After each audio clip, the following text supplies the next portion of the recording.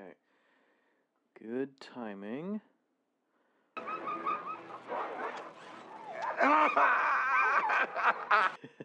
Hello, say welcome to stream. Hope you're doing well.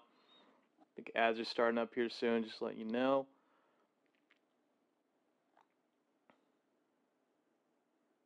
Any second.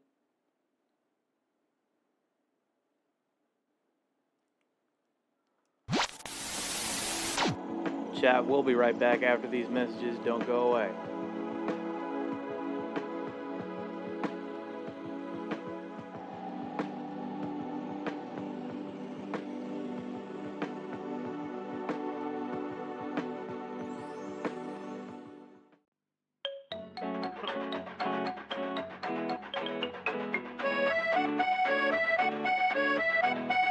I want some crusher, a little crusher. Milk keeps me fit and tastes so great. I want some crusher, a glass of crusher. It's tough enough to make milkshake. Add milk, or will crusher.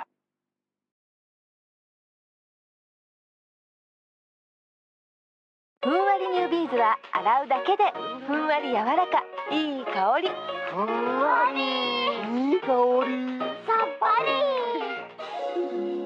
ふんわりニュービーズ新発売。ただいま。ママ。何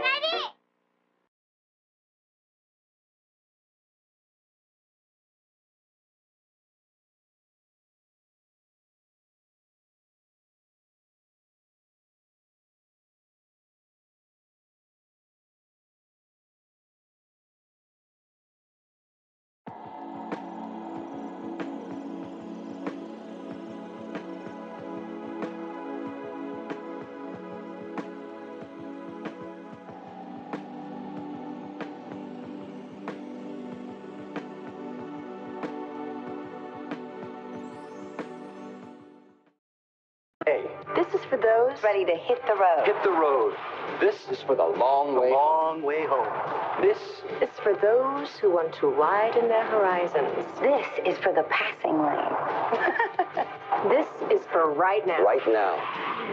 Hit the road for Pontiac driving excitement and lease a Grand Prix GT for as low as $275 a month for 39 months. Call for important details.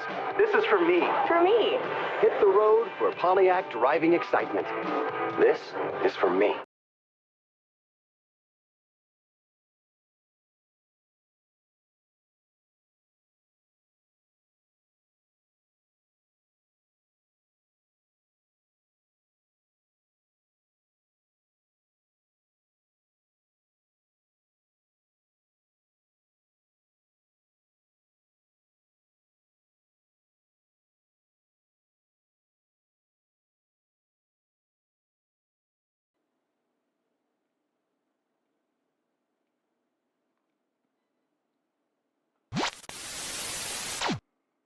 Oh, shit.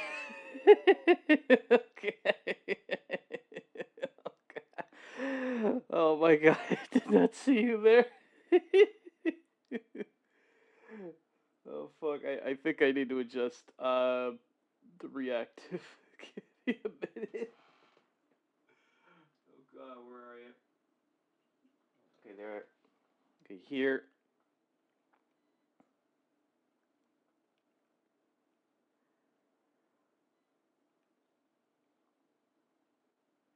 There we go.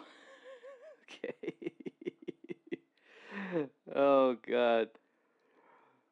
Oh, that's a good scare.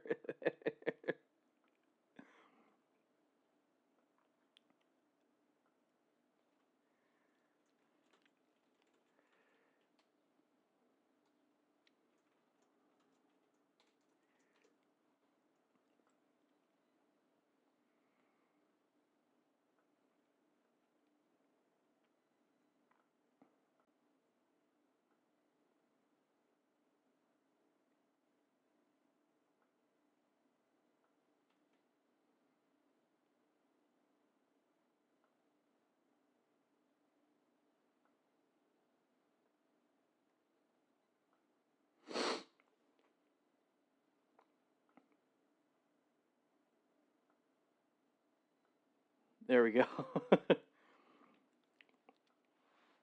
Okay, give him a second. Give him a second, chat. His mic disconnected.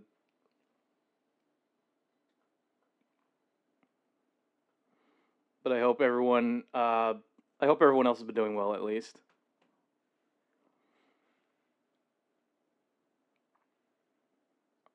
That's all I'm hoping for right now.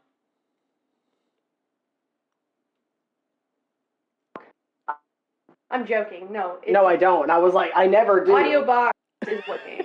Oh, good. Yay! Yay! The microphone Yay! It works! works. Yay! I'm so happy. I was like, oh, come on, please. Sure you were.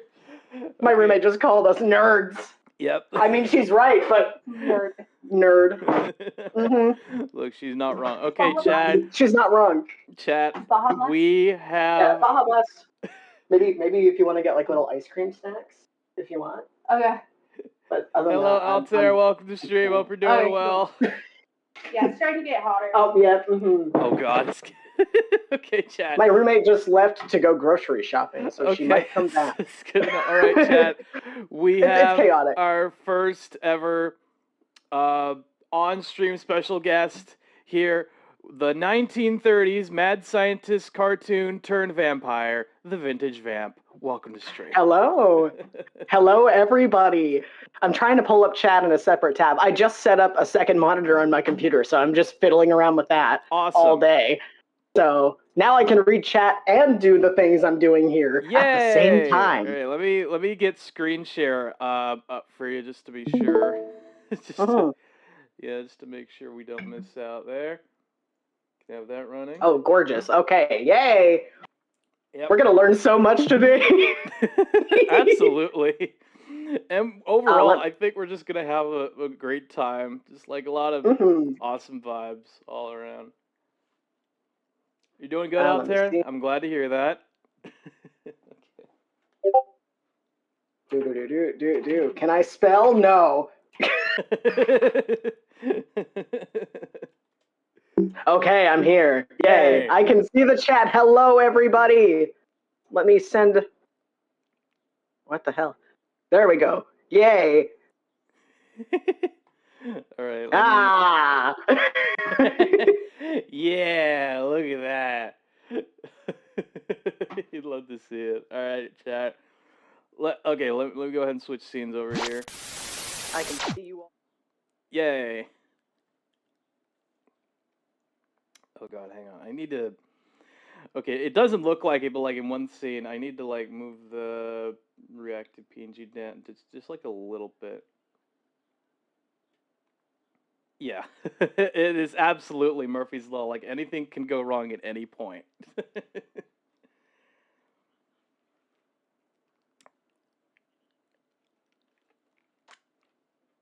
Exactly, that's just how these streams go.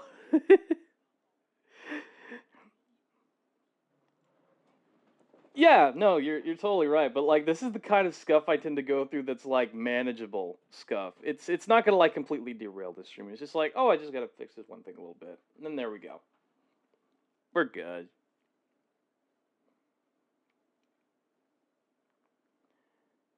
And everything. Oh yeah. So I'm just like, oh yeah, I'm not used to where this stuff goes now. Yeah, no, I totally get that. I'm like, can I plug my phone in with no interruptions? Yes, but I'll have to do a bit of fighting. Hopefully. Here we go. It's alive! Okay. Yay, there we go. Yeah, sorry about that, chat. I forgot to unmute Discord capture in desktop scene. Let me see if I can hear the YouTube thing. I think you should be able to hear it by default, hopefully. I don't know. Yeah, it should, but I'm just like, fingers crossed. Yeah, fingers crossed, exactly. It says it's quiet on my end, but that's probably because of my mic. I'll see if I can fix that. Oh god, I need to... Oh shit. I turned it up for you on my end. I turned up the... Ooh.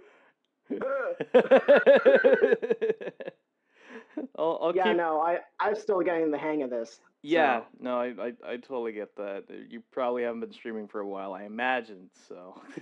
It's been a hot minute, I'll admit. Yes, it's absolutely been a hot minute. Okay.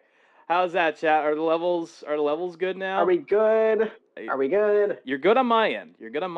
I had to switch it turns out I had the mixer on playback instead of inputs. Oh, so, that makes sense. Yeah, I was like, what the hell is going wrong? Because I've had this problem for months, and I had no idea what was going on. Right? And now that I can see the audio box, I can fix it. Because it was just tucked in the corner, instead of right in front of my face.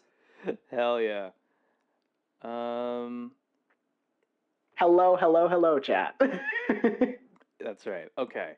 Besides, I'm not a silent movie. I'm a talking picture. Yes, exactly. You're a talking picture. Absolutely. So, here's what I'm thinking. Since you're the guest of honor, I will let you not pick specifically, but if there's like a particular video you want us to watch first, I'll look it up. So, is there a theme we're going with here, or is it just like just whatever? Is it just, it's free game. Yes. Oh. Oh my goodness. I'm trying to think. I'm put on the spot like this. I'm like, honestly, I think. If you don't want me to search anything specifically, we could probably go off of anything that's on the front page that catches your eye. We could do that too. That too. I'm just thinking about because if I hadn't already shown you some of the what is it? The how it's actually made videos, we would have had a blast doing that on stream. Yeah, we absolutely would. I haven't watched all of them, thankfully. They released a new one, but it's like, damn, okay. it's like, it's a lot. I'm sure it is. Those we could probably say for the midpoint, maybe. Yeah, I mean, the good news is I can look at. What the hell, man? Okay, there we go. Yay. I'm just like, where did that thing go? I could look over at. I love losing my train of thought right in the middle of speaking. It's so fun. Yeah, it's keeps a lot me on my toes. Okay.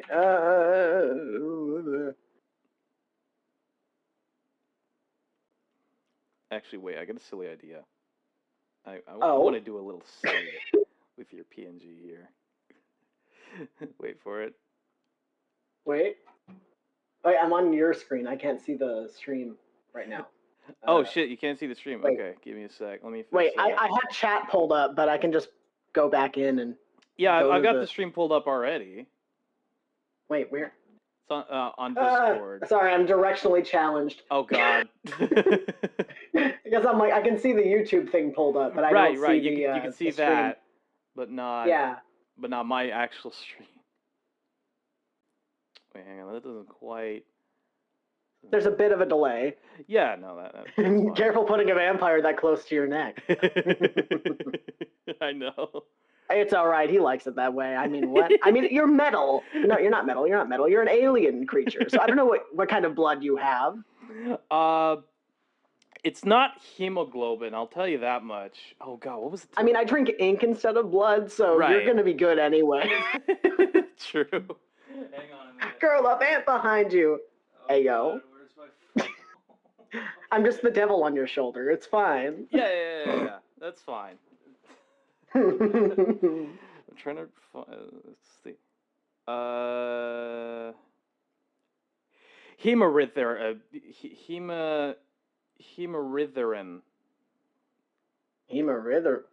Oh no, hemerytherin. Words are hard. Hang on. I need to copy this word into like Google Translate just to figure out how to pronounce the damn thing. It really does sound made up. Big red super chat from Mata. Your blood is Terry. ink, isn't it? I don't think so. I don't Hello, think Kipo. so. Welcome to stream. Hope you're doing well. All right. Oh, hang on. No, it's turned up. Hemerytherin. Dude. There it is. Yeah. Hemerytherin. Words are so hard. I know. That's the main chemical in my blood, specifically, if you're wondering. I mean, listen, I'm down to try anything. It makes the blood purple. I mean, purple ink is pretty good, also. I guess so. Yes, you do want that third Costco hot dog, and then you regret it later. Third Costco hot dog. You cannot resist my compulsion. It's a devil on your shoulder that says, yes, you do. Oh, yeah, then you regret it afterwards. Okay. So, I think just off You deserve a little treat. Ooh. Little treat. Okay, so just based off of... I can send you some things to react to.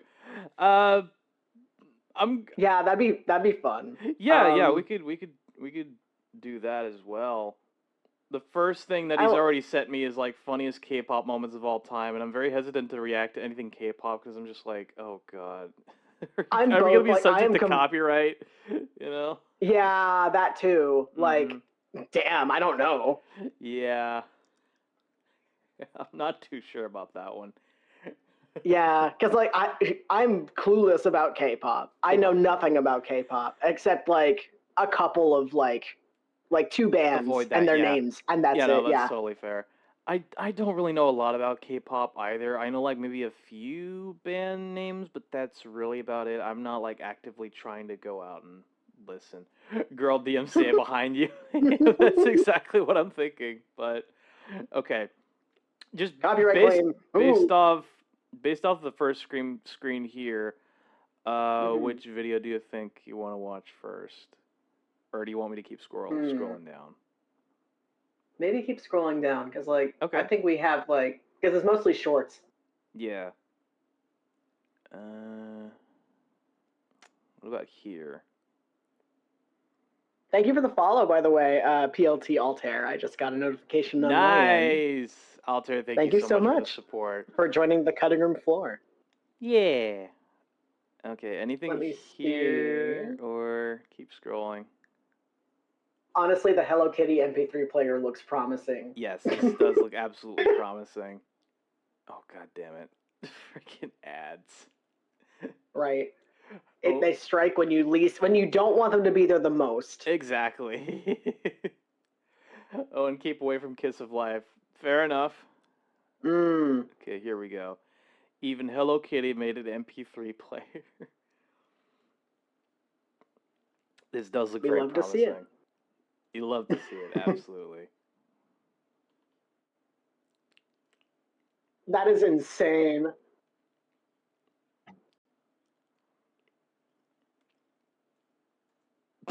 Oh yeah, totally. Listen, sometimes you gotta, you can have them as snacks. Sometimes you can. Oh, there's no audio coming in from. Okay. Give me a sec. Let me find the. Thank you for the follow, Kibo. Is that how you pronounce it? Kibo Arizora. Okay, good. Yay! Okay, Yippee! There we go. Yeah, that's what that. I had it muted. Oh no, that makes sense. Let me try it. But yeah. Let's try it again. Yeah. At least we weren't like halfway in the video. Merchandise. It's a weird genre, there we go. because it can literally have nothing to do with what the company's all about. I mean, Crayola, mate. First thing that comes to my mind is AM, FM radio. Totally. Yeah, that's totally what Crayola makes. It's just radios. Like, there's that one creator who's like obsessed with Crayola. Oh yeah. and like she has this whole collection of like, you know, it's a specific the dandelion color crayon because they discontinued it, and they revived it because of her. Literally 2 days ago, I'm on tap on that stuff. Whoa. they revived that color crayon because of this one creator who just had a collection of over 180 something crayons of just the color dandelion. Got that Crayola disc, man. Hello, Got that Raven. Welcome Crayola to stream. Hope you're doing well. I mean, if you're hearing colors, you should probably get that checked out. Yeah, probably. Anyway. What is your favorite color crayon? Ooh. If we're gonna. Oh God, that's a good question. Doing good, just got home. That's good to hear. Hello, wicked little Raven. Hi. Fuck, I need to look that up because I've not thought about Crayola crayons in a long time. I mean, it doesn't have to be Crayola. Like, you know, just any, like, what is your favorite color to use as a crayon, or just your favorite color in general? Right. Yeah. I think recently my favorite color in general has kind of been red. That's kind of obvious, right? Yeah. No way. No. It's not red. Your favorite color is blue, obviously. I mean, not the monochrome motherfucker telling me what to do. Listen, listen. It's just a matter of, you know, you probably shouldn't be hearing color. Like, I know that it's just the principle is what I'm saying. Right, but look, sometimes there's some people out there that just want to hear colors somehow. Like, for example, like the color mint green. That's the sound of the tambourine. I don't make the rules. Like, anyway, it's like I can see color. I just can't experience color, right? Like on my physical form or in the environment around me. It's normal. That's my normal. Exactly. Like, synesthesia is a thing. I actually do have synesthesia. Fun fact. Oh shit. Yeah. I get physical sensations when it comes to sound. Sure. And I get like auditory like sounds when it comes to seeing visuals. Right. Like when I went and sat down at my appointment to be diagnosed with ADHD, you know, that kind of a thing, they gave me this test, and there was a pattern they showed me, and I went ooh, and they were like, "Why'd you go ooh?" And I'm like, "Oh, this just made like a pleasant little strum in my head." And they're like, "Oh, you have synesthesia." Writing that down, I'm like, "Huh? What?" That was your response at the moment, was just like, huh? Huh? I do? That's not normal. You're thinking, I'm like, ooh, that sounds purple. Yeah, no, like, I can't explain it either. That's a really good question for, you know, for talking about here. Did you assign different colored notebooks for different subjects in school? Oh, and God. Which one was which color? Oh, you know what? That's a debate. I've actually might have done that at some point, but I can't remember specifically. I think blue might have been cinematography class at one point, but my memory's just foggy, you know? Mm-hmm. Yeah, no, like English for me was blue. Wow. Because, you know, blue, just like science was green for me because I think of a little test tube. Like that's honestly what I would think of. And then yellow would be something like history because of like yellowed pages of a book. You know what? Like I could kind of documents. See that. I could absolutely see that. And then red because math was pain. Understandable. Completely understandable. And then purple was reserved for like an elective I took. Yeah. Or like, you know, or like my personal favorite class because purple's like one of my favorite colors. But yeah, that's how my methodology works, because people will like argue about what color math was or what color English was, and I'm like, no, blue because like English, like blue covers a lot of subjects like the sky, the ocean, and it's like you can write about those things. Yeah. I'm just like, I've got these hardcore opinions about it, but red was literature. Everyone has their own, way of like memorizing which class is which, but pretty much. it's interesting. Okay. Yeah. Okay, we're gonna get on with the video. All right. Oh Get on with the video. Not supplied. Thanks, boys. Not Like, it supplied. actually looks Oh pretty awesome, to be man, honest. But the That's thing really is, you cool. strip away all That the actually does Crayola look pretty fun cool. looking whatever's. What you actually are left with is just landfill. oh, This those stuff- headphones look like crap though. Those headphones Oh. really do look bad. Like I've got I've I got can- nicer earbuds than that. Like the bad texture. You know exactly what I'm talking about. Very it's just the plasticky bad texture. Like the foam itself, like it just feels like against your ears. Yeah. Mm-hmm. Those headphones are It's bad crap. historically. Yep. That's where the go. It's pretty rough. Wait a minute, mate. Don't tell me big companies just put their names on junk and then put a marked up price on it purely for profit. Goodbye, dog. No, I mean, I think we can agree. Goodbye, like, Hello dog. Kitty is just a humongous brand. It is so recognizable, right? And the money they're just rolling in. Same as Lego, Nerf, right? And you know what they all have in common? They all ship these crappy headphones. Mark of the beast right here. Oh my god. Those are horrifying. Those are even worse. Yep. Those are even worse in terms of like earbuds. Yeah, no. The answer to that question is no. My ears hurt just looking at that. I love shitty 80s, 90s Walkman headphones. My beloved, but also my beloathed. Yeah. It's beloved because of the nostalgia, but Yeah. they could have gone for more comfortable options. They absolutely could have. At least like put like a little bit of foam on them. Right? Like, just don't have us just put raw plastic in our ears, please. Right. Every one of these dang things has had these exact scratchy. headphones, which are a knockoff of Sennheiser MX500s, it turns out. And I already know this is going to be terrible because they can't even get the packaging right. It's a digital MP3 player. We could have worked it out because even the player itself says digital music player. And it's got with 3 tears active ales into... The packaging doesn't give you the full information. It doesn't. Need. Oh god! Don't raw dog my ears, please.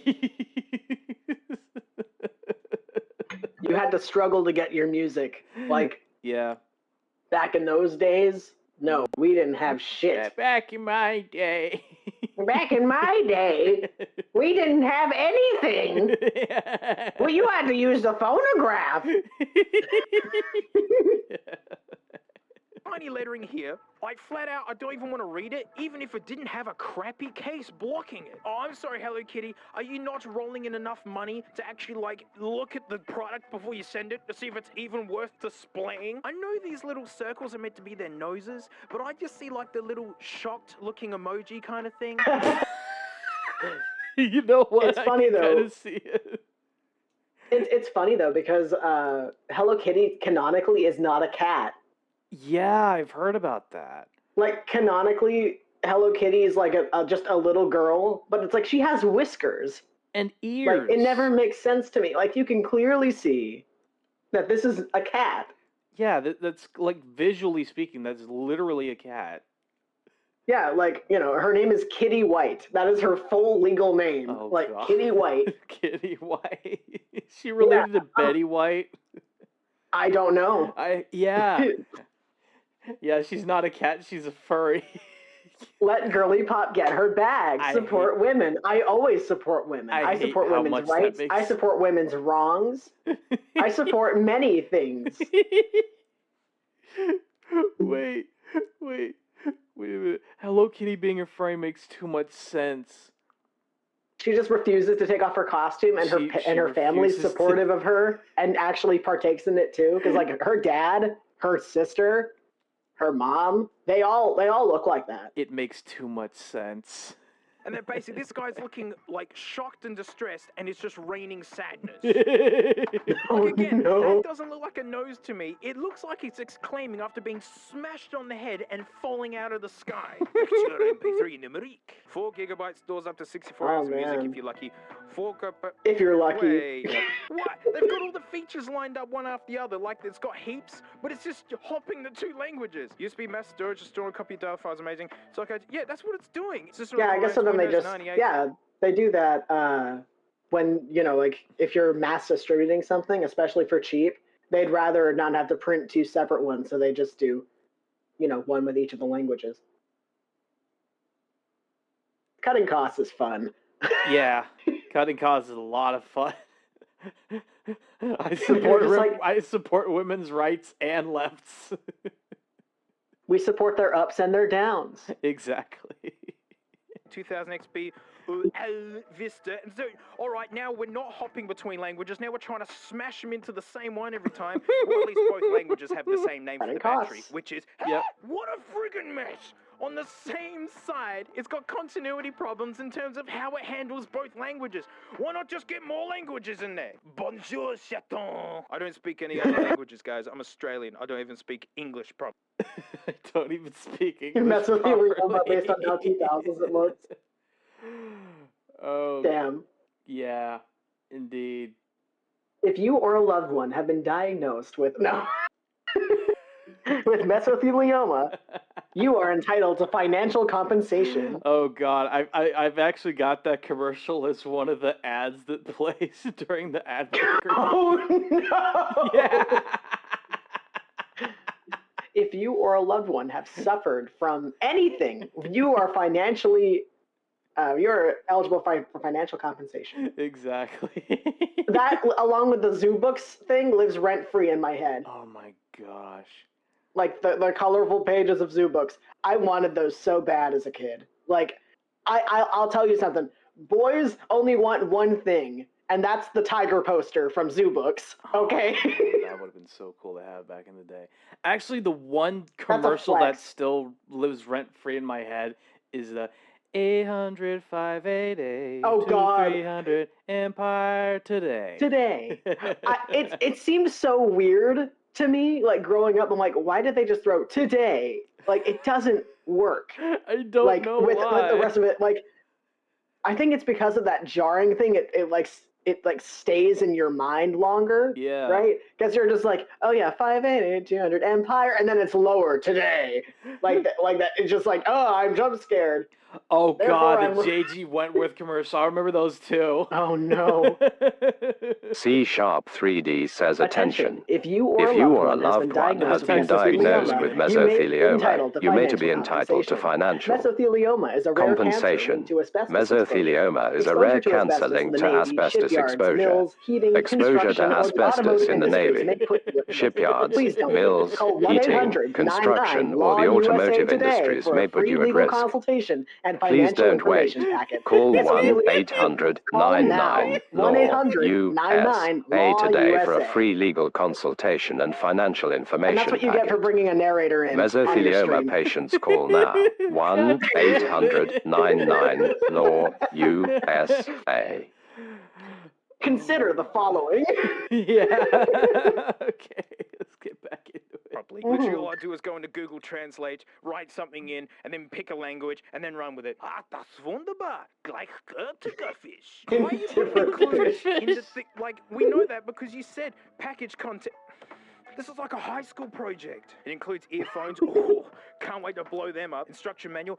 And there's a warranty in here somewhere. Oh, there's a warranty and now finally, in there. They separate the 2 languages like it should be. Oh, well, at least I got it at the end. Yep, this is genuine. Hello Kitty. Not the Uwu Knees redeemed. Yeah, not the Uwu Knees redeemed. This is probably the one time where I'm lucky that was not redeemed. Yeah, no, if I had to do the mesothelioma thing in the Uwu voice, you all would probably die. Yep. There would be mass death. No one would survive. I can't believe you said that during the deer. Oh God, what's going on with the connection here? It's like at 5,000 or like 6,000. It's I just closed the tab. I meant to I meant to keep that one. Let me in. Psh, psh, psh, let me in. Let me in, damn it. Okay. I beg. I plead. Okay, let me see. Maybe I just need to do this. Will that help? I read 195 Carter Drive as Carter Dr. Edison, New Jersey. Oh, God. I will choose violence and chaos. Good for you. Let's go. Okay. I'm just going to hope that has fixed it at least. Actually made the device 2012. Yuck. So, just a guess. Oh. I got a feeling when I take this case off, it's going to look like a giant tic-tac. That's just my guess. And my famous Toledo scissors are gone, so I have to use these little dinguses. Oh boy, that packaging everyone hates. Oh, that hurts my soul a little bit. Almost more. Oh, come on, you idiot. Like, try to preserve that, right? It's a historical. I totally get that. Oh, I miss my Toledos. Stupid junk. It's a historical artifact, but it's not like you're using it. At least you're, I guess, archived in the video, right? Right. It should be, I hope. Like, just, oh yeah, this is what the packaging looked like before this man tore into it with his tiny purple scissors. Yeah. That's what I'm hoping so. Screaming, crying, don't destroy the package, please. They worked hard to design it, even for the amount of money that they cut costs making this cheap, shitty MP3 package. Player. Right. Mini USB. Yep. That's what you get, anyway.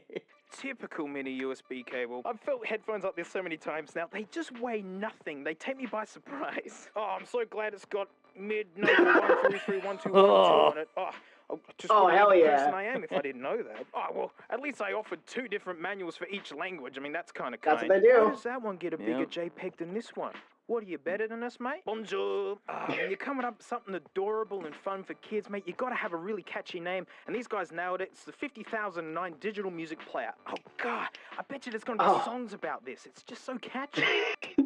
Introduction. Thank you for purchasing the 50,009 digital music. Did you say purchasing? Okay, I thought there was a typo. I was like, purchasing?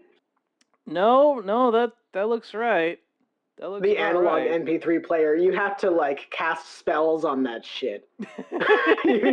you have to transcribe the MP3 from the ether in order to access it onto your MP3 it looks player. Right. It looks about right. Purchasing. I'm surprised there aren't like a lot of typos, right? There's no typos. Yeah, there's no typos. They looked through it. That's the crazy and they actually thought about it. Yeah. You can see the font's slightly different, the way they've like copied and pasted the number in there because they've probably just got the same manual for every piece of crap. Yeah. Oh wow, I can play MP3, so high tech. Wow. These screenshots are genuinely like someone taking a photo and then like scanning say it into you, a say me. The vibe, guys. It's just a vibe. This might be a very, very cheap product. Здравствуйте. It is privileged to introduce to your face Привет, Kertunik. Oh, what a Hello Kitten. Hello Kitten. Totally. Oh, that is too damn funny. Come on, stream, please be nice to me. Please, don't crash out and glitch on us. We are doing our very best. It's not crashing. I think it's at 60,000. Okay, that's good. Or no, 6,000. I get to peel off this hideous screen protector. No, that's it. There you go. Take it back. Now it looks really high quality. It weighs nearly nothing. Somehow manages to be scuffed and dirty while also being brand new. Oh, mid-number 1331212. Again, I wouldn't be the person I am with it. You ready for the tic-tac? Here it comes. Tic-tac. Time to open her up. Tic-tac. Oh, it's cute, actually. Okay. I won't... Like, I'm not going to bag on it. It's cute. Yeah. And it has interchangeable faceplates. Like, I don't think you can complain about that. You could just get another pack with, like, you know, a different brand on it if you want to switch things up. Yeah, it does look pretty cute. I got to give it that. if it was like better, and able to be like commodified for like nowadays, if it was functional, you could 3D print one, If it was functional, honestly, you could probably sell that. That'd be a good, like modify it and maybe have like 3D printed faceplates for it. Yeah, I could see it. It's naked. It's naked and afraid. Yeah, you could paint any of the cases. Look how the controls jut out a little bit. Ew. Oh. Ew. Oh, man, no. that's hanging on by a thread. Yeah. Oh, good. It's got a microphone to yell into, all right? We'll yell into that later. Yay. To yell into? First, I have to accessorize it. Isn't that what microphones are for? Style. Do I want the Hello Kitty one, or the Hello Kitty one, or the Indifferent Fish one? Indifferent Fish. No, it's just goth Hello Kitty. Get it right. Yeah. It's just Hello Kitty. I'm feeling It's goth Hello Kitty. Put it on Indifferent. careful. Hey. There you go. Oh, get in there. Get in there. Oh, this is There good. you go. Literally same time I said that. Welcome, hello. What, is half the screen broken? No! It's got the two-tone looking thing, like the... Oh. They're just using the same guts as... Oh, no. We hate bad. it. Yeah. In this house, we hate it. Yep. Oh, that's bad. It's the ASMR and that audio quality. Hello Kitty, like you don't have $2 to design your own thing. Music, record, voice, text, setting. Just one setting. If there's more than one setting in here, I'm going to be mad. Whoa! That is the smallest thing I've seen. Oh, that is tiny. That is some tiny quality.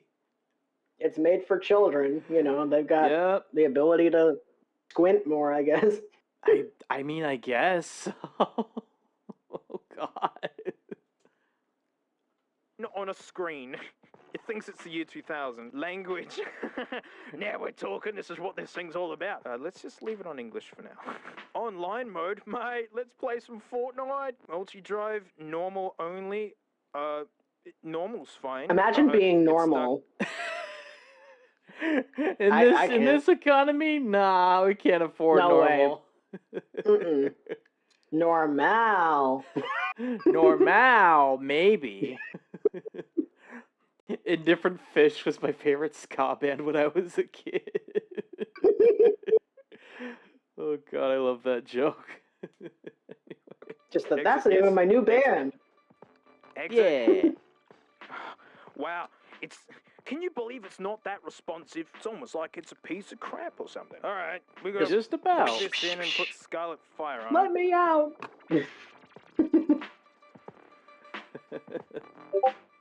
Oh, that took 3 to 5 business days. There. Oh, it appears on the computer as no name. Oh, how personalized. Like, they couldn't be bothered naming it Hello Kitty or something. Biggest companies make the worst crap, guys. Power on. Oh. Bluetooth mode. Oh, yeah. Bluetooth mode. Oh, that's a sexy speaker right there. Bluetooth mode. Hell yeah. I bet that shit creaks in your hands. It probably does. Like that awkward plastic against plastic noise. Oh, yeah. Like that. Yeah, it probably does that when handling the product. Yeah, it's been a while, darling. Auxiliary mode. Risking breaking the case every time you take it off. Yeah. What? I would not. Did plugging into a computer kill it? I mean, these pixels are pretty old. Okay, music. Part 2. There's one song on it. That's it. Okay, play. Hey. There we go. It plays. Damn. Wow, it's like an MP3 player or something. Wow. Bluetooth mode. Shut up. Get off, crap. Get off. She whispers in your ear. Get this crap off me. Auxiliary mode. Yeah. Wow, that was easy. You betcha my curiosity's peaking. I gotta see what's in this nugget. You know what? You could have just had the Hello Kitty theme song as the song. Instead of Scarlet Fire. Like... In all fairness, copyright. No. I mean, like, if you turn on the MP3 player and there's not Hello Kitty themed music on there, what are you even doing? You could have done that, but like, if you think about it, it was like the mid to late 2000s. Companies were cutting always companies are always putting out shoddy MP3 players and not really doing much with it. So. All the Hello Kitty girlies would go insane if it could play MIDI. If only. Bit's falling out already. Oh man, I gotta take my back with the boys. Yeah. Back with the boys. There you go. It's pretty low buck. Not a lot going on in here. And I've just realized I haven't yelled into the microphone its best, yet. Okay? I do this every time. Which one was it? It was this one, wasn't it? All right, Hello Kitty. Just pretend I hadn't done anything to you yet, mate. Just play ball here so I can record something. Okay. All right, I gotta hold it careful. The only way to use it is to pinch it like this and hope it stays on. No way. Like, this one time, I got this new cat and it was fully sick, but like, problem was he kept biting people. And it was I'm enjoying this. Like, he was doing some big damage. That's like, bad people losing microphone hands quality. And things. I'm like, oh, this is some kind of crazy cat, eh? I better take it to the vet and find out what superpower he's got. This is giving like DSI microphone. I probably figured as much. You know what? I like, can kind of hear that. Chicken like every like 2 days. It's like slightly better actually than the DSI mic. Just only slightly. It's like not night and day difference, but it's pretty bad. Ah, yeah. Your listening pleasure. Yeah. Phone sounds really cheap. It sounds slightly better than the DSI mic. Like. All right, this time I mean it. You can go back with your boys now. Yeah. I'm not putting the screws back in because it won't need screws where it's going. But before that, mate, we got some headphones to smell. You betcha I got the Cord Mojo ready. It's a audio file. Yeah. Yeah, he likes to destroy shitty earbuds.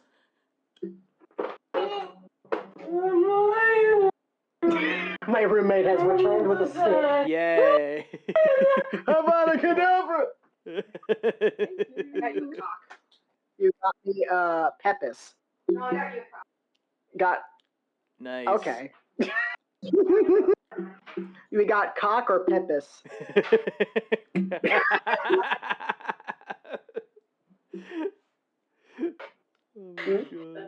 Oh my God. Are you just watching YouTube on a stream? We're reacting to it. Yo. Yourself. I'm joking. Hello. What the? Wait, who the fuck? Who the fuck just Wait, who the fuck just joined? Oh God. Oh, watch Bringus. Bringus? Yeah, look him up. He does really fucked up stuff to electronics. Come. Bringus. We got a recommendation in real time from. Okay, on top of Vamp being here, we've also got Funny Man in the call now. Funny Man? Oh no! It's just we have a comedian in the call now. Let's fucking go. We got cock or peepus, the two options. Those are the two options now. So. Options now. I genuinely was not expecting this to happen today, okay? No one was expecting Man, I haven't been active here at all, mainly because I've been on other Discord servers just fucking around. I have noticed. I have absolutely noticed. As you do. As one does. As one does. Who doesn't fuck around on other Discord servers? I mean, you're not the only one. Anyway. Wait, people are joining? I don't know how. I don't know how this happened. Yeah, we got two really funny people here now. Let's go. Yay.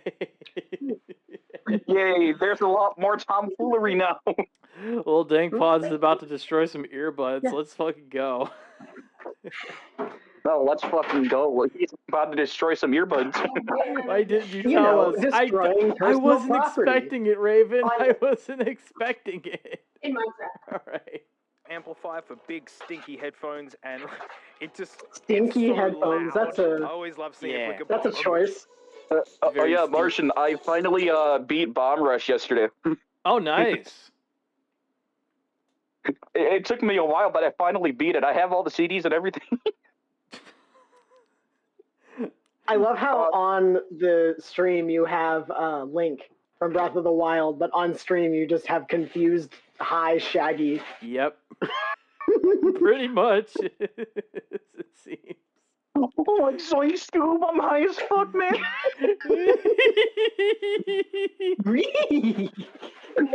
Oh, like Scoob snorting Scooby snacks was a good idea, man. Funny, man. I'm just letting you know that we're live right now. Oh shit! I bet that was really. I did not know. Yep. Yeah. Oh, we're literally live on Twitch right now. Shit! What's going on, Chet? How y'all doing? Release.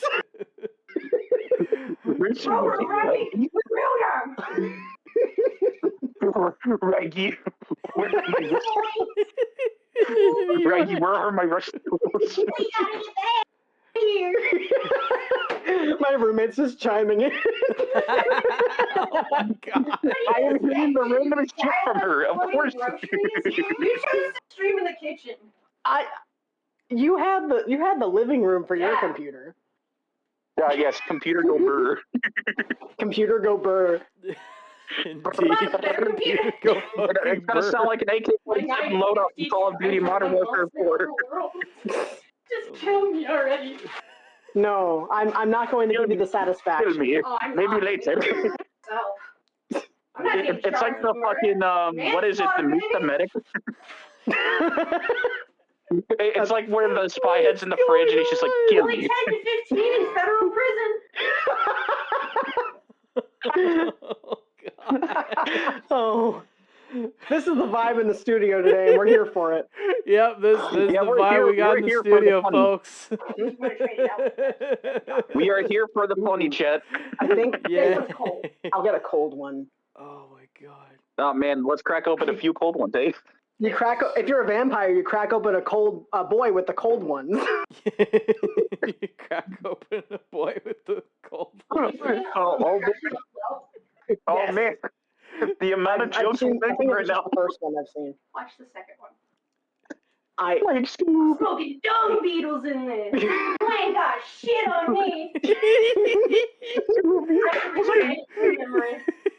Dracula flow.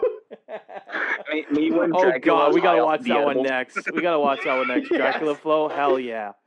Okay. Yeah, no, my roommate's like, oh, have you seen the second one? I'm like, no. Okay, okay.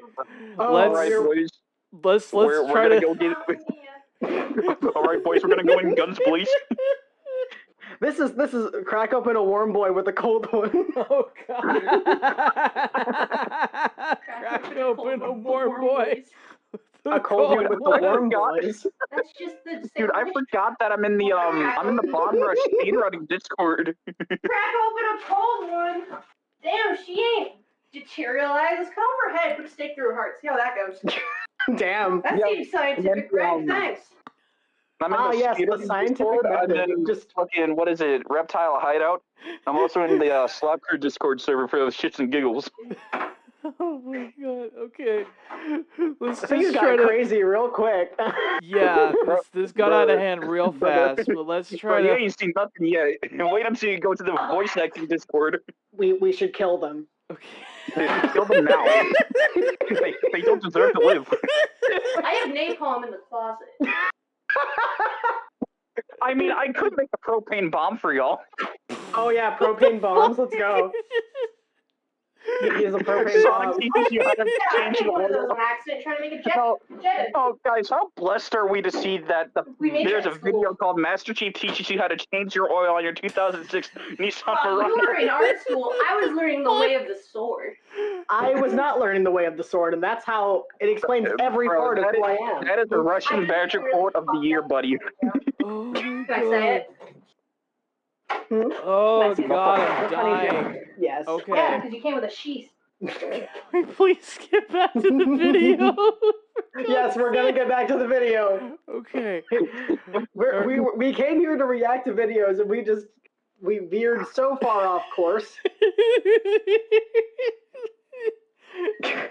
You know, being a guy born in 2006, I find this type of shit funny. Here, we'll put it next to Helga. Chat, you better be clipping something. I don't know at this point. The chaos oh boy, is... 2006 humor, here I come. Chaos is, oh no, I don't have God. duct tape. Okay. She's regular tape. Alright. Alright, I need to get back to your regular schedule program. That's the first thing. Oh, that's Man, you know horrific. what's worse than playing PS1 games on a really bad phone? They're so quiet. Sonic 06. They're just You're so right, though. crummy that they basically have no output volume. Well, this is the That's perfect time so to fucking test based. something. The company iFi reached out to me and said that if I'm enjoying the mojo, that they got something that has way love more hearing output him power say the than word this. mojo. That's literally how they sold it to me. Not the fact that it's a great amp and DAC and all that sort of thing. The fact that me when Devil May Cry. Mojo. Oh my God. I want to hear him say. I want to hear him say Mojo Jojo. I really do. Mojo Jojo. Oh my. Okay. Fine. Man, I forgot how funny you guys are. This is what happens when you join forces. This is the power that could be. Okay. Well, let's see what's in the clips chat today. Oh boy, some more funny shit. No, what's the meme of the one Boba Fett guy just going, just like, I have the power of God and anime. And anime on my side. Yep. Like he just grabs the lightsaber by the blade and shit. I thought it was a pool noodle. I don't know why I remembered it wrong, but like. Oh my God. Like all I just hear is just. Fucking Shaggy just screaming in the background. Listen, he's only using 1% of his power. Like swings, man. I gotta use 2% of my power for this shit. He's just like, it's like Five Nights at Freddy's. You know, you gotta just like use. Yeah, you can't use all your power. You gotta use the Force against Freddy Fazbear. Guys, we're not even gonna be able to. That would be insane. Guys, we're not even gonna be able to make it through one video at this rate. I would recommend it. I watched it through 16 times. We're just gonna keep saying funny shit. My roommate's just like, oh yeah, if you guys are gonna talk Five Nights at Freddy's, because I made one Five Nights at Freddy's joke. It's like, oh, there's an 8-hour lore video. Me when Pat explains the whole FNAF lore. Just kicking your feet. Yeah. Just like, oh, this is so nice. It's a little treat for 8 hours. Oh my God. Okay. I'm just gonna continue the video because I'm just. 14-hour one. Context, like a MacBook Air's headphone jack, that outputs about 50 milliwatts at 32 ohms. All right. This guy outputs 500 milliwatts at 32. I was molested. That's impressive. That's an impressive amount of milliwatts. Every time I hear milliwatts, I just think of Back to the Future, and I know that's not correct. It's gigawatts. Yeah, that's different. That's different. Man, the tism is tisming. The tism is tisming, yes. Yes, it absolutely is. I don't have an autism diagnosis. What are you talking about? Meanwhile, me 30 minutes ago. Oh yeah, I got diagnosed with ADHD. Oh, yeah. Me with my ADHD having ass. Okay. It's not my chat. All right, let's get back to watching this really funny video of this guy destroying shit. Please. Most sounding thing I've ever heard, actually. But hey, if you've heard, This is your reminder to drink water, by the way, if you haven't. Mr. Electric, send him to the principal's office and have him expelled. This myself. This is the IDSD. So what is he destroying now? Is he destroying like speakers or some shit? No, he's destroying earbuds. Yeah. Ah, good old Apple earbuds. You gotta blast that shit.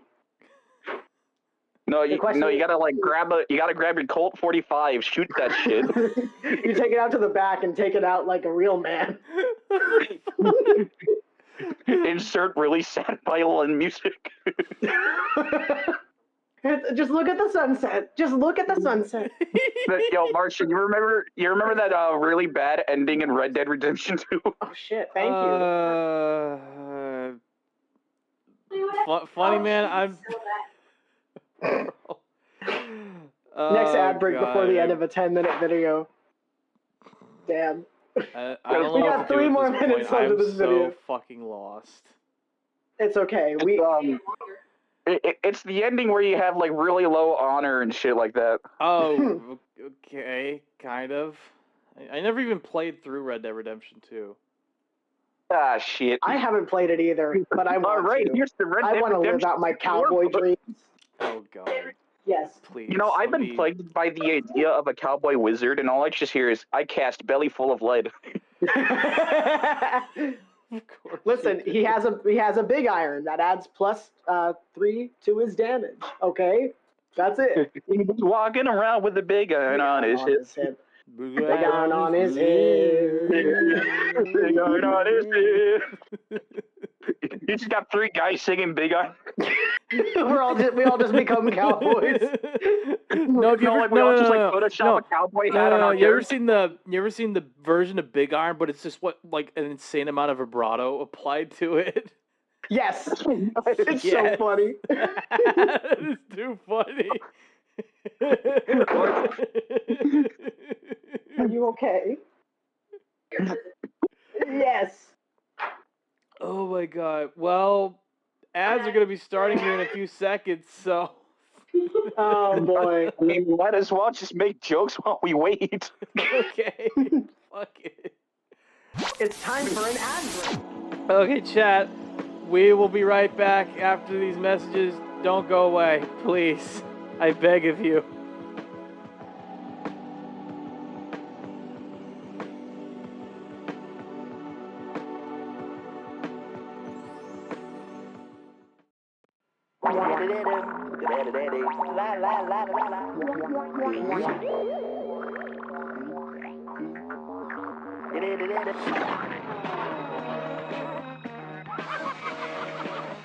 It's the longest, stretchiest, Peggy, fruity snack I'm going to return the around. New orange fruit winders from Kellogg's. In 3 fruity flavors. New Kellogg's real fruit winders. Unwind the fruity fun forever. I am Alexander, founder of CompareTheMeerkat.com, where we compare meerkats. I'm going to return the size, tank. hobbies, you know. But lately we get many people looking for car insurance. People looking for CompareTheMarket.com. I cannot find you cheap car insurance. For Compare Meerkats, come to CompareTheMeerkat.com. For easy way to save on car insurance, please go to CompareTheMarket.com. Simples. Hello, I'm a Mac. And I'm a PC. You know, we use a lot of the same kinds of programs. Yeah, like Microsoft Office. But we retain a lot of what makes us us. But you should see what this guy can do with a spreadsheet. It's insane. Oh, shucks. Yeah, and he knows that I'm better at life stuff, like music, pictures, movies, stuff like that. Whoa, what exactly do you mean by better? By better, I mean making a website or photo book is easy for me, and for you, it's not. Oh, that kind of better. Yeah. I was thinking of the other kind. What other kind? いつものお醤油がまろやかになりました。昆布だし入りだからまろやか。キッコーマン芳醇まろやか醤油。比べればわかる。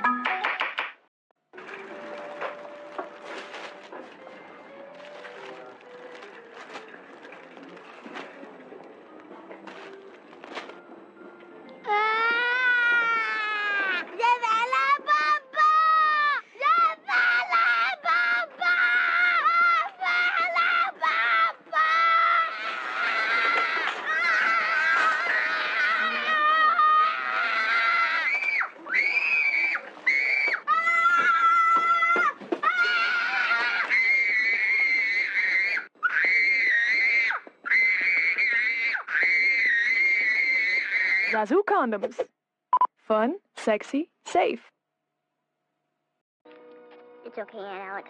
I'm a man now. Oh, thank you. That reservation still standing?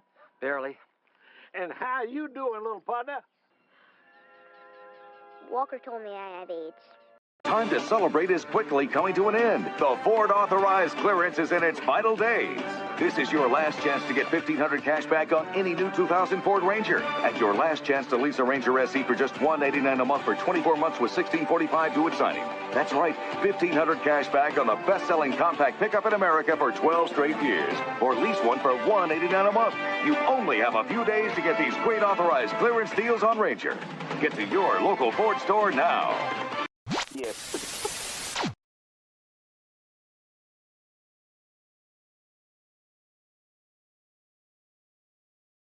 Man, man, would it be really funny if we all just played Dying Light 2? Yeah.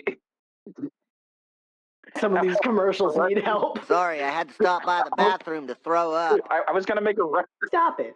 Get some help. Stop it. Man, what the hell is this shit? No, I gotta pull up with the big smoke. I'm gonna be like, man, CJ, what the hell is this shit?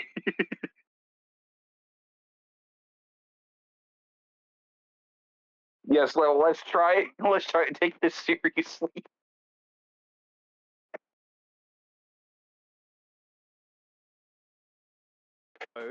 No, I was watching like one of those shredder videos yesterday, the ones where they like shred different things. Oh yeah. Yeah, like tomatoes and shit. I'm like, is this dude making fucking pasta or some shit? Sorry about that. Okay, thank you for letting me know. See, yeah. I unmuted. All right. It has 2,400 milliwatts. I don't even want to tell you how many MacBook Airs that is. It's got a battery too. All right, this is when you know you're thinning out the soup a little bit too much. I haven't tried this yet. I have not tried this yet. This should be fun. Scary. Oh, they smell awful. Oh, weird. The Mojo sounds louder. They're so lousy that they just can't play loud. Even with big amplifiers, they just can't do it. Look, it's these Behringers from last year's, like, crappy headphone cheap whatever video. and it's had a bit of a rough time. Those just whisked me back to, like, early 2000s. I know, right? Oh my god. Speaking of the 2000s, insert Devil May Cry theme. No. Yes. That's weird. I swear the Mojo's way louder than this. I started watching the anime like last week, though. I know out of the balance output it's meant to have even more. The new one that's made by the same guy who made the Castlevania one. It's even quieter. And yes, I've got it on turbo mode. So, I'm probably doing something wrong. I'm sure that this should be the Castlevania Netflix thing. But oh well. I've only seen the what an absolute pile of poop this thing. Dude, season 1 was so fucking good, though. Mm-hmm. Absolute taste. I've not seen anything related to Devil May Cry as of yet. Just because, like, I hate subscription services. Understandable. I mean, that was, like, back when it first came out, when I saw Castlevania on Netflix. All right. Thing is, hey, and you know, usually I give this the old one grit, but this guy's like a bigger celebrity than me now, and it's kind of like break in half. And I realize I'm here in the warehouse now, which means I can have a little bit more fun. Look, a pitching wedge. You catching up? Oh my god! And anyone out there going, oh, but it's a collectible, it's Hello Kitty, that's what they want you to think. This thing is terrible. It's this guy's destroying this MP3 player with a golf. If I just had this, it'd just be called a bootleg iPod whatever. Nothing redeemable about this thing at all. I can't wait to send it to its maker. But before I do that, just want to say thanks so much for watching. Huge thanks to my patrons. Me after whipping out a baseball bat to beat my enemies with. I do extra vids, don't worry, I'm gonna listen, if you don't drink their blood from their skulls afterwards, what's the point? Oh, the My Memorex. Oh, it's so sad. Memorex used to be like a humongous name. You know, I like how sad we're doing this. I'm the only one that's playing Zelda right now.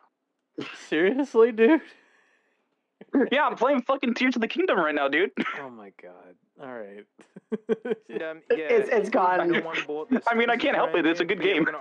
I understand that. But anyways, thanks so much for watching, mate. I'll see you next time. Oh man, the ADHD is ADHD. Yes. Yes.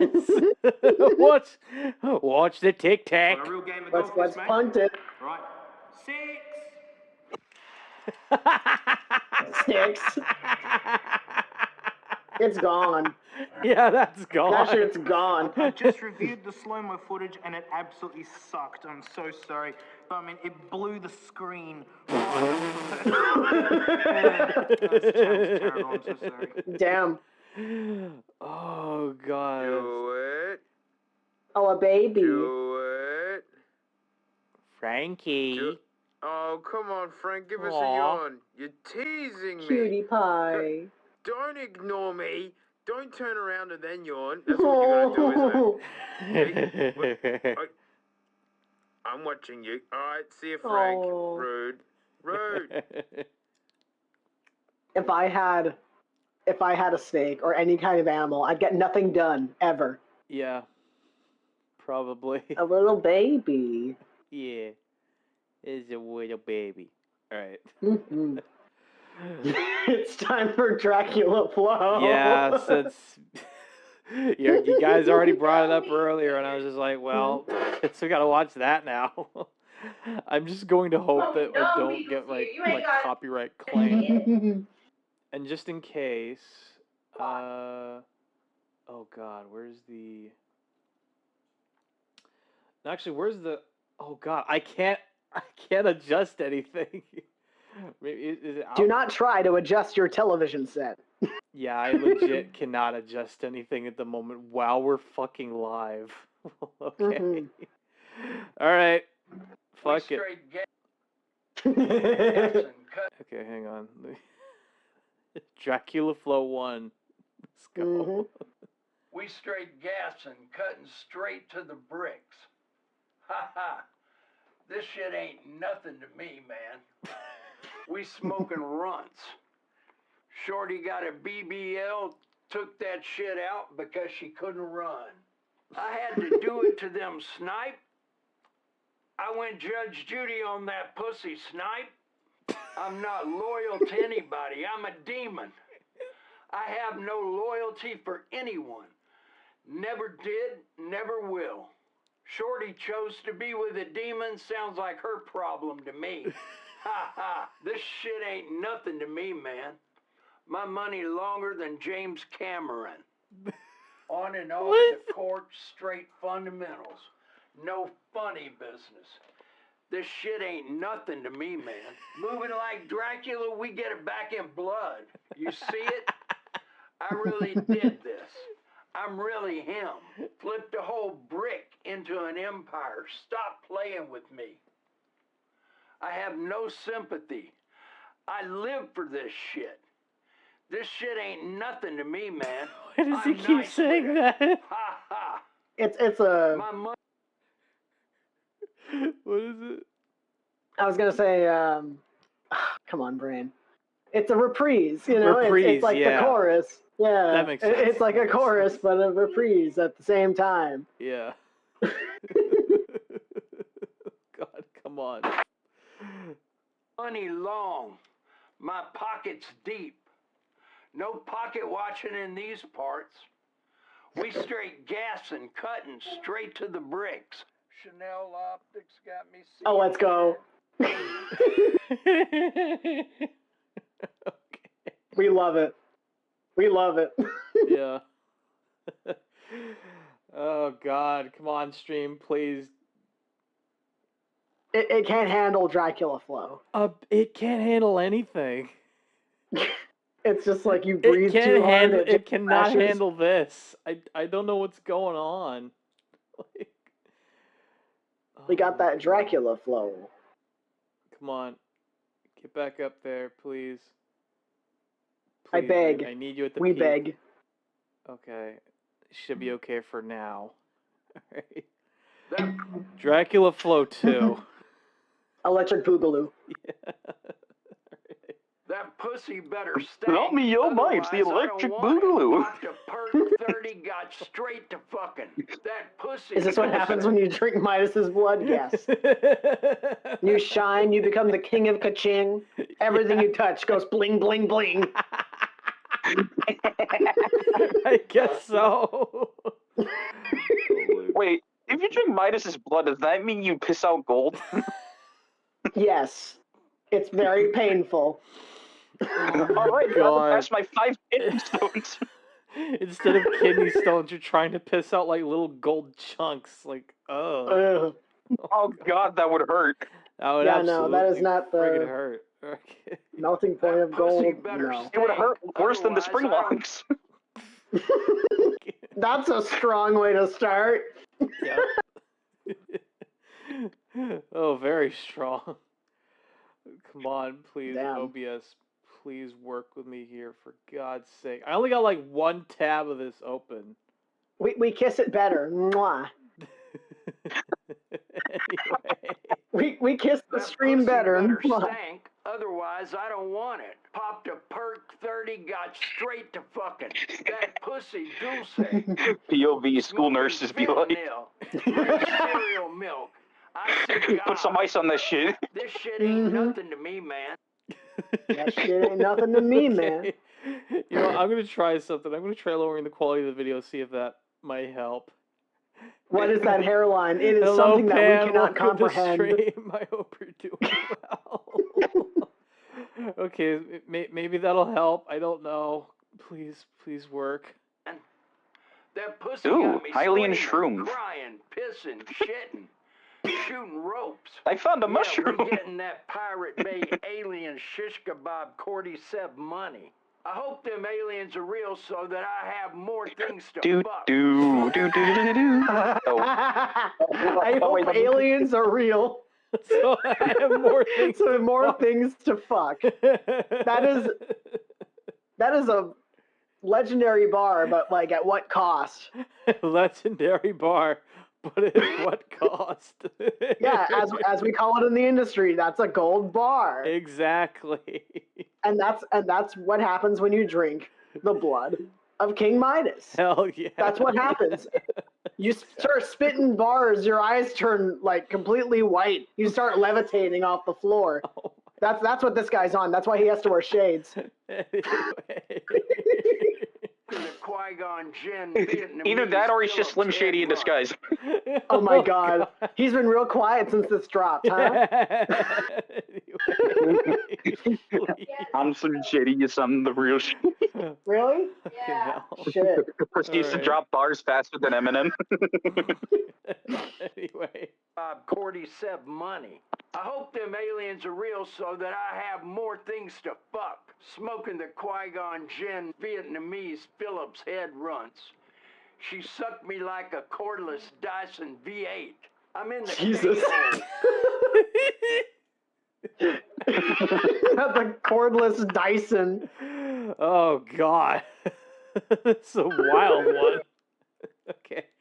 Let's see if 360p is gonna help, because Me when 360p at 20 FPS. We're trying our best. Yeah, we're trying our absolute best here. Anyway. It's gonna be like PS2 quality video. Ooh. Why does he look like old 3D game graphics? Because he's legendary. Yeah, pretty much. Because this is the PS1 era. Yes, we are in our PS1 era. Exactly. And no one can stop us. Yeah, no one can stop us from playing Crash Bandicoot. Yes. Okay, let's see.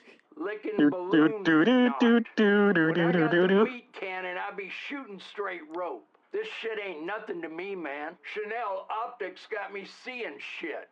I need fentanyl slime. I just popped a whole garbanzo bean. Fuck you mean. I smoke real Imrani, rapscallion ghost nuggets.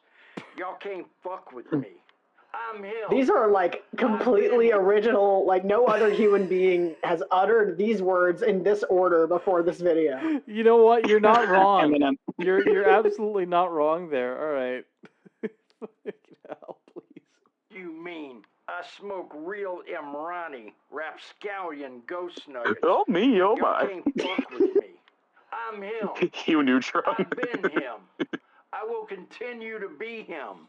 Yellow rubies glistening like piss. Gulping sea monkeys. Fucking, what's the name of the other kid in Jimmy Neutron? Fucking, what's his name? Carl? Carl Weezer, yeah. Yeah, Carl. Yeah, Carl. Yeah. Yeah, you gotta finish that croissant.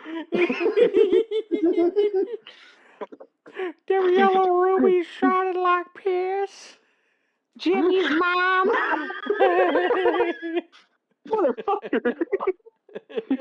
I remember hearing like a long time ago that it was like, so Jimmy Neutron is, the nerd. Right. Sheen is the geek, and then Carl is the dork, and that's why they make such a good team. That makes because it's the trifecta. That makes too We much got sense. the difference between a nerd, a geek, and a dork. All of that literally makes way too much sense. It like completely changed how I look at their dynamic. Yeah. Because it's true. For sure. Okay. by the gallon, my tummy feel crazy. That coochie yummy slime. That coochie doing it for me slime. They thought they could stop a demon, I'm back. The Zaza got me speaking Esperanto. This shit ain't nothing to The me, Zaza man. got me speaking Esperanto.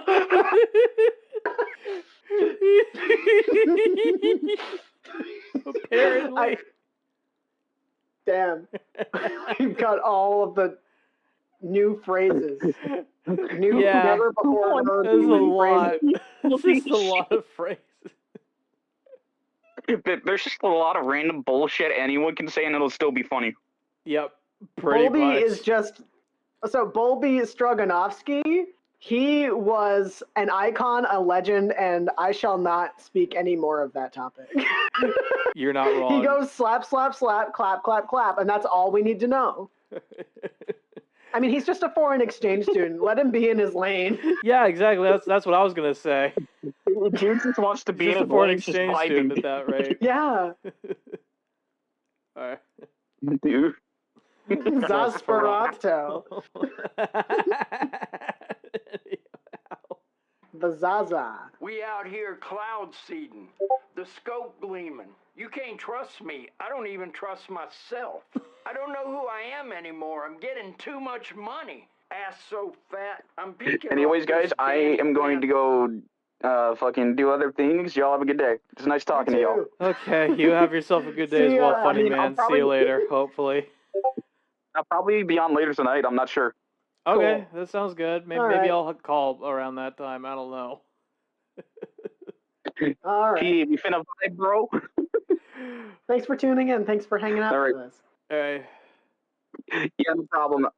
All right, y'all have a good night. I You will. too. Oh my god. Okay. Legendary. Yeah. This shit was so legendary, everything just started glitching out. Alright. His hand reminds me of Aang's arrow tattoo. Yeah. Damn. Look, everything changed from the Fire Nation attack. That's it. That's exactly what Mind if I happened. join the call, boys? All good. If no, I'll just stay in chat. Alright. I don't... If someone adds to the call, is that when the stream kind of sucked? Or was it like... Well, let's see. Let's continue watching the video and see if anything changes. Phantom slime. Can you remind me who I am? Get the president on the phone now. Fucking earbud? Wait. Hello? Black China? That is insane. Yeah, absolute insanity. What a legend. Yeah, absolute legend. The man owns just the world's largest ear pod. Pretty much, yeah. Oh, I know what we could react to. There is a, like, after Dracula flows over, there is, because there's one more after this. Okay. There is a Nosferatu ASMR. Oh my god. And he's like, girly pop. It's so funny. Okay. It's so good. Like, All right, it's a we'll what's watch... in my bag. You know what? We'll watch that one after Dracula Flow 3, because I don't think I could do Dracula Flow 4. That's like 10 minutes. You couldn't handle, no one can handle Dracula Flow 4. Yeah. Okay. Let's see if we can bring it back up. All right. I'm moving different. This shit ain't nothing to me, man. I'm a dog. I'm biting the fart bubbles into bath. We smoking symbiotes. Smoking that Whoopi Goldberg South Egyptian Fur Burger Deluxe Mega Million Scratcher Skunk Bubba Kush. We smoking Dung Beetle. I'm on 12 Vicodins smoking on Scooby-Doo Dick. We smoking Sequoia Banshee Boogers. We snorting that good Buffalo Soldier Tamarind Jordanian Jibbies. They must have amnesia. They forgot that I'm him. They forgot that I'm him. I guess so. I guess so. Holy shit. Oh my god. That Burberry backwoods pack hitting that pussy smell like a Hellcat V8. We smoking shit in a glass pipe, blowing the Lord's bubbles. I'm sick in the head. I'm on them Broward County Tic Tacs. I'm on them Georgetown Geronimos. I'm on them Nashville Nibblers. I left my Margellas in the Benz truck. I'll have to stun on them next time. I don't give a fuck if I go blind. I don't need to see the price tag anyway. Jesus. Looking to beat the cum out of a thick, fresh oak. We smoke. Hope you enjoy watching Tech Restoration. We are not there right now. Yeah, we're not there yet. We're in the middle of we lost that eons ago. we lost the plot like over not even an hour ago at this point. Yeah, we're on 3. We're pausing and we're No. We're not watching Tech Restoration anymore. Not yet, at least. I'll fucking kill you. Call that pussy the Matrix, because I'm in this bitch and I can't get out. Last guy who ran off on the pack got choked out by some Givenchy gloves. The last thing he ever saw was the price tag on them. Slowly faded into darkness, and I let the archangels take him. Yeah. I need more support. No legal strike from me. Insane. Insane. Sorry, I'm horrified on your behalf.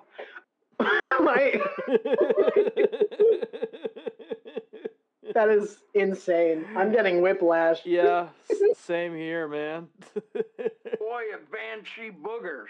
Don't be shy, girl. I love me some pastrami mud flaps. I'm moving like pastrami mud flaps? What? Those are words I've never heard arranged in a sentence before. No, I never heard that. Adds 2 eggs into his cart, bankrupts him. What the? Van Helsing been real quiet since this dropped. You're right. You're so right. Montana. Huh? Welcome to the Cream Kingdom, bitch. Open up. The what? Black China. I drink her piss out of another man's balls.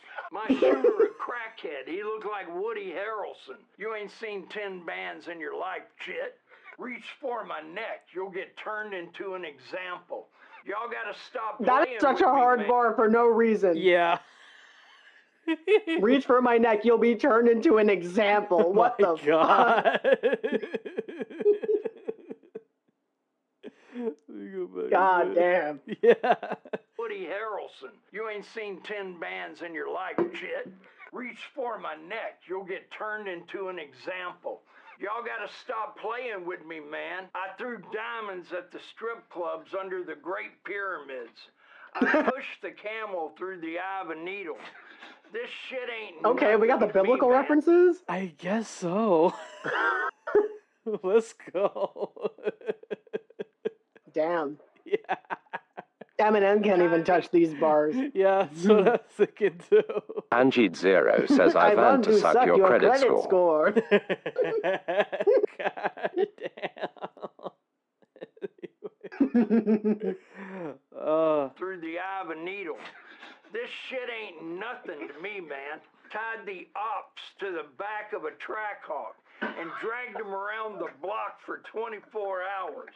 Motherfucker looked like a Resident Evil 5 campaign extra after we was done with him. Ops wanted some initiative. Blew up their entire quadrant.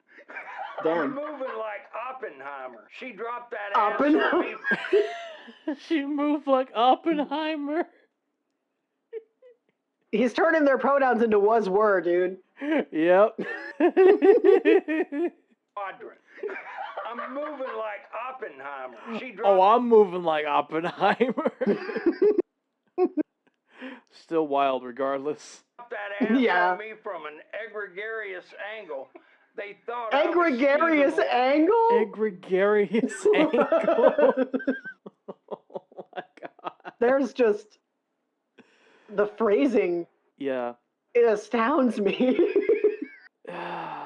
Astounding indeed.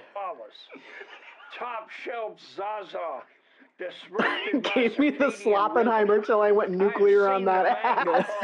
I've seen the Eye of Horror. I was flipping bricks for Mansa Musa before y'all even became a Type 1 civilization. This shit ain't...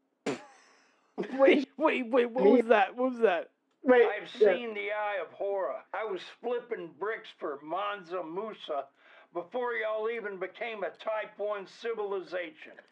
Mansa Musa. Before you became a Type 1 civilization. Holy shit, that's a deep cut.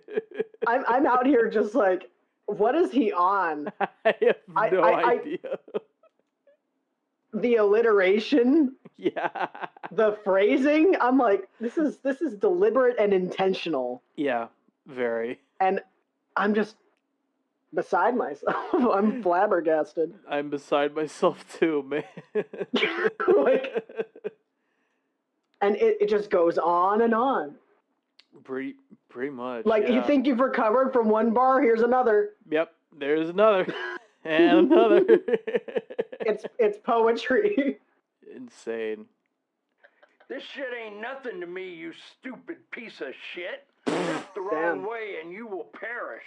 That pussy feel like Biscoff butter. You think I care about this shit?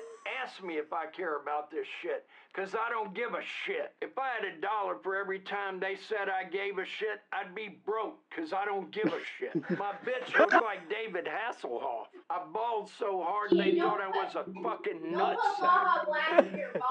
Yeah, don't die.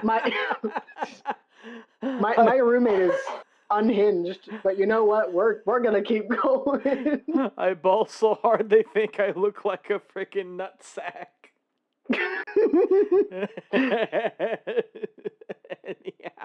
He's committing to the bit so hard that we don't know whether or not like to take him seriously or to just leave him alone and just let him do his thing. Yeah. This shit ain't nothing to me, man. I'll kill you, you stupid piece of shit. That's how you end it there. Okay. I mean, listen, he had to keep the theme. He absolutely had to keep the theme. He's committing various war crimes in the form of lyricism. Yep. Indeed. But we're here for it. Absolutely. We're absolutely here for it. Okay, what was it? They must have had amnesia because they forgot that I'm him. Is like absolutely insane. Nosferatu. What is it? What's in my bag? Is that what it's called? Yes, that's the one. Oh God, 51 minutes. It's long. Oh God. However, you don't have to watch the whole thing. Okay, but we don't have to watch the whole thing. That's good. No, we don't. Okay. That's the thing. Like, I'm not forcing you to watch the whole thing. It's just, this is something that I found. Right. And I'm here to curse you all. Okay, here we go. Oh. He's yassified.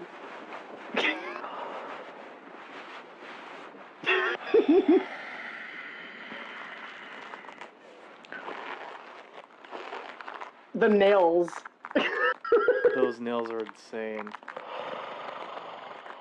Cute femme boyfriend falls downstairs ASMR. Did you mean Renfield in the 1933 classic?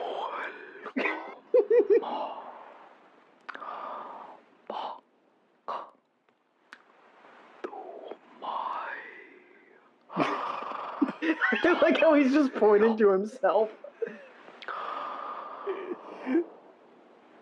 You might be wondering to yourself, why are you whispering?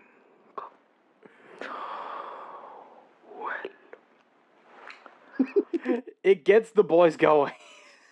It's Yassified Nosferatu. The Lorax We mustache moved is from throwing me Dracula off. Flow to Yeah, something much more that's cursed. throwing me off too, man. The Lorax mustache. I hate how accurate The that is. dedication, though, you can't deny that. Yeah, no, I cannot deny this absolute dedication right here. Okay. I have been reading the comments. Oh my god. I noticed We're moving on to much more cursed things. Oh, if you want cursed, I could send you some stuff. Oh god. There is no truck like this. Rub my dick inside so. All his hair immigrated to his mustache. Why does he have a receding hairline? I hate how real it and is. a proceeding. He's got the proceeding mustache and the receding hairline. Okay. I mean, it's not that far off, just more yassified than the actual Nosferatu. Yeah, I don't know what it is, but in the movie. I don't know what it is with like the bandwidth today, but it's made it much more cursed. Honestly, imagine doing this and having your parents ask you what you do for work. It's like, well, I make videos. Not entirely wrong. But yeah, I don't know what's going on with my computer today. But for some reason, like the bandwidth. I just draw it for money. Like anytime we're just playing a video, it just dips. With a dick as big as a rhino. It's having a hard time. Yeah, I'm having a pretty hard time. The stream's having a hard time, yeah. We'll try to make it to either the bat purse or the lip combo. We'll try to make it to one of those two at least. Yeah. Yeah. Okay, we'll see how long he could fly with those eyelashes. That's how he flies, obviously. It only makes sense. I can't see any wings gasping for air.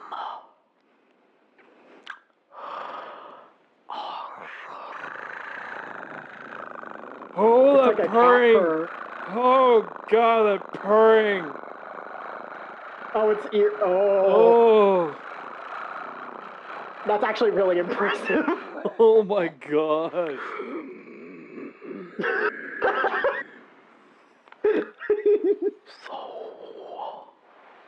That was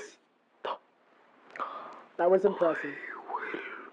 Yeah, that was a little impressive.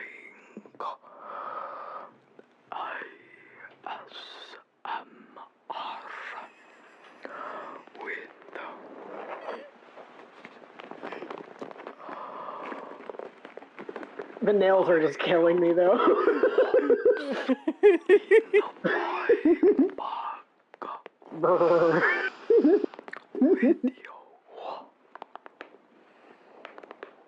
Oh my god. This thing must have been created when Dolly was conceived to balance her out. Damn.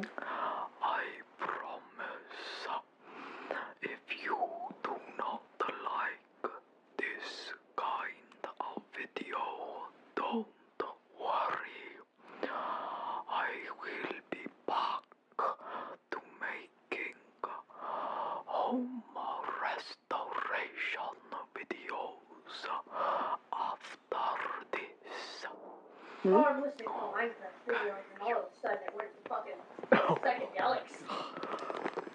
Why is there PCP in my Minecraft? Oh my god!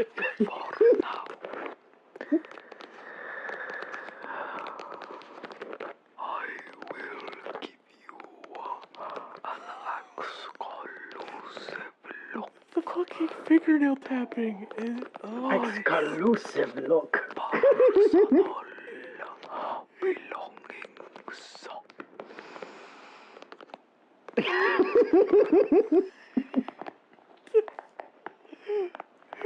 The tapping. The fucking towel. It is currently a beautiful rainy night. If you have a hard time, what the fuck is he? It's Nosferatu. Yeah. If you have a hard time listening to how this Whisperer video is, you'll have a hard time watching the actual Nosferatu movie, because I've needed captions even with, you know, having like normal hearing capacity. Oh god, captions are not available. God damn it. All right. I mean, I could translate for you. I mean, that's fine. I guess.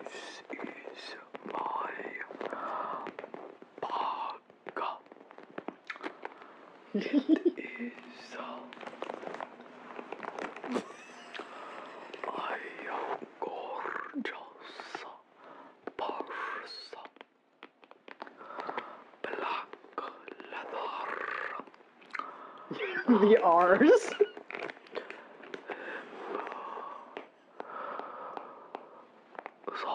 I'm shocked those nails haven't come off. Some shiny material. Like, they can handle the abuse. If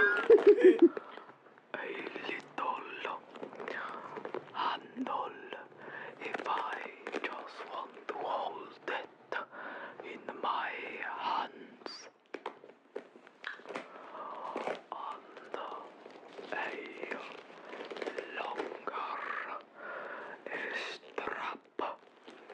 He's taking so much of my ears GPU doing so. I mean, that's kind of the point with, oh my god, he just has one, like, luxurious, like, wave of hair. The rest is just a bald cap. That's, wow. I imagine that's probably what it is. Oh my god. Yeah. Hold on.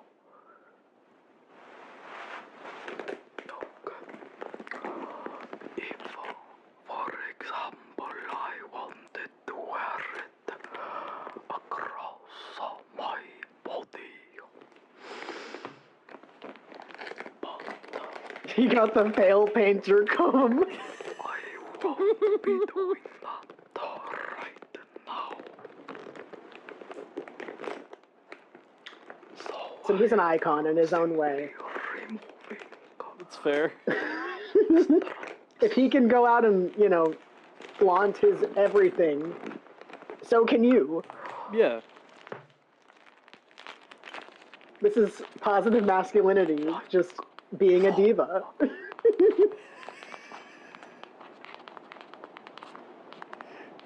It's just a... See, no. No. That's happening. C basically said he went to the barbers and got the Adolf cut. Oh no. Yeah. Oh no. No, that's not what it is at all. No.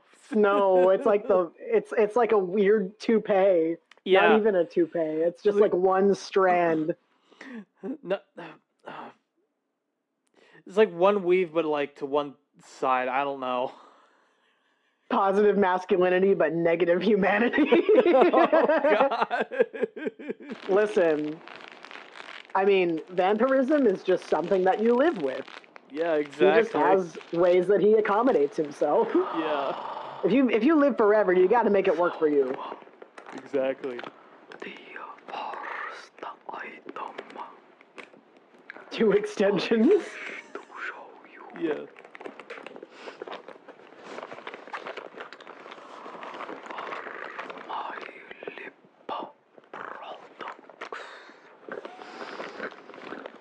More like for his one lip. But are currently a bit dry.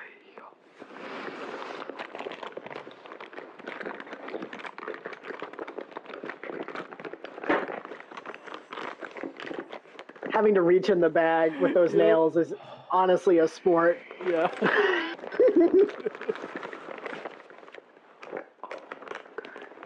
I would have been mortified if one of them broke off while I was trying to get in there. Just like, ah.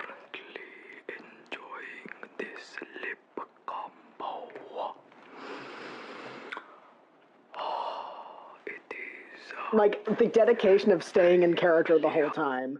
Yeah. Is crazy. Absolutely. Like, I would have dedication. I gotta give him Should that. Should I start therapy now or wait for the nightmares to set in? Well, if you want more reasons for nightmares, It's up to you. It's all up to you.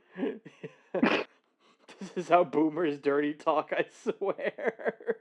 It's the whispering. Yeah, it's always the ASMR.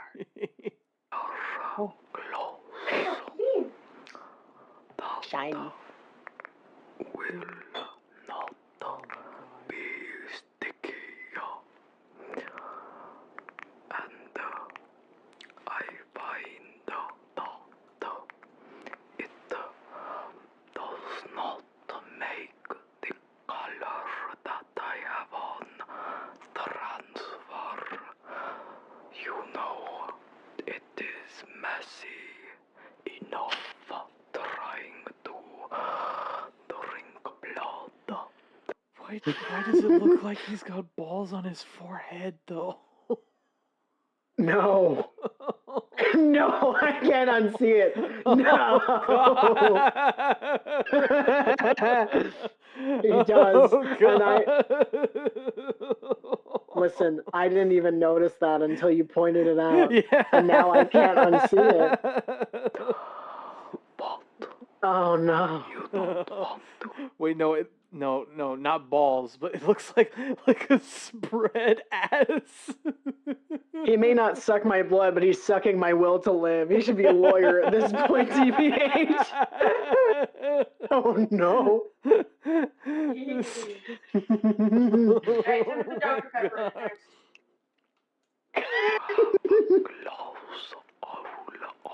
I mean, if anyone should know how to take care of, like, lip care, it should be him because of his mustache.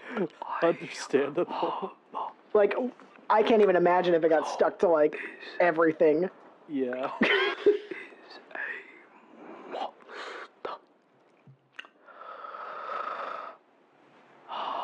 you know me. I love a red lip.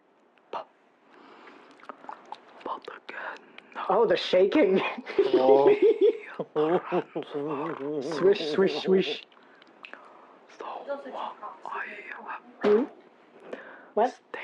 What'd you say? I mean, I've got headphones on, so. Would you like to go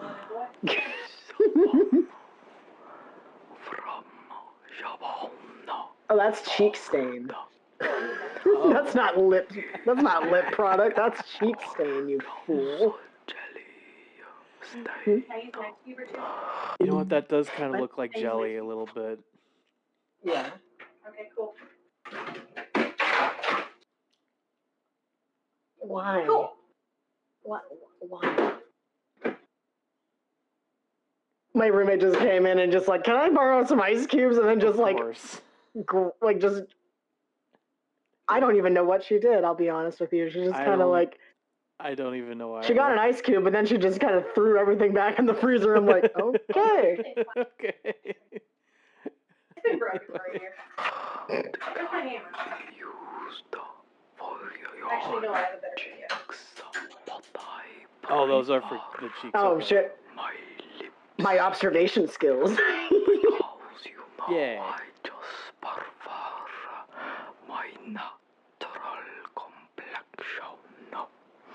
Natural complexion. How much do you bet he did this after recording a Lorax video? I don't think so. Maybe they did a Lorax one. I don't know. I think there is one. But the dedication, though. Yep. Absolute dedication.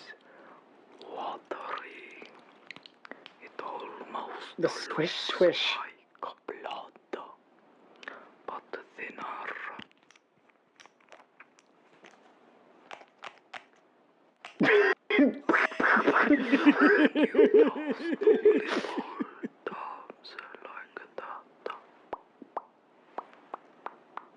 Oh man, doing that's so fun though, like the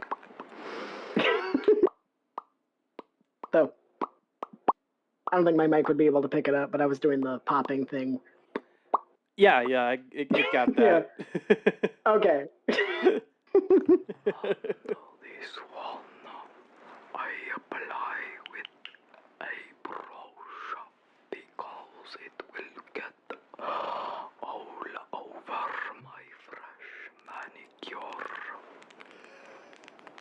my God. The manicure. He puts the man in manicure.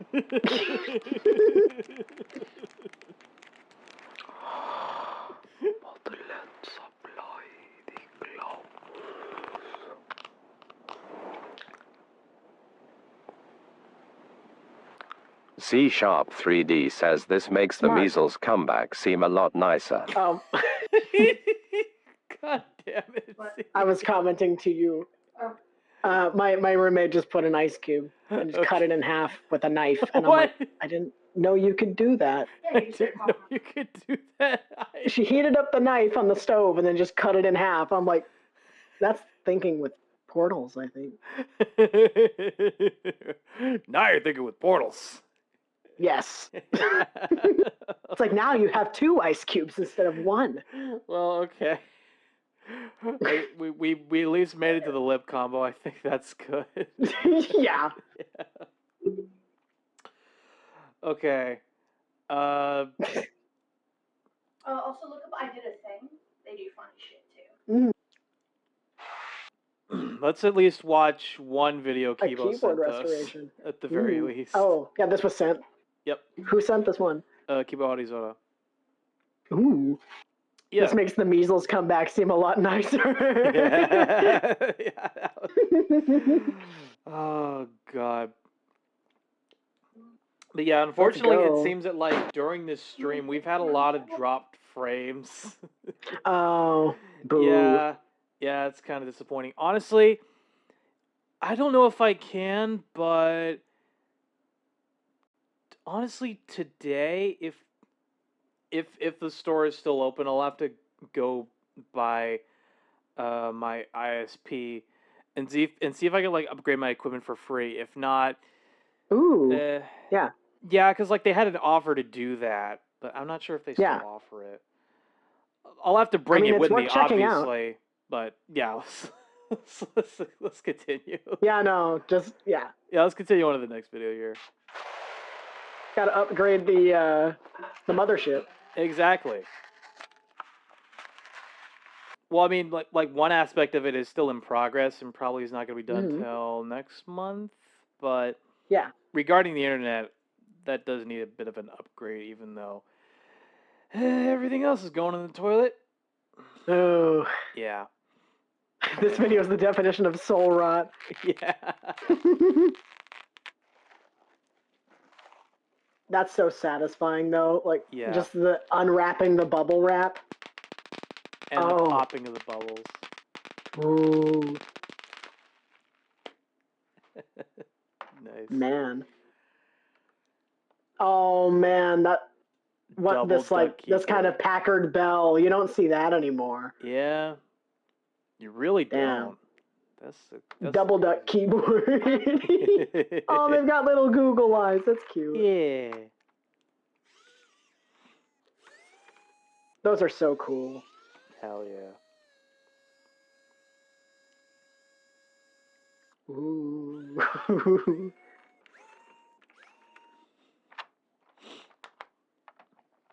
Huh.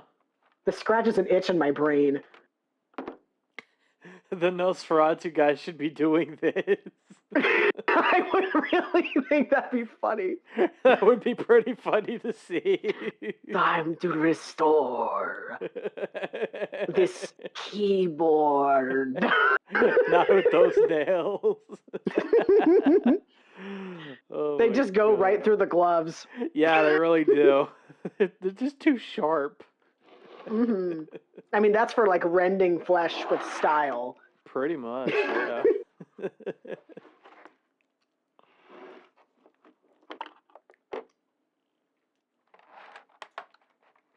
Ooh. There's a little bit of dirt there. The hardware from like late 90s, early 2000s, it was just its own beast. It's what? It was just its own beast, you know what I mean? Like, absolutely. We can't capture that energy again. It was just its own era where it's like, this is the most futuristic we can imagine. Glue the nails on top of the gloves. Glue the nails on top. Oh, God. Damn.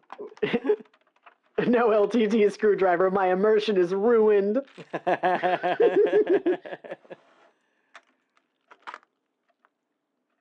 Honestly, if I took this thing apart, I'd be terrified to put it back together because I'm like, hey, what if I do it wrong? I'd be kind of terrified to put this thing back together too, because like I would probably be following the steps initially to take it apart and be going through the cleaning process and shit. Yeah, but then the second you have to put it back together. Putting it together, in regards to putting it together, I probably wouldn't do it until either the next day or like the day after, because I would either be too scared or I would be too tired. I mean, you could just like record yourself taking it apart and then play it in reverse. Right. I mean, that could work.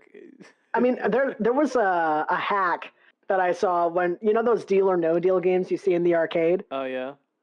Like, there's someone who literally just filmed it, of like, you know, this is the $100 case, and then they filmed it, and then they slowed it down, and they just played it that, and then they're like, oh, here's the $100,000 case or whatever. Oh, shit. And it's just like, that is crazy to me. Wow. But I like the casual flex of being able to actually track it with your eyes, because I've almost done it. I was like one briefcase off.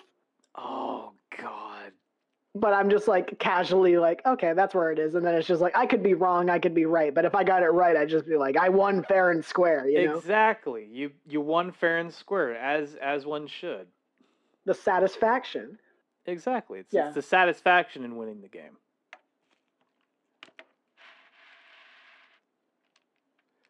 Speaking of satisfaction, ooh. Wow. If I was like restoring old keyboards, I'd just be thinking of the person who used it before, what they were using it to make. Probably, yeah.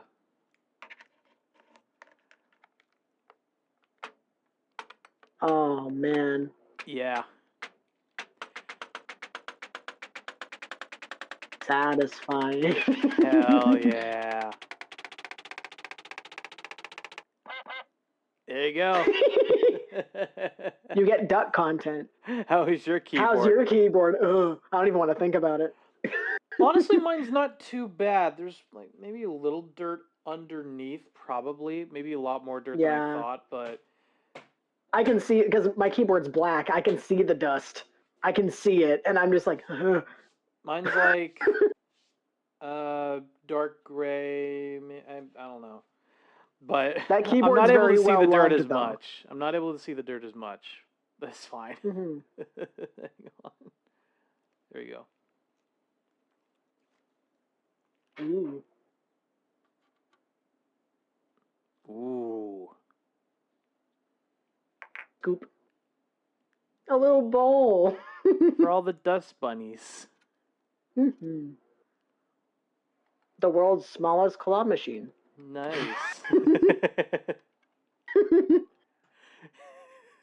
That is a lot of dust. I'm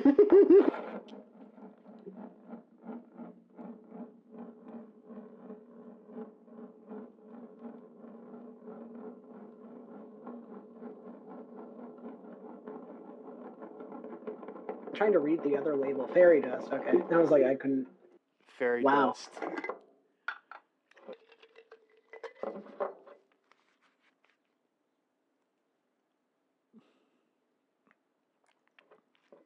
Huh. Nice. Save the duck and the goose. Yes. Oh. Oh, this is going to be so nice. Yeah. This is going to be good. There you go. Oh my god. With one fell swoop. Mm-hmm. That's impressive. I'd be so scared to accidentally like rip its head off. Oh, that's good. Ooh.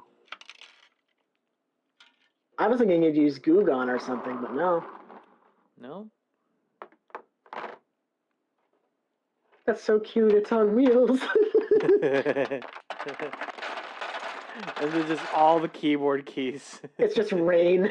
Yeah. I was like, wait, you took all the electronic components out. That's so cute. Aww. The little elephant. Right. The forbidden cotton candy, no. Subscribe, that's so cute. Why is it all so cute? I don't know. Ugh. Magic They love the sponge. magic eraser.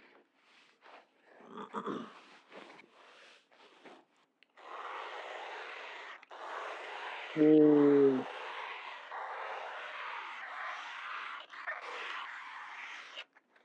Just need one.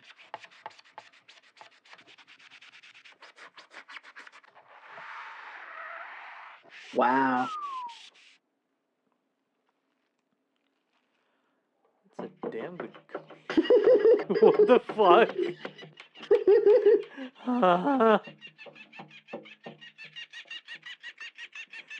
This is my waterless fish. Oh. A baby. Yeah. Oh god, it looks like ads are starting to hear up pretty soon. Give me a sec.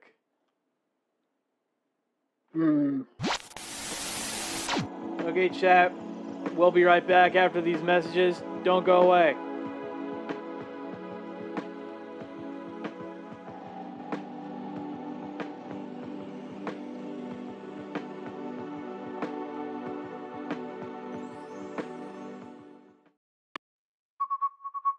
When you're looking for local quality tradesmen, it's important to find the right one.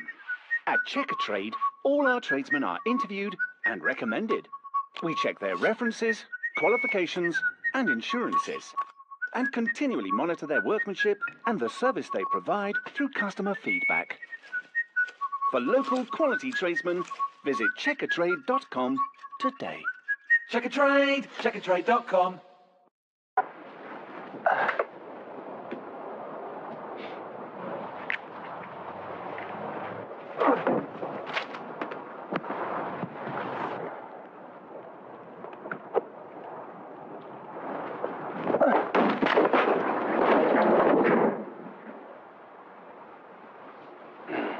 Next time, let the clutch out easier. Right.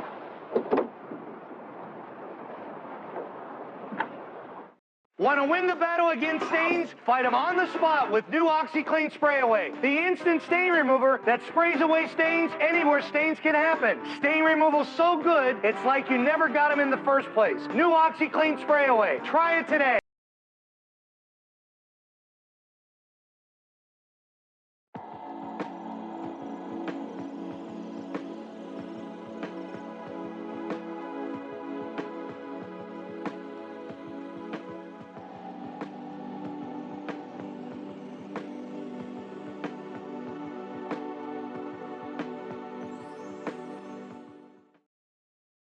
最近ママの料理が手抜きなんです。どうして？疲れちゃったんだって我が家に。わかった。というわけでこうしてみました。片付かないキッチンに電動水切りカウンター。楽々キッチンきっとある。我が家見直したいから。このお店。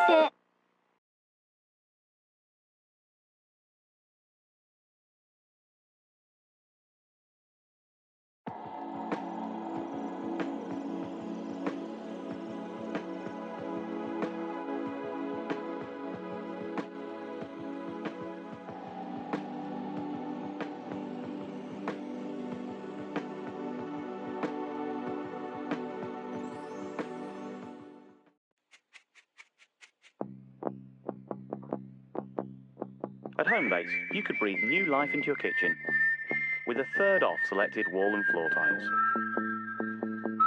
Or, for a complete change, with half-price kitchen units.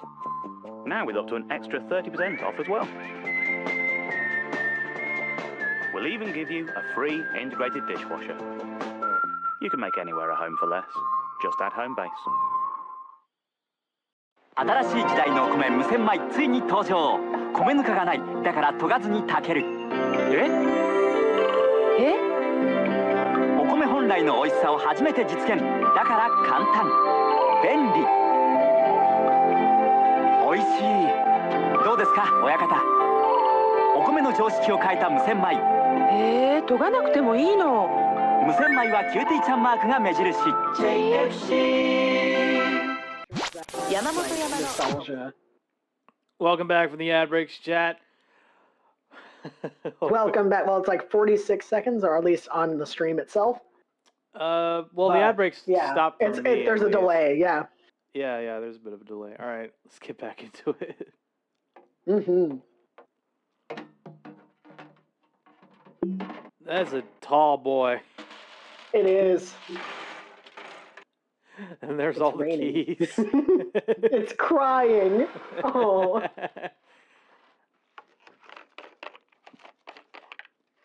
Let's make the plastics white.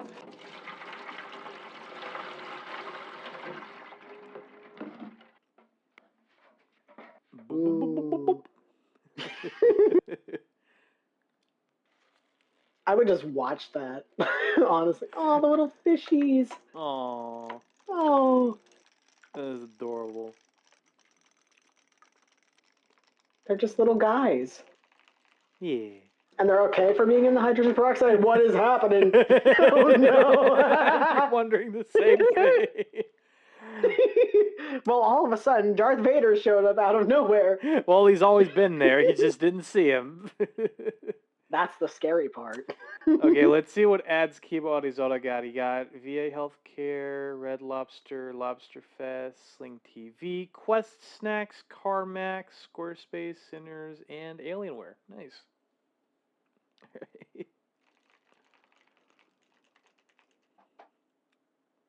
Ooh. Ooh. UV light.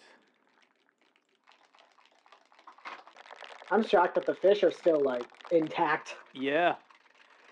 Oh, no. Too much pressure broke. Oh, of course it did. But that...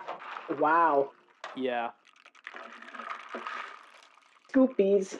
Yep. Just gotta scoop all the little guys out. Keep this one as a reference. Okay.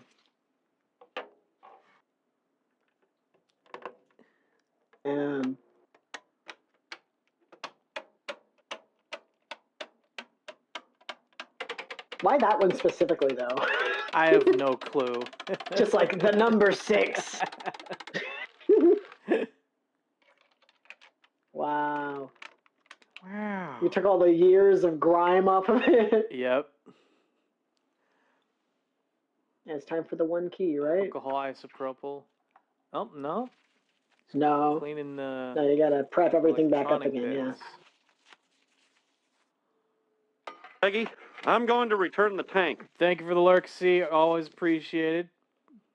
We'll be here when you get back. Oh, there's rust. Nice. Rust remover. Scrub, scrub, scrub. Yep.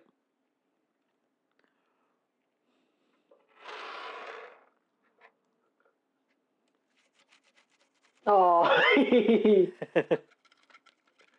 Hopefully it's not so water. Cute. It's not. Yeah.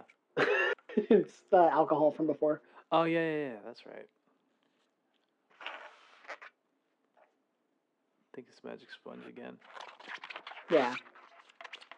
Alright. Those things are a lifesaver if you have like stains on like a wall. Yeah.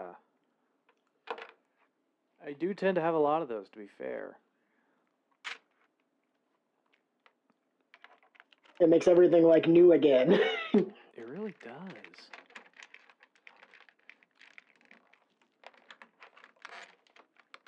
Satisfying. This will make my life It easier. just does. It always does, somehow. Great, now I need to do the hard work. The battery died? Yeah. No. I think that's what happened.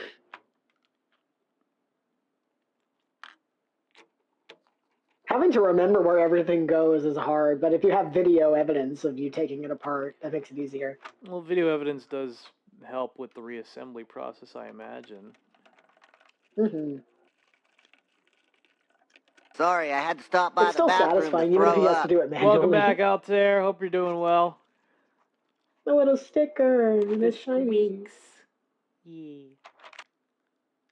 Cute. Nice.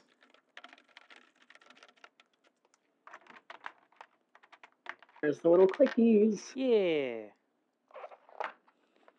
What do you mean by that? The clickies?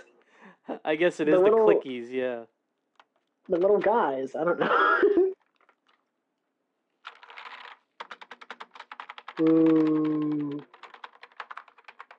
In this essay, I will. Just like that. Got clean.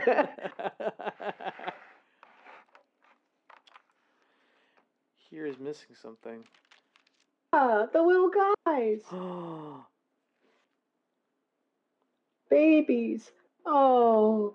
Aww. Yay. It's like those Dawn commercials. I know. We're cleaning up a Gooner keyboard. Oh, God. Oh, no. You kept the duckies. They're so good. Nice. Wait for the test. Ooh, it's like a whole new keyboard. Sorry, I had to stop by the bathroom to throw up. Welcome back, C. Hope you're doing well.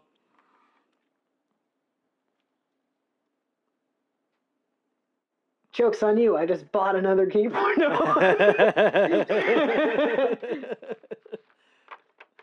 I have that exact laptop, actually. Really? Yes, and it still works. Way. It's one of those HP compacts. Oh my God. Okay, that's not the exact one, but it's a similar model. You know what? I think my mom had this exact keyboard, I think. The Windows 95. Oh. Okay, maybe not this exact keyboard, but like something similar. No, mine's got Windows 7 on it. Oh, okay. It's not this old, but... Right. No, the stains on the walls. You need to eat spaghetti better.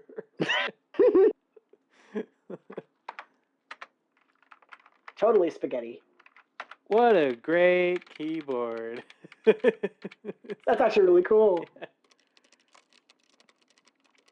I'm just testing it. Meanwhile, the arrow keys don't work when they return them. No. I was playing too hard. Yeah. In this essay, I will.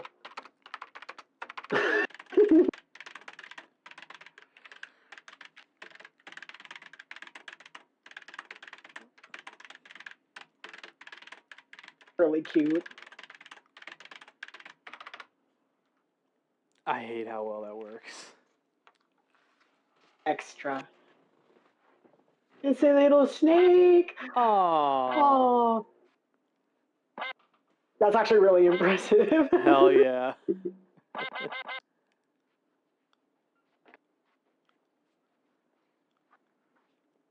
Oh.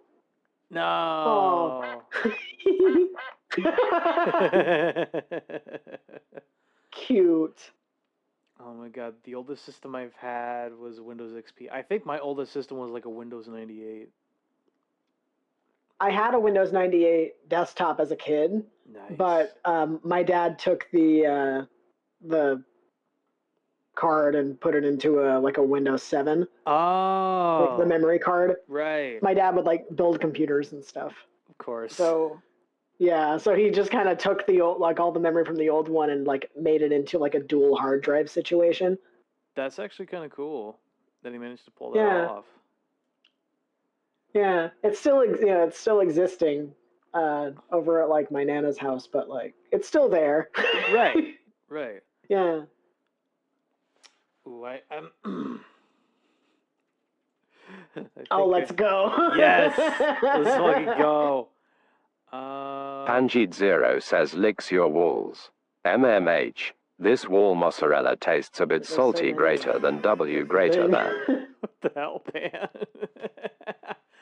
I don't know what to do with that. Yeah. We got the jelly beans. Yeah, jelly beans. Let's go. Yum, yum. Yeah. The jelly bean is a colorful treat, but unfortunately, no one is exactly sure when the jelly bean was invented and how. It's believed that the jelly center dates back to biblical times, as a candy called Turkish delight. Many centuries later, the outer shell was added, thus making jelly beans we know today. Okay. Jelly beans come in a large variety of colors, even though they only come in one flavor. To make jelly beans, liquid is heated in a large kettle to 347 degrees Fahrenheit. Solids are then mixed into the liquid as an agitator blends it all together. Meanwhile, at a local cocaine production plant, things are going great. Colombian nose candy is worth up to $400,000. Colombian nose candy? Oh no. Normally, the cocaine would be scraped off the machinery, but this cartel is so ludicrously wealthy and powerful that they have completely stopped giving a shit. In a plot twist you didn't see coming, molds are pressed into the cocaine to be filled with liquid sugar, which will form the jelly beans. That explains so much. Jelly Belly, the most popular brand of jelly beans, are known for their vast array of narcotics connections. Oh my god!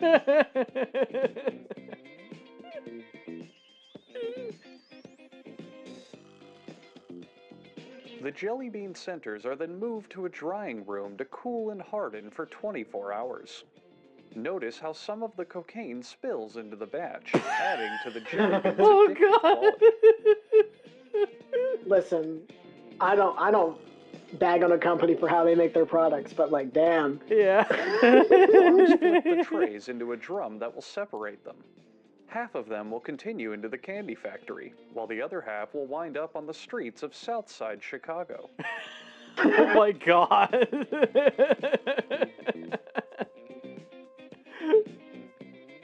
The dry jelly bean centers then tumble into a wire mesh conveyor. Notice their clear white color, a byproduct of their production being so closely tied to stimulants.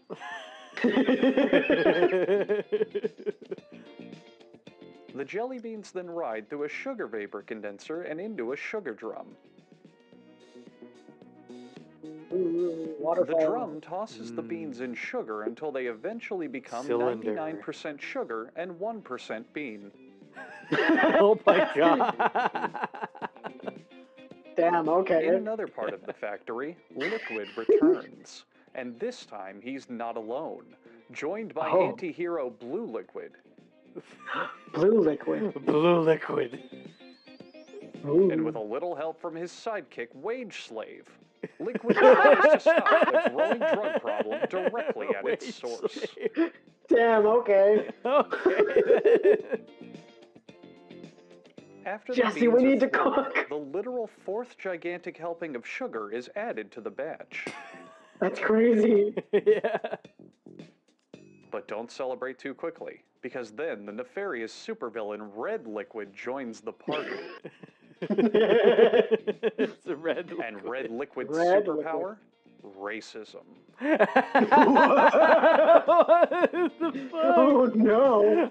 Oh no. Then a little wax is added, because most people hate when things taste good. The wax coats the candies to make 90% of this process pointless. Damn.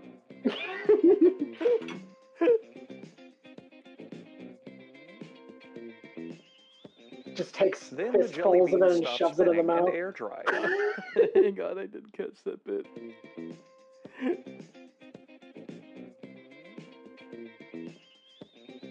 Then the jelly beans stop spinning and air dry.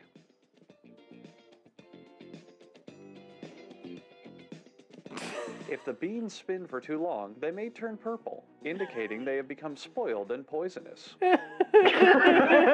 Purple jelly beans. And finally, as all the jelly beans mix together and move to the packaging area, we here at How It's Made would like to apologize for doing an episode on jelly beans. We all know they're disgusting, and one of the worst candies ever made. But we felt obligated in our educational duties to show you where these vile hellspawn came from. We apologize to anyone offended by the fact they had to learn about jelly beans. And if you enjoy eating or talking about jelly beans, please consult professional counseling. There are it gets better. It gets better. You don't have to like jelly beans. Better. Oh God. You can stop this from ever happening. Wage slave, ayo. Racism. I still remember the Emmy made video where it's just, so I'm just gonna cook the full box. Yeah, that one took me out, man. The wall mozzarella. Oh. Oh God. So for context, there was this one video from Emmy Made where she was cooking like a pasta recipe. And I talked about how I usually cook like maybe half the box of pasta. I don't really usually cook like the full box, but then I hit play on the video and he's like, so I'm just gonna cook the full box. That took me right out. I'm just gonna cook the full box. There's no going around it. Literally happened after I said I would mainly just cook like half the box at best. Oh my God. I gotta admit, watching the How It's Made stuff on stream with like the CTV filter over it is like super nostalgic. It really is. Like, it's giving like, oh, you're up at 3 a.m. like watching this on your old TV. Oh, absolutely. It absolutely gives that vibe for sure. That's the best kind of vibe. Correct. Sushi. Correct. Erect.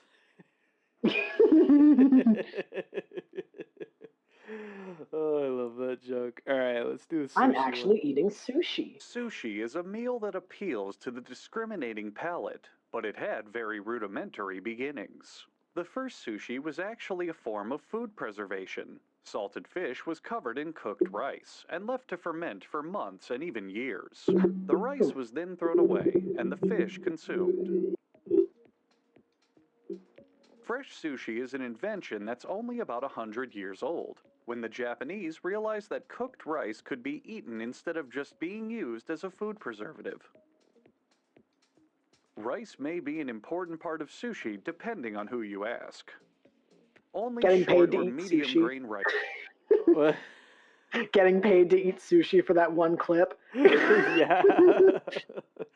God, I'd love that job. Sushi, depending on who you ask.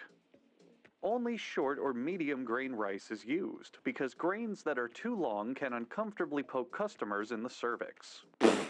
Cervix? What kind of anatomy books are you reading, lad?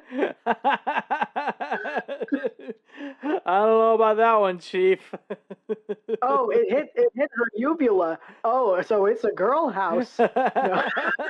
Oh God, I remember Monster House. Oh my gosh, that was such a great movie back in the day. With the large So it's a lady that was girl like house. buried underneath the foundation of the house. That just horrified me growing up. Like, Yeah. you know, trauma for kids. Yeah, horror for kids. This is a kids movie. Yeah. You know, crumbling corpse with skeleton underneath. Exactly. First, Anyway, the back to chef sushi. swishes the rice around in some water to thoroughly clean the rice grains. All right.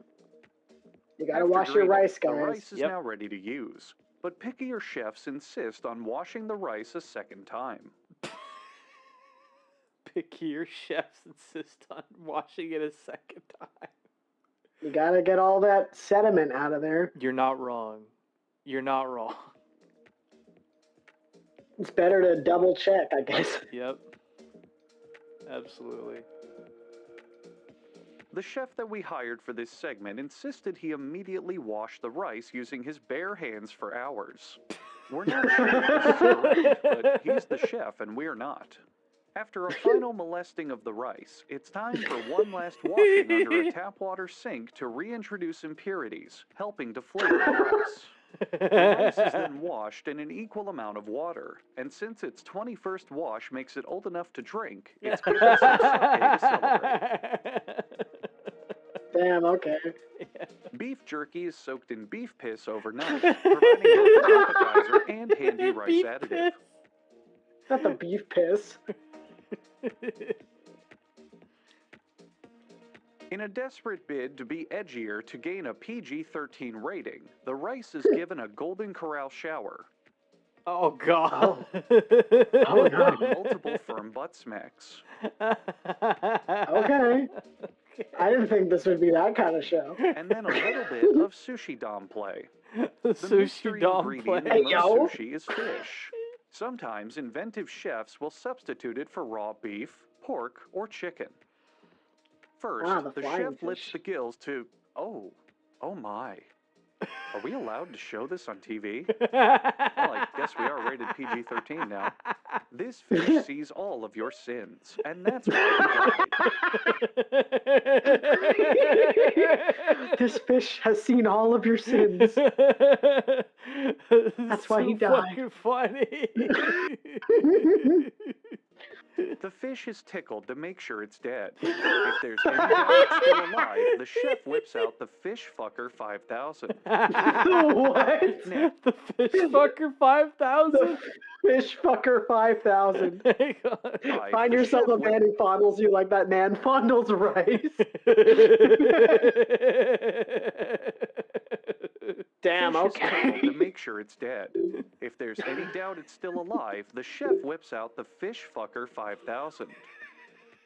Damn. Next, the chef's knife is imbued with the kanji for sea life and genocide, giving the chef +5 strength when cleaving seafood. Be sure to check that your sushi chef is Japanese, because let's be honest, you're just a little bit racist, aren't you? God damn. Okay. Okay. Jeez. That got intense really fast. As a warning for the others as the body is filleted. Now, using the Jeffrey Dahmer method, the skin is... Oh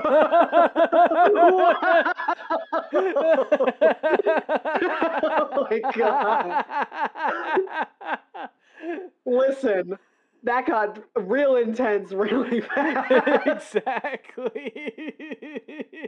Oh my Dares, like, huh? Are we watching this correctly? I guess so. Away from the flesh. This can also be done with a stabbing motion, known as the O.J. Simpson method. Oh my God. He took no prisoners. He really took no prisoners. No, he did not. We're both just looking on in horror. Like, okay. Oh, God. Oh my God.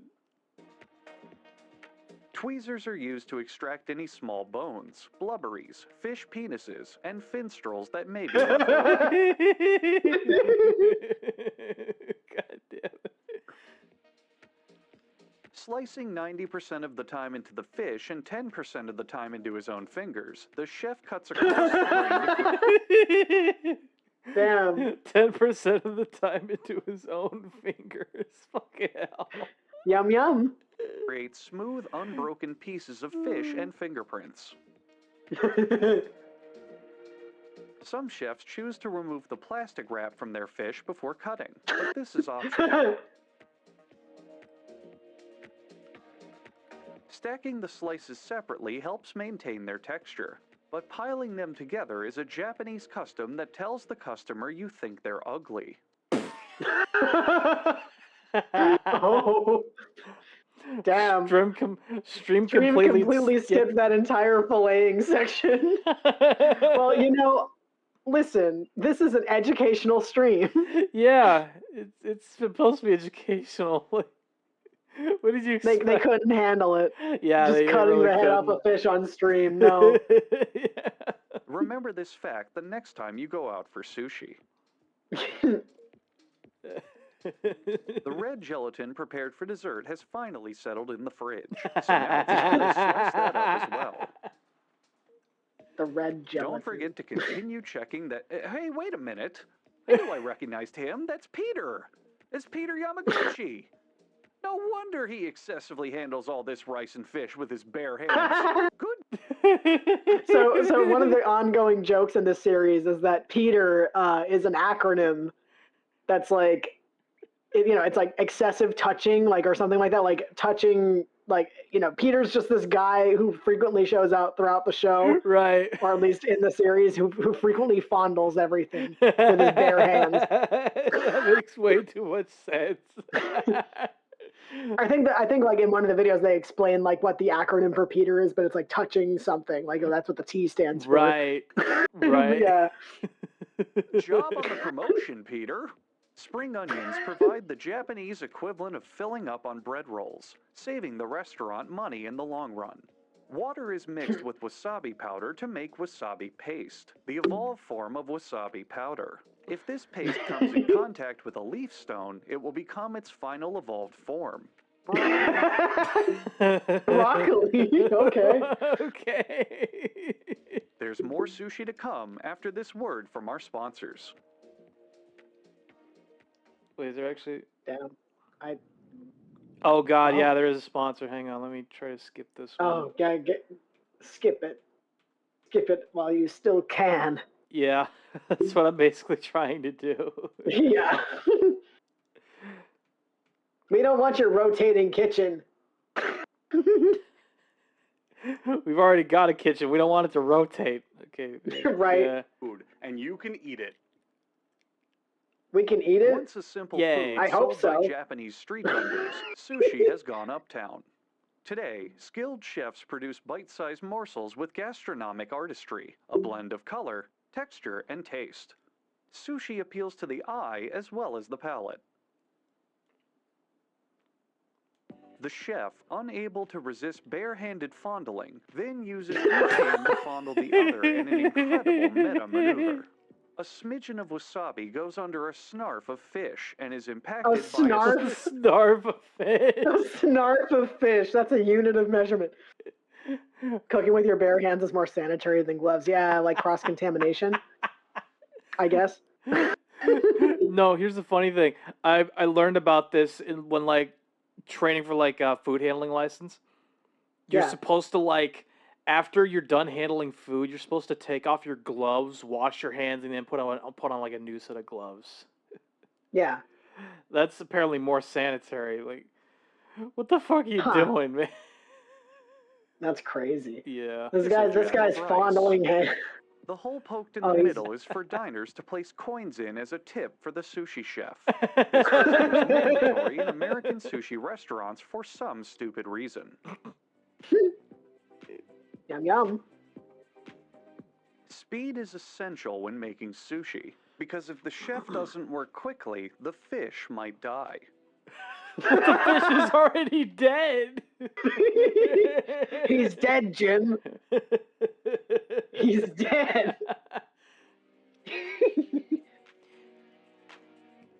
No, actually, no. It's like the one character in The Simpsons is just like, stop, he's already dead. Pickled ginger is often served because it's cheaper than throwing it out. And that's how sushi is made. Wow. That's how that sushi is I made. guess we're not done.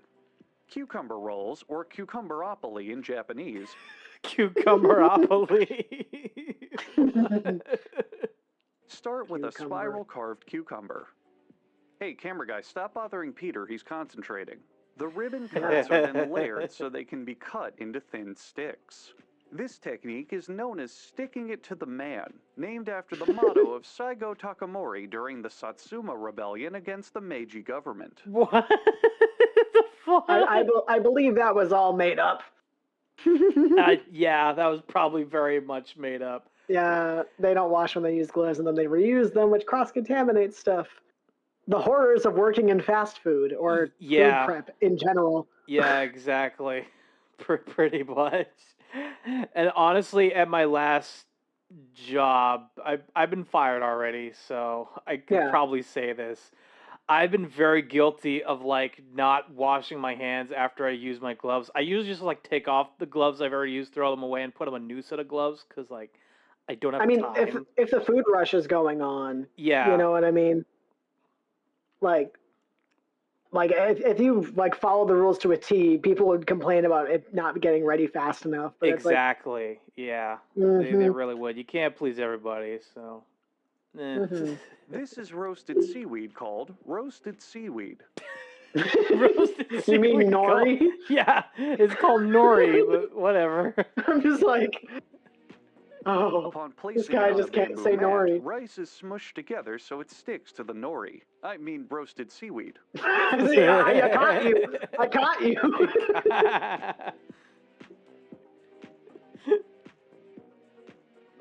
And now it's time to mix those yucky cucumber sticks in like a dog's peanut butter medicine. Oh my God! They're not yucky. What are you talking about? There's something wrong with this man's palate. I don't know. Yum yum peanut butter do you know medicine. What rolling is? Oh, you do? Oh, good. Well, then this part should be fucking obvious, shouldn't it? And don't go making any rolling or blunt jokes. Your friends are lying to you when they say that you're funny. Damn. Damn, indeed. He's savage right now. What the hell? This handy wiping cloth is there for cleanup. The roll is sliced in half, put together, then sliced 3 more times. And the incredible delicacy of cucumbers and rice prepared in an unnecessarily elaborate way is ready. It's really good, actually. And that's how sushi that is is made. Really good. Wait, more really?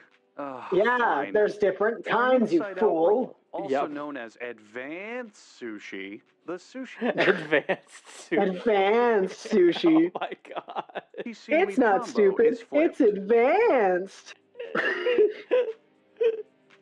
Pretend I just said something hilarious about the wasabi being smeared on the seaweed as the chef layers it further with uncanned tuna and avocado. Thank you for mentioning my joke in the comments. Alright, time to roll again. Roll! Do a barrel roll. Seriously, what is with our editor? Do we need to see the chef's jerk-off face this much? For this roll is toasted sesame seeds.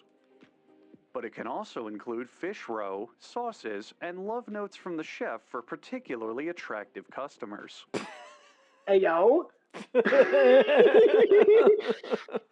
What do you mean by that? Plastic wrap and a sushi mat are used to help further shape the sushi, making sure it's sushi-shaped and not dinosaur-shaped like the kids' meals.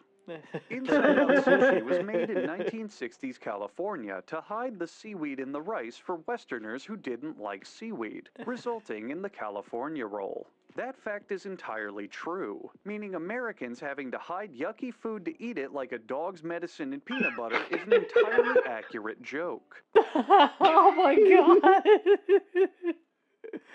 god! Holy shit. I mean, listen, like, that's an acquired palate. Yep. Very, very acquired taste, for sure. I'll say that. And that's how sushi... God damn it! He's just like, just let me finish my job, please. He's so tired. He's so tired of this. I'm tired of this, Grandpa. Well, that's too damn bad. There's more. There's more forms of sushi. You're gonna learn. You're gonna learn today. The hand roll, also known as Shigeru Miyamoto. Oh my god, this guy. I should not have taken a big sip of Dr. Pepper. I really shouldn't have. You really shouldn't have. No. Into the crispy seaweed called nori and layers the next ingredients diagonally over the rice. Wasabi, a Japanese herb called shiso, and 2 pieces of tuna. He folds the... are you shitting me? Are you shitting me? Really? You're gonna play the credits now. You're gonna play the credits now when we still have half an episode left. You're gonna play the credits right now while the news is, and we still have half the episode left to do. I understand the sushi segment was a little bit longer, but it was a 2-parter. There was a lot to talk about, and it was very interesting, but I'm not done. I'm not done. Production. I'm not done. This is not when you roll the credits. Do you know when you do roll the credits? At the end of the episode. We still have 2 more segments. Oh, God. he needs to talk with his therapist about that. He really does. But those big feelings. Oh my God. The ancient Greek poet Homer called olive oil liquid gold. Liquid gold. No. It's time to drink olive oil, everybody. By the gallon. And today, a little drizzle can still dazzle. Like fine wine, And that's a premium patented olive oil can bring a phrase. complexity of flavors to the table and create a real taste sensation. The roots of the olive tree stretch far into the past, leading to generations of diversification and varieties. Here I had are to 3 squint at types what he of just olives. said. I had to squint. Oh yeah. Just to see what. You ever just squint to like hear better? I love Canadian TV. Yeah, I do too. And the 3 types of olive resin that they will eventually produce. In the times of ancient Olympia, named for the Italian word for olives, olive oil was also used to fuel lamps and given away as trophies in strong boy competitions. Golden shower joke? I mean, there's got to be one in there. I'm damn sure there will be, at least at some point in the video. There's got to be at least one golden I mean, shower joke. I was expecting them to talk about how in Rome they used olive oil. Yeah. I was expecting them to like make a joke about that, but apparently not. No, they went to Greece. They went to Greece, but green the olives Greeks turn did it too. Yep, they did it too. Red, they're ripe and ready to be harvested by the Scuttlebug 5000. Oh, Scuttlebug 5000, which also doubles as an inmate torture device. The Super I Olive was like, Brothers that's so collect cute. the Oh olives no. The Super Olive Brothers. We love it. We love to see it. Love it. Nets We got placed Mario below and the Luigi. Yeah. One of them does look like Luigi, to be fair. trees, and Peter makes a cameo to ensure the olive's quality. They funnel the harvested olives, many of which are disgustingly inedible green olives, into a collection bin. Damn. The olive sinkhole swallows the olives to both an early death and a bath of clean water. A reverse enema tube diarrheas the olives out onto a Diarrhea's the olives out. Using that as a verb is insane. I hate that so much. Purely for her pleasure. And for his pleasure? For her pleasure. And for his pleasure. Hello? Hey, yo? What are we doing here? We're doing our best is what we're doing. Exactly. That's exactly what we're doing. Well, he can have these leaves and twigs, I guess. The clean olives are now overjoyed to merrily bounce their fantastic little selves right into the crusher. Oh. Hey, check out this diorama I made. A motor drives 1,300-pound wheels in drift races around the newly constructed olive track. Just play Mario Kart music over this. Spectator underwheel fatalities are just part of the sport. During this process, factory workers will often take a break by playing a game of Oleo Carly. As you can see here, they're currently winning. Wow. Oh, now they're losing. A metal barbershop pole helps separate the oil from the olive paste, which in turn is extracted by this machine called the Olive Fucker 5000. No, not the Fucker 5000. We went through the Fish Fucker 5000, now we're at the Olive Fucker 5000. Apparently. Check out this cool diorama I made. Another diorama. Ah, yes, the mannequin. The Olive Fucker 5000 is so advanced, we forgot how it works. So let's just move on. The oil is pumped into this container that pumps out the oil from the oil pumped into it. Meanwhile, in the company break room, the tea is almost ready. Samples of all the highest quality batches go to the testing room. There, The they are tea is tested almost by an ready. ordinary volunteer to help judge the general public's opinion on the current batch. First, he inhales the aroma of the oil. Hundreds of man-hours have been poured into selecting only the finest olives to make it this far. This Then, guy's he partakes insane. in a taste test Yeah. as he would a fine glass of wine. The oil this vineyard boasts is said to be some of the finest and most delectable in He all just the breathed world. like, this is a lot. Oh, never mind. Oh, never mind. It's not delectable. He's like, oh, I just sipped it and then I just pondered it. He had a moment of like contemplation. Oh God, why am I drinking this oil?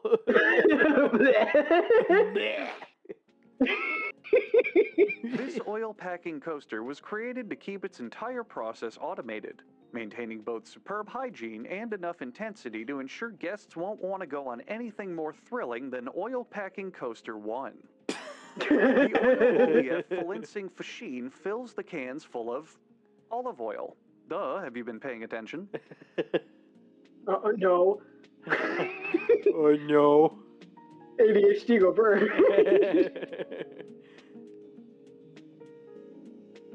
After the The cans are music, capped, they do a double anti-Casper flip so they land ready to pack. Nice. Damn.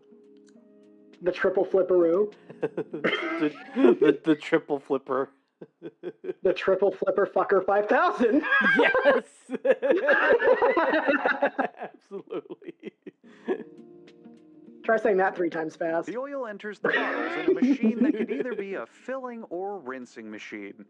Ah, Hey, yo. well, the world may never know. What line of work are you in? Sipping and pondering? I mean, that's like wine tasting. There's like quite a few industries that are like that. Yeah, wine tasting, olive oil tasting. Tasting. Yeah, a lot of tasting. Mm-hmm. You have to have taste. Before this soda I'm gonna oil forget what that word conspiracy means. can be explored any further, the bottles are capped by a mysterious device. Ooh. Mysterious The way it device. spins. Okay, why is the next... Spin. Spin. Yeah. That's satisfying as Okay, hell. why is the next part of the script an explanation on how labels are all applied? I've already talked about that. How many times do I have to explain how labels are applied to bottles before you finally understand how it's made? I've already gone over that in 97 other episodes. Seriously, first you guys misplaced the credits, and now the script is getting lazy, redundant, and recycled? You guys are on thin ice, I swear. No credits either. A tower crane moves building materials up to construction crews working above the ground. The operator's cabin is near the top. Just above that is the jib, which hoists the load and trolleys it back and forth. The jib and cabin rotate on a turntable called a slewing platform, or slewing unit. Those words went right over my head at ludicrous speed. Same. In a funny bit of irony, the most efficient way to build a tower crane is by using existing tower cranes. Aside from old tower cranes being the perfect tool for the job, tower cranes are most often built on site to save on time and transportation costs. The way to get into and out of the control cabin is via a very long ladder climb built within the tower's frame. Huh.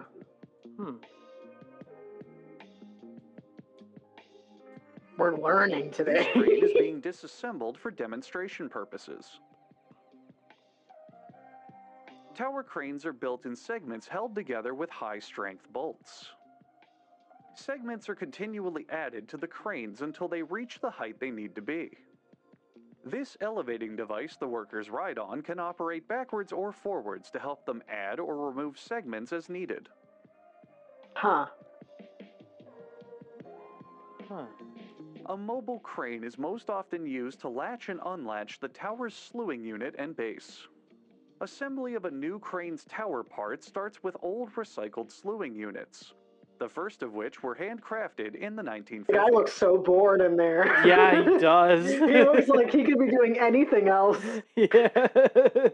He could be literally gotta do this shit anything else in again. the world right now, and he's just like, I'm assembling cranes. First, the tower head is removed since it will be reattached once the crane is built at the proper height. This allows operators to work on the control cabin freely and in a factory setting. The rotating gears of the cabin are passed over by an automatic greasing unit to help keep them lubricated. This machine pressurizes the old cabin's internal gears to make sure they don't become loose or misaligned during the crane's intensive lifts. A worker unscrews the recycled base to ensure the gears have been correctly calibrated and are secured in place. Actually going to be educational? I think it is. Oil is applied to the outer screw holes for future part installations, and the base cover is hoisted into place to be screwed on later. If the internal gears are no longer viable from machine wear or corrosion, they will be removed and melted down for scrap. Meanwhile, the tower cabin moves on to the next part of the process. Workers run cabling through the cabin to enable function of its electronic systems, temporarily removing the seat to inspect that all connections are properly functional. The windows on most tower cranes are impact resistant to protect the operator from any other construction vehicles and bird collisions. After fully inspecting the window's durability, the rubber glass liner is replaced to ensure a snug fit. We just got fed an actual episode of how it's made. Apparently. Giant steel gears make up the turning mechanisms of the crane body. First, holding them like a bowling ball, an operator removes guide bearings from the inside of the gears, leftovers from the could have written itself, dude. After checking that they'll fit properly, the gears are separated so they can be properly stacked together, and then given a full coating of grease to ensure smooth operation. A finished gear assembly looks a bit like the Roman Colosseum, with each... Wait. It actually kind of does look like the Roman Colosseum a little bit. It really does. Yeah, it does. Gear mounted on top of the other. Recycle gears that require it can be reshaped and power washed to maintain their shape before being put into the finished gear assembly. Large O-rings like this will later be placed on top and bottom of the assembly to protect the gears inside. Hey, yo. In another factory, the crane towers are sprayed over with a new coat of primer, so they can later be fully repainted in the standard safety yellow. After the primer has dried, but before the final repainting, is the perfect time to perform any touch-up welds, preserving the structural integrity of the frame.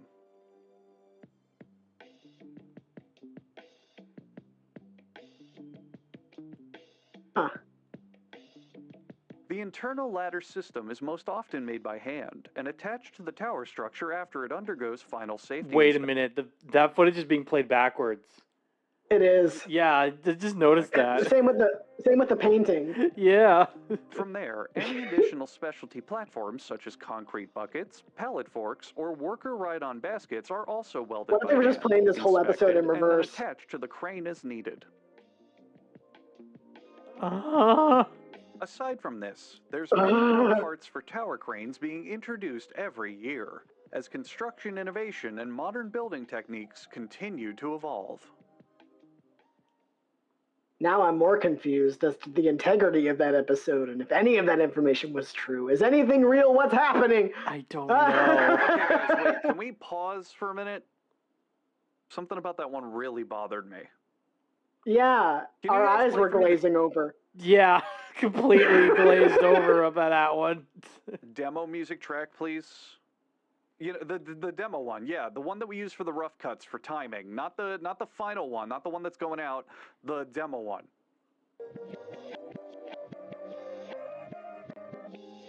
We caught that. It's being played in reverse. Oh my god. Okay, skip back to when the cabin control tower is moving through the factory.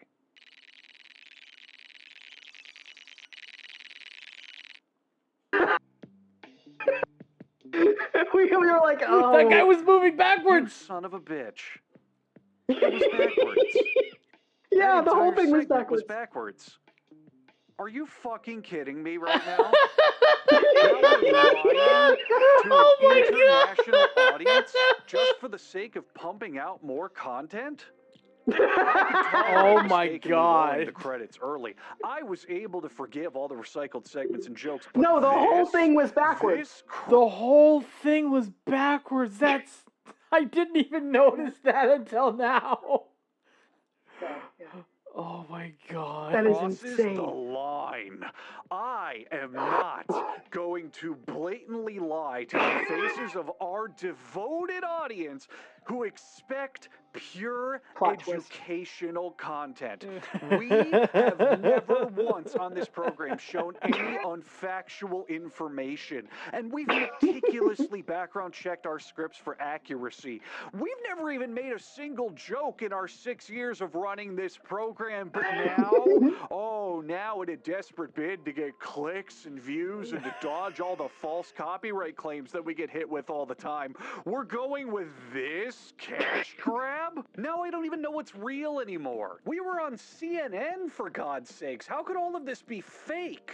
Is liquid black real? Is a jizz of mayonnaise an actual serving size? Just how much horse semen is in the food we eat? Because I'm starting to think it's not very much at all. It was this part that got me. I'm like, they're playing this backwards. Yeah. Is bacon really made out of dogs? What happened to Strong Marcus? I haven't seen him in ages. Is there even such a thing as an innocent cocoa bean bag? I'm starting to suspect that they're all guilty of something. When we fired the X-12 Mega Revolver, did we get a license for that? What does it matter if it's chocolate or mint? Sometimes it can be both. How do you even pronounce Worcestershire sauce anyway? You know what? I'm going to say I felt bad when I yelled at those brownies. They didn't deserve it. Oh, and by the way, we did wake people up during the cheesecake episode. You know what? I quit. I fucking quit. I quit. Why don't you guys replace me? I'm done. Replace me. Go ahead. For the remainder of this show's run, you know, I understand that this was a pilot season, a test run. How about when this fucking airs on TV, you replace me? I've heard the audition tapes. I've heard that Brooks Moore guy. He's really good. I'm sure he would love this job. And he can have it. I'm done. Bye. Oh my god. That was intense. What the fuck, dude? What in the world, man? I love how it didn't take until like that long for us to realize the whole episode was backwards. Yeah, I felt my eyes glazing over. I'm like, am I looking at this right? Have we seen too many of these? I really don't know. Our brains are now paced. We discovered this together in real time. We really did. That is just so wild to me. Explodes. Next one here. Well, here we go. I think this might be the last one because I'm getting kind of tired. Yes. I'll be honest with you. Is this like the last one you're going to be able to watch with us? Yeah, I think so. I'm probably going to have to get off here. Yeah. That's totally fine. Okay. We've been here for like 3 hours. Yeah, no, I get that. I could keep going for like maybe a couple more hours, maybe another hour. I'm not sure. We'll just have to wait and see. All right. Welcome to our all-white special, starting with our first white product, all-white milk. special. Oh. Today's cutting-edge dairy farms are fully automated. Sophisticated equipment feeds the cows, cleans up their manure, milks them, and even checks the quality of the milk. The key to good milk output is a good cow. And good cows are ones that make good eye contact, displaying a healthy and friendly demeanor.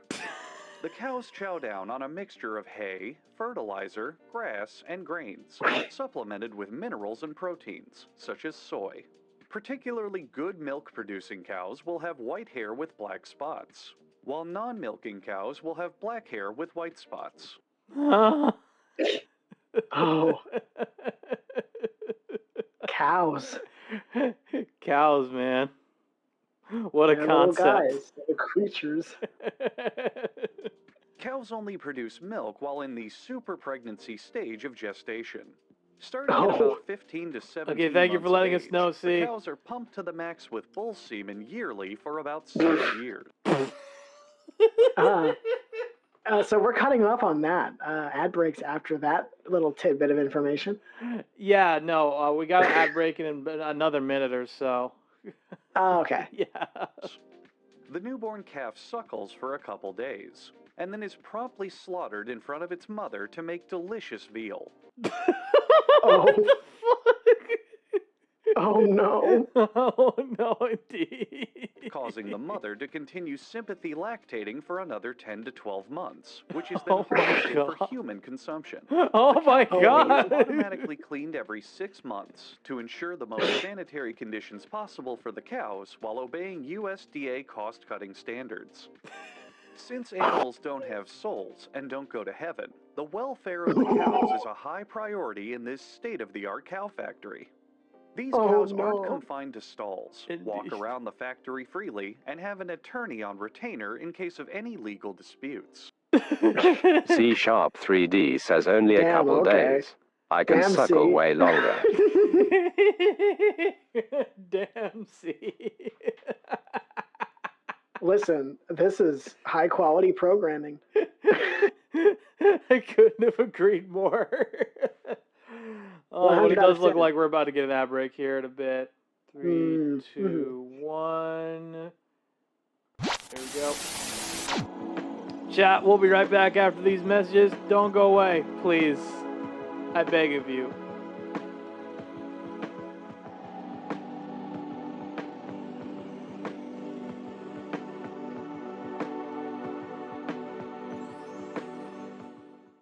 Home to you, the jacket bomb! Oh! Home to you, the jacket bomb! Oh! Home to you, the jacket bomb! Check out the bling. Rip their heads off and suck their guts out! I know you like your outfit stylish, any other line but the Gap is childish. Everybody working is your personal stylist, you're falling. Once you hear the Gap calling, you can't resist the shopping, big ballin', non-stopping, yes, yawling. Jeans popping in every mall in town and city. GAP, gritty, ready to go for us, by us, on the low. G, that's for getting the A for always. P, that's for power and the people that praise. Backwards, P for popular, A for attitude. G, get it going, Daddy Gap is on the move. How easy is this? Fall into the Gap. Because you have all the grace of a reversing dump truck without any tyres on. I don't get it. Well, you wouldn't, let's be honest. There's nobody in there, love. So, Jane, take your money and get off my property. Monkey, you know what you always say? There's no other T to beat PG. Yes? Well, if you're lying. Like when you said there was an angry owl in the biscuit cupboard. OK, Chopster, pay attention. PG Tips uses pyramid bags. So if we test one against a regular tea bag... And a digger. Yes, and a digger, you'll see the tea's got more room to move, freeing the great fresh taste for a perfect cuppa. Ta very much. Hey! The student has become the master.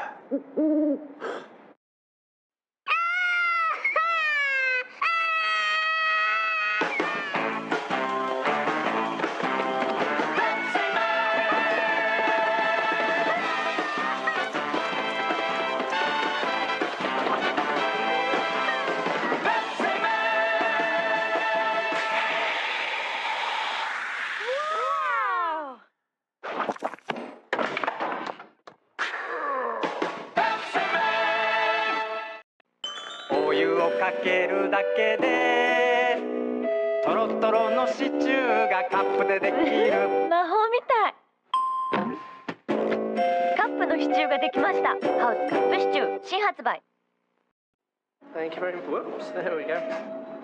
Thank you very much.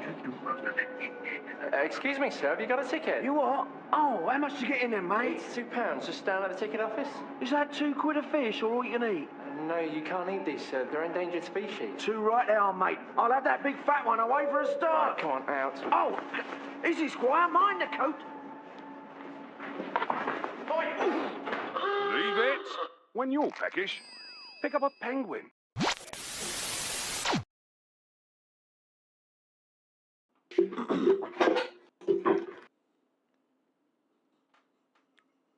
I have returned. Welcome back. The ad break's not done yet, so we just have to wait a few seconds. Like it. Oh, cool. Yep. Hell yeah.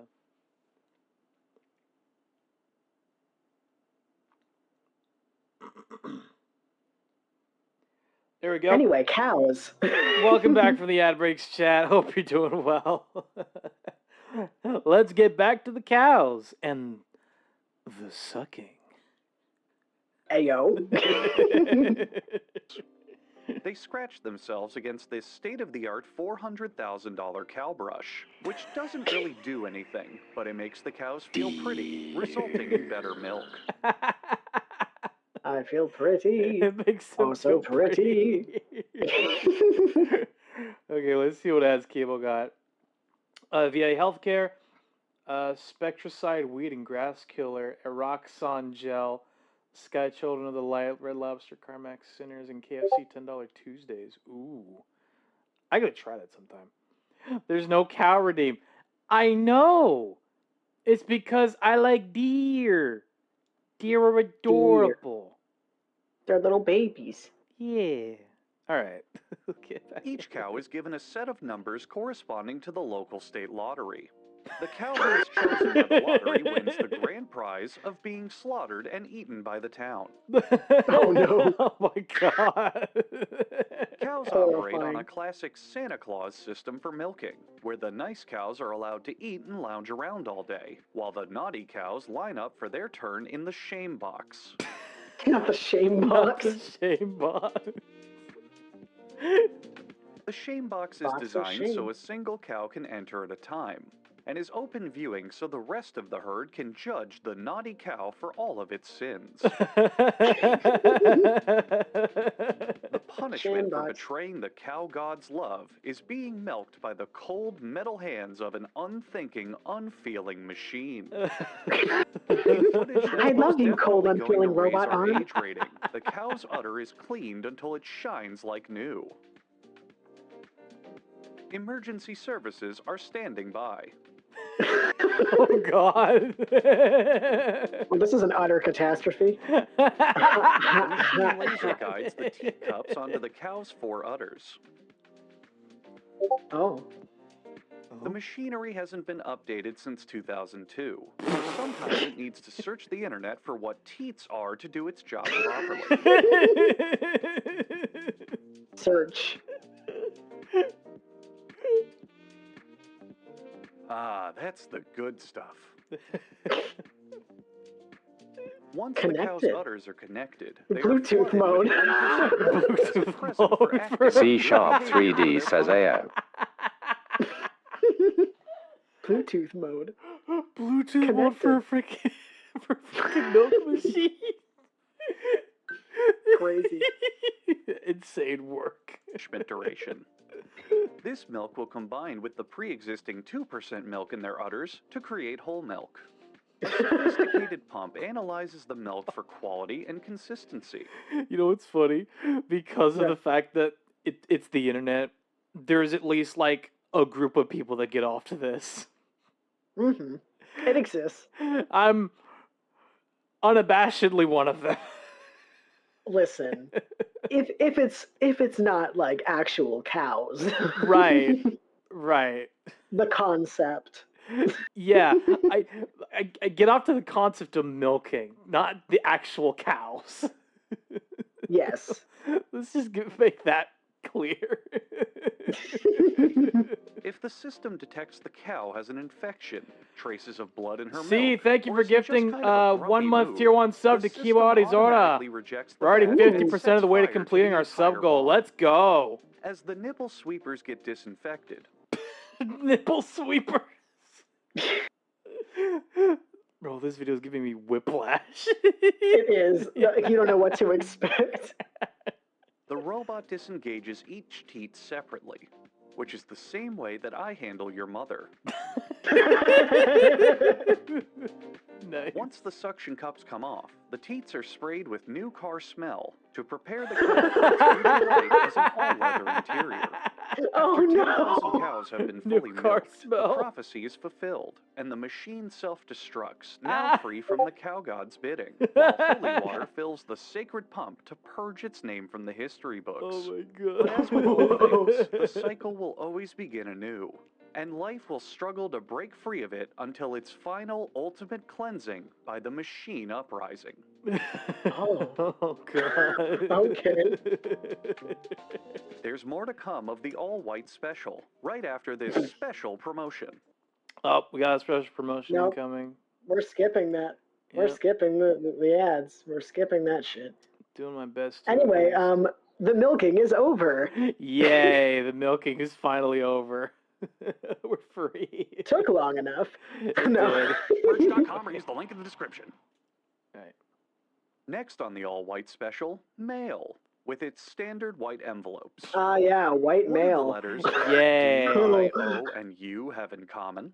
They are all part of postal codes, used in abbreviations for state names. These letters and numbers are read by high-tech machines that sort our mail.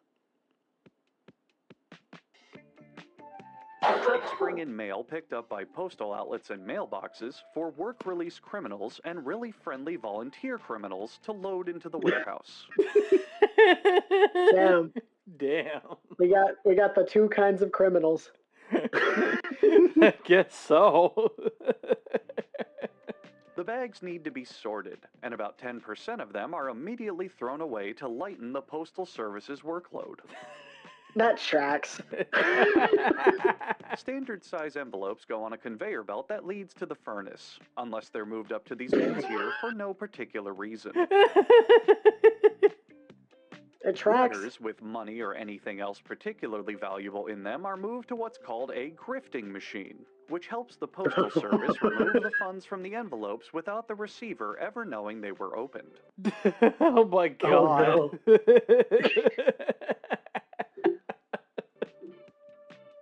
Stamps contain fluorescent material that shines under ultraviolet light, and the machine is supposed to reject any envelope missing this signature glow. That part of the machine has been broken since 2002.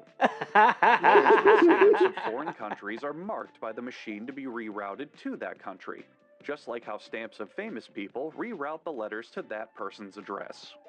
Oh, totally. Yeah. Yeah. Absolutely. Absolutely. That absolutely tracks. Mm-hmm. Next stop, a machine called the Fast-Acting Envelope Redirect Target Reader, or FARTR for short. God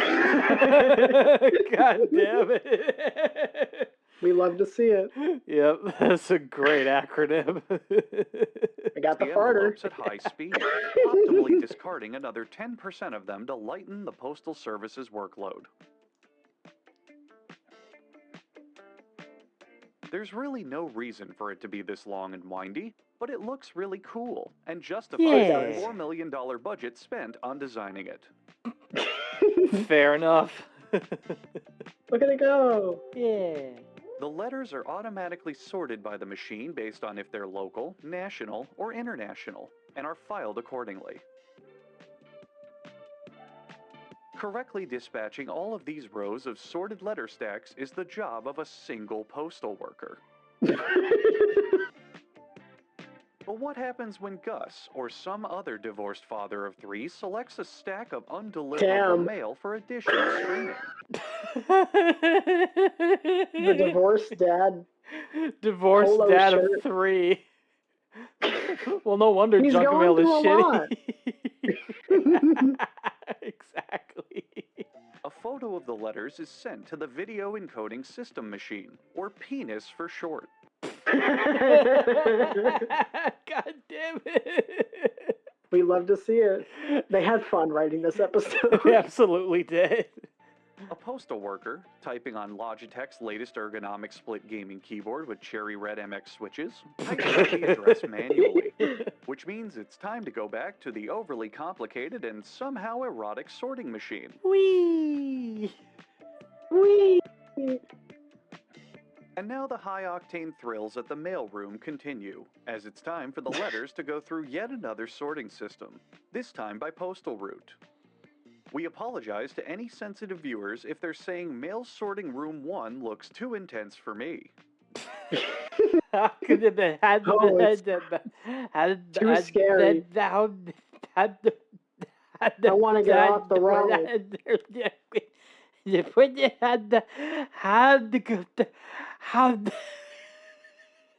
The exploits of mailing room 1. It's too much for some people. How's human culture treating you, Martian?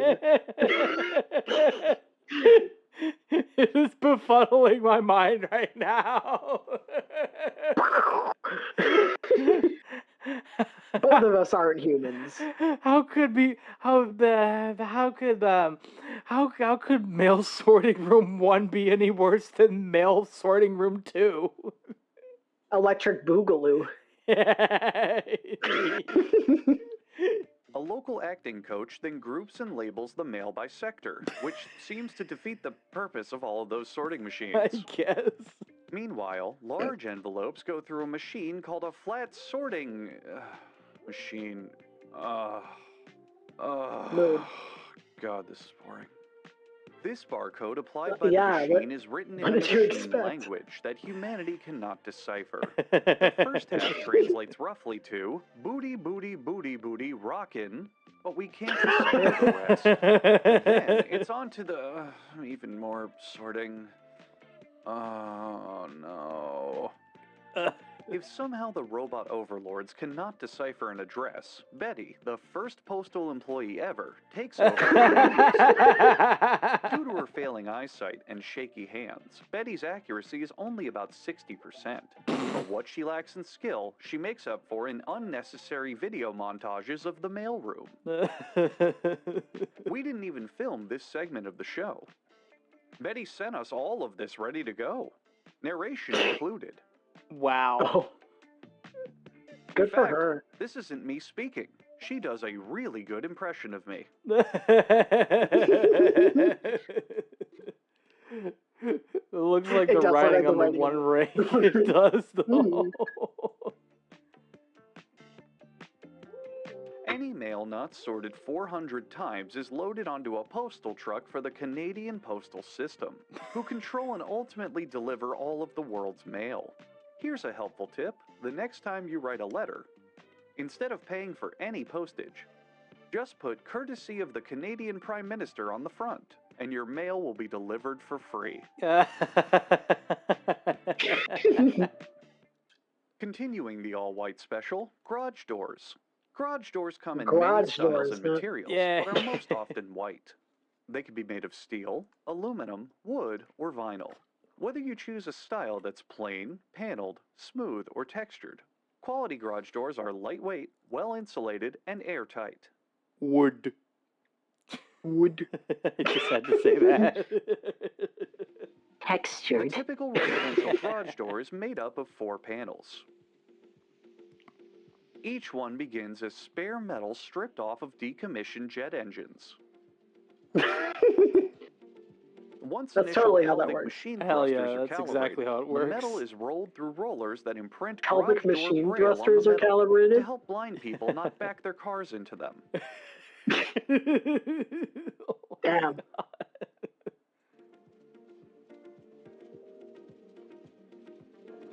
Then it's on to the design imprinting. This model has raised rectangles, just like every single other garage door ever made. They're not wrong. That is too real, man. They had a point. Yeah, no, he's got a point there.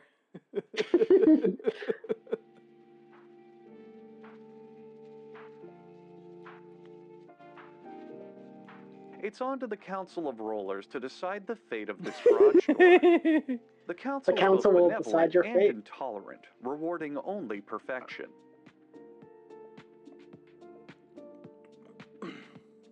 Huh.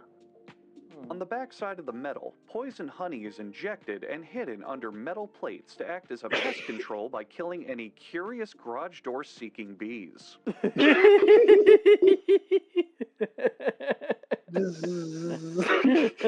I don't know if that's poison. I don't think that's correct either. Yeah, I don't think that's right either. At the child coffin factory, the sheets Oh my god! Jesus. Oh, that took a turn. Oh, that absolutely took a turn. That just like veered far into a different direction. Yeah, that veered off a cliff. Oh yeah, garage door. It's the child coffin factory. together to form a panel. That's crazy. Yeah. And poisoned wood is nailed into the gaps, killing any garage door seeking termites. Oh, we got the bees and the termites. Yeah. What do they need garage doors for? At the Olympic swimming pool made specifically for garage doors. Olympic swimming pool. It's made specifically for garage doors. That's the important part. Yeah, they're in the Olympics. Why wouldn't they be?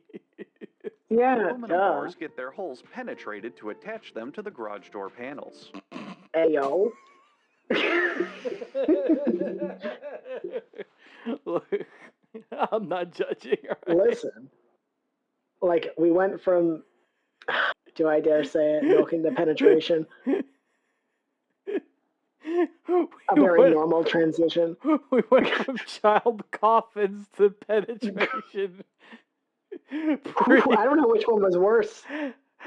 Honestly, probably the child coffins is worse. Mm-hmm.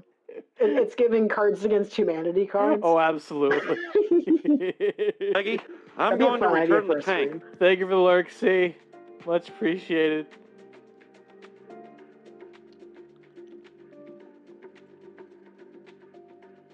Ignoring all safety instructions, an employee backwards walks an insulation injecting machine while our lawyers petition this factory to call it the insulation filling machine. Oh man. Filling? That's even better stuff. That's even better. Hey yo.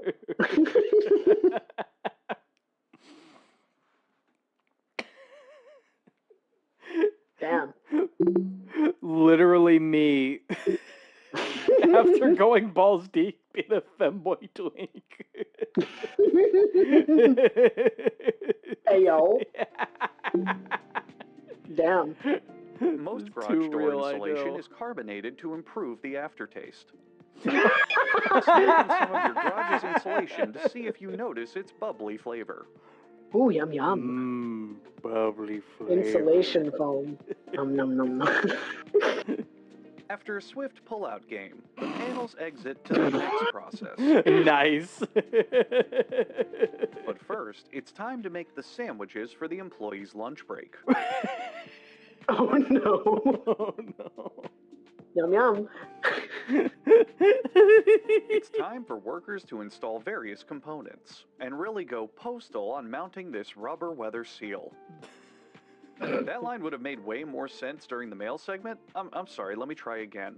Time for this sealant to really milk this garage door for all it's worth. You know what, never mind. Hey, yo. Some garage doors have computer operating systems installed called Windows. Ha. Ha. Ha. And with that, the windows are finished. Yay. Workers gift new customers with scrap metal from the factory floor as a little treat. A little treat? Yay. Oh, God. Scrap metal is a treat. Yum yum. I mean, maybe they have to use those parts in order to assemble the garage door itself. I don't know. Yeah, I think so. Yeah.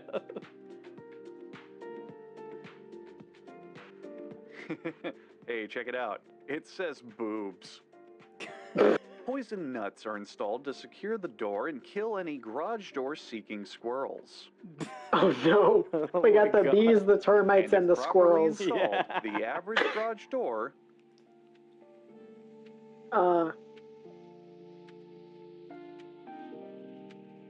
Hello? should work. Should work. And finally, on our all-white special, blackboards. Really? We couldn't find more than 3 white objects? We only needed 1 more, and we go with blackboards? It's not that I have anything against blackboards, but we had a thing here. I mean, okay, fine, chalk is white, I guess, sometimes. Look at all those camera angles. Special featuring blackboards.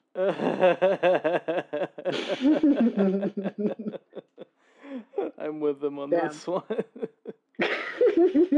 Okay, come on, that board's not even black, it's green. It's not even black. That one's green. Oh my gosh. Whatever. Blackboards begin with thin sheets of galvanized steel that are silver and not green or black. Grandpa's crusty fingernails are the only ones designated to separate and slap the individual sheets for processing.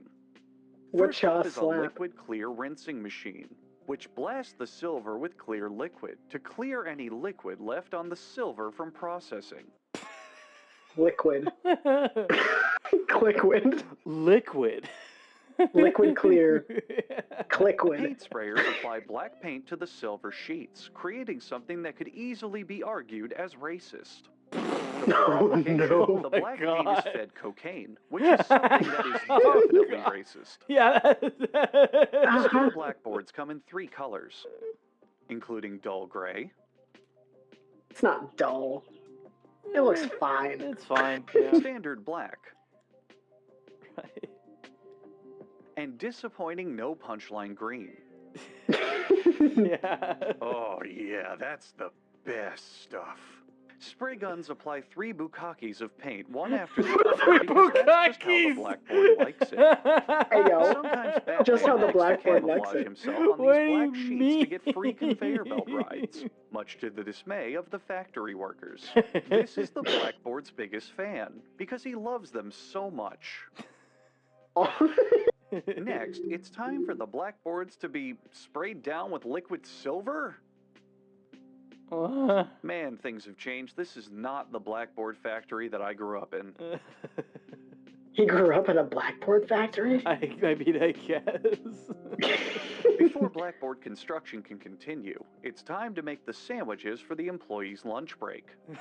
Again? You already did that. It's not illegal for garage door factories and blackboard factories to make sandwiches. Stop emailing us about this.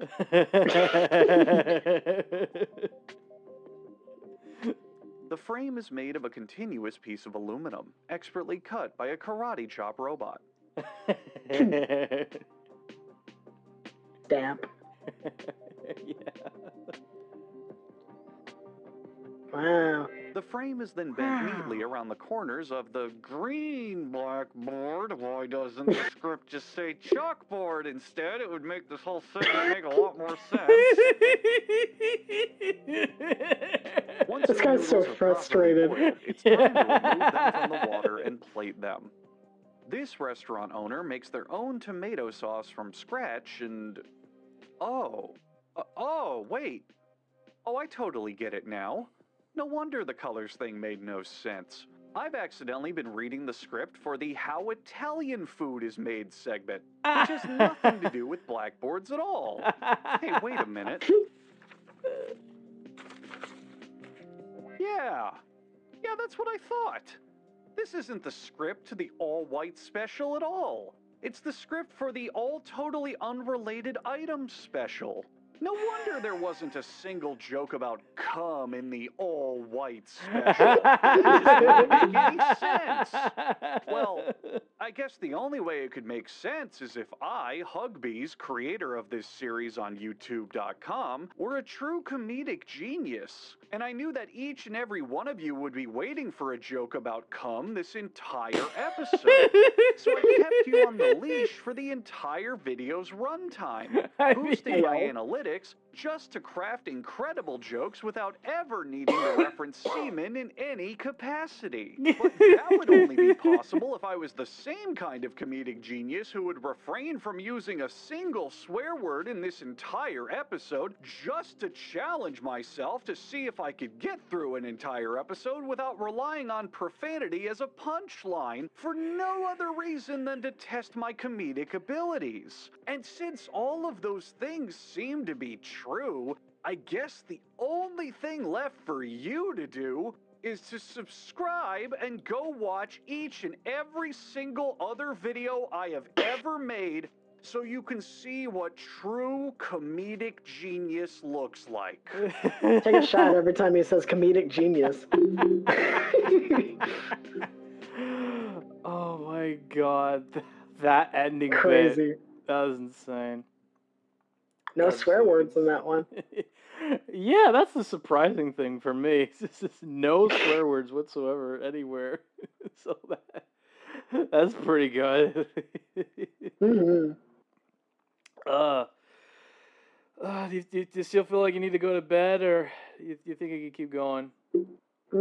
I mean, I've got like I gotta check and see what my mom's up to today because I don't know what she's doing. Yeah, that's fine. Yeah, she was like, "Oh, do you want to like get lunch or whatever, or dinner or whatever?" Right. I don't know exactly, but yeah, because it's like 3:30. I've got like I don't know how much more we can watch, but hey, it's totally up to you. Yeah.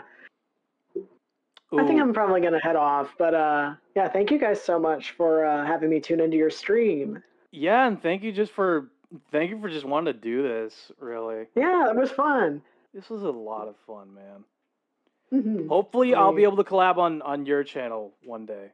Oh, I'd yeah. love to do that. Usually my streams are open if you're a member of the server. Oh shit, I don't think I'm a member of your server. I will send you the invite. Awesome. Yeah, here. Let me. All right. Here. There I am in the chat. Oh shit, you sent it in the chat. I go. Oh, is that pop meme?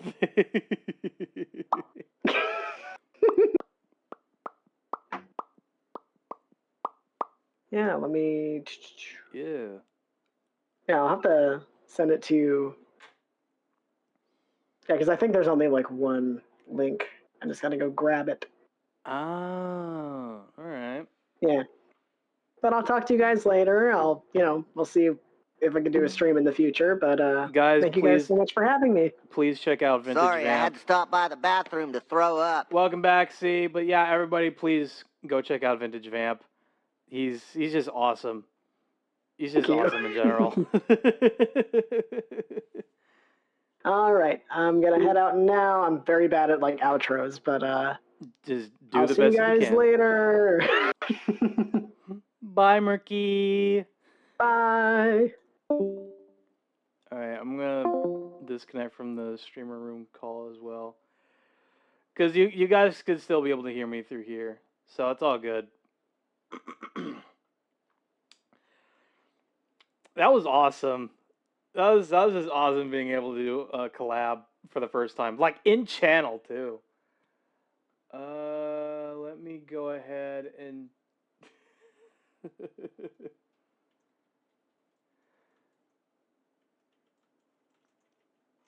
do that. Okay.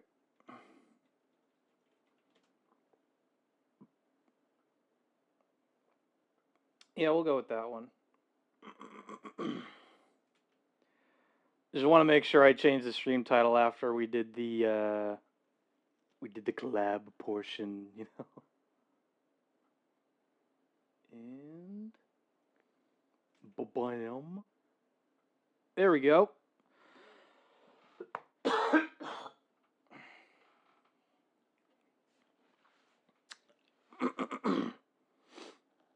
Okay, chat. I want to watch this Zune video. I'm pretty sure I watched it at one point, but I don't remember a lot. I don't remember a lot from it. Honestly.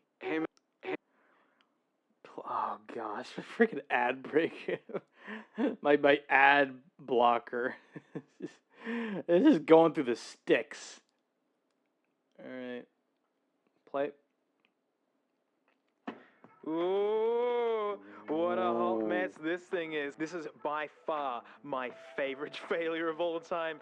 I mean, success stories quote that timing is the most important thing, and this is just a perfect example of how to get it all wrong. But hey, it was their first go, man. Be kind, hey? While yes, this was the first time that Microsoft put their name on something, there you go. But Microsoft have been in the game since the very beginning of the Media Player Wars. Microsoft were doing it the way they knew how to do it best, which is to basically license software and just make a turnkey operation where they sit back and make a lot. Yeah, he's not. You know what? He's not wrong there. As crazy as that sounds. Of money. Early thousands, there was heaps of music pirating going on, so record publishers really wanted a way to have DRM. Microsoft supplied that. You know, in 2003, Microsoft introduced their... Hopefully the stream will be steadier without the screen sharing. Honestly, right now, it's a lot smoother, surprisingly. Surprisingly enough. Ooh, let me join Vintage Vamp server real quick. Let's go. Let's go. Right. I do have it with me. Yes, I will do that. I agree.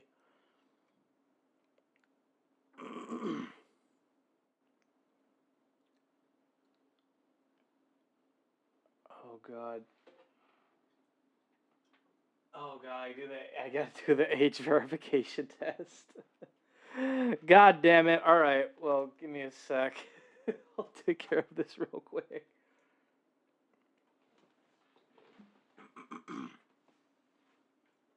It'll just be quick. It'll be real quick, I promise. Okay? And I gotta grab wallet.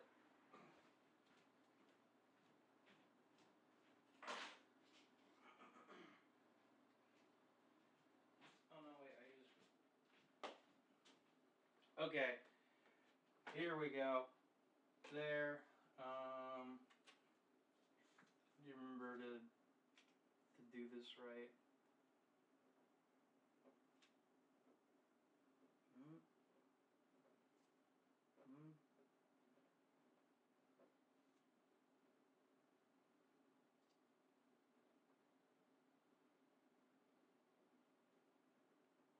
Mentos.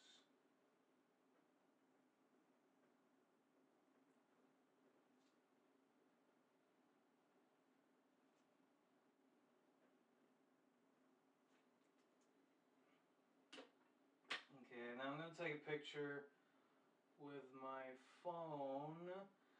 No, you do not need location services. Thank you very much. Well, let me do it sideways. So I have a little bit more. There we go. Okay. Alright. I will edit and submit that later, hopefully. I don't know.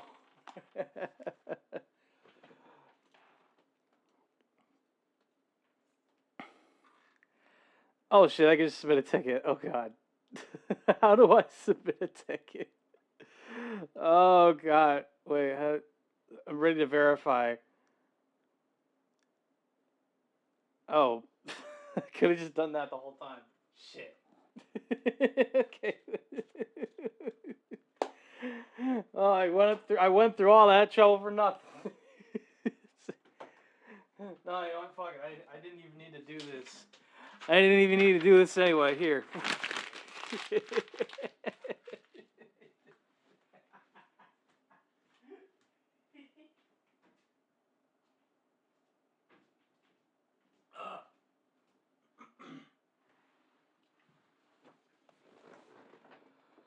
Whew, throat is killing me, man. Alright. Ticket has been submitted, so that's good. portable media center, directly competing with the iPod, right up there in the high end. And 2004, they introduced the Plays for Sure seal of quality. If you saw this logo, you knew that your device was of high quality. I'm sure it was, especially with that. Especially with that logo, for sure. Seems smoother. Yeah, huge delay, though. Yeah, it's not always going to be perfect by any means, but look, what are you going to do? And would sync with Windows no problems, and they would never put it on any old random plastic garbage that people didn't want. And then they did that. And then they did that. Can you believe no one bought this? This is brand new. Look at that. It'll handle DRM, download and subscription stuff. So really, Microsoft had the most experience. They were making their own OSs, and they were basically working with the entire competition. And that's the thing, Microsoft wasn't the only competitor at the time of the iPod. You know, this classic guy. And if you ask me, Apple's real competitor during these days? Creative. I mean, look at this business right here. Creative were there from the very beginning. They had the second ever jukebox. 6 gigs, mate. You know, and also Toshiba, the people who basically invented the tiny little hard drives that made the iPod possible. Huh. I'll admit I didn't know that about the iPod. Oh God. You know what? Let me fix the quality here. There we go. And check this thing out. Already much better. I mean, this thing's thrashed. It doesn't work, unfortunately. Yeah. It's beautiful. Look at this curved business up here. I love, like, the chrome highlights. It's metal back. I mean, you can tell by the bends. Big old D-pad, but it is stylish. And look at that. Windows logo. Oh, I got the Windows logo, baby. Cromulent. Right?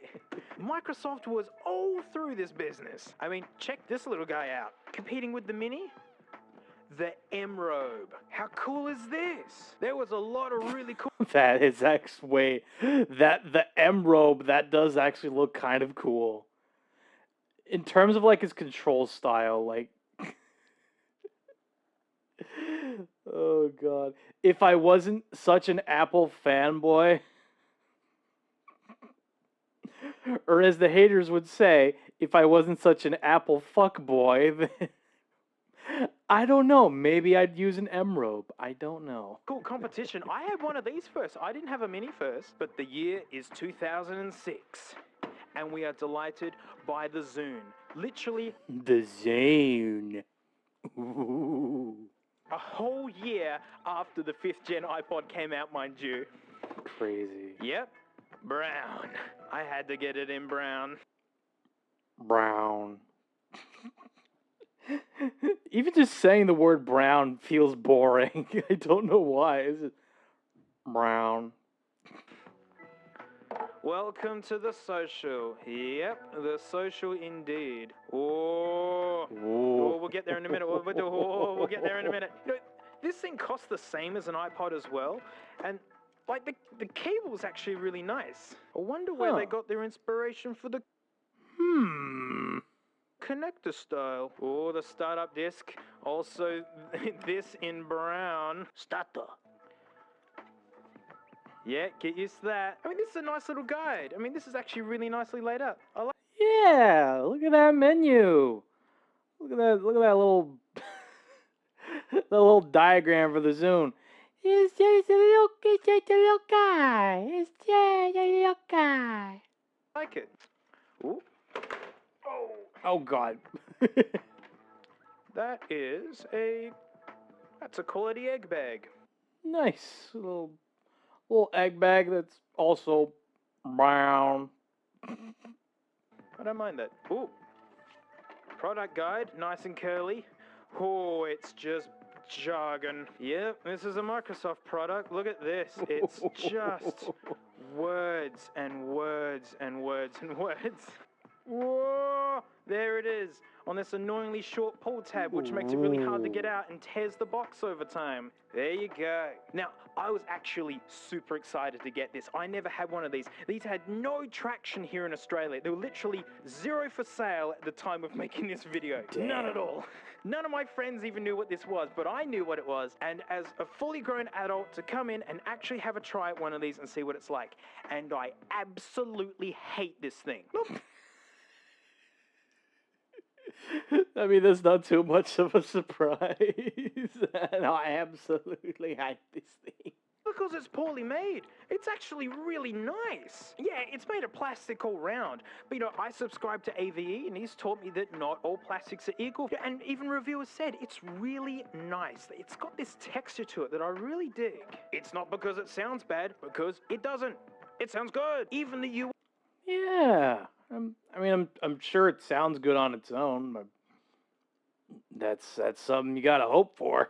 UI has aged amazingly. I mean, let's fire this puppy up. Oh yeah. Look at that glare. Yeah. This UI is super modern. Like, it looks good. I don't even hate the color. I mean, dog poo brown and mushy peas green. Like, if you're gonna arrive this late to the party and go up against the king, you might as well be a bit nuts. And so I'm all in on the brown, and apparently it was the most popular color. But the black looked pretty good, but the white looked really nice looking thing. I hate this thing because it's the laziest, most arrogant bum swipe of a product to be released by a gigantic and above all, massively wealthy company. It turns out Microsoft rushed the Zune. It's basically a modern AAA game. So I did go in open-minded. There's no Apple versus Microsoft.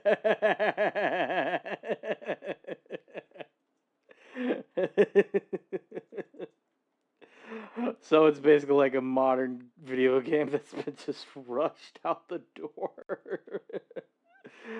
Oh god, that is just too funny.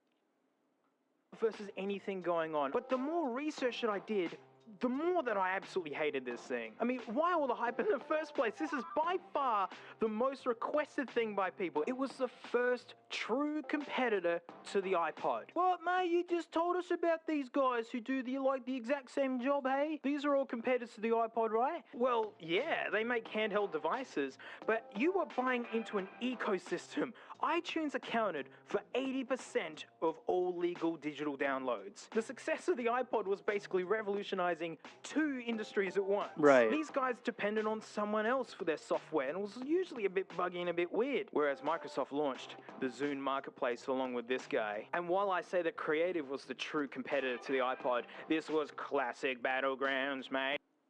Yeah, it's the kind of battleground that you would expect from, like, 2 of the biggest titans in the technology sector. Good God. I mean, like, I don't know what it is, but I think after the app... No? Hold on a minute.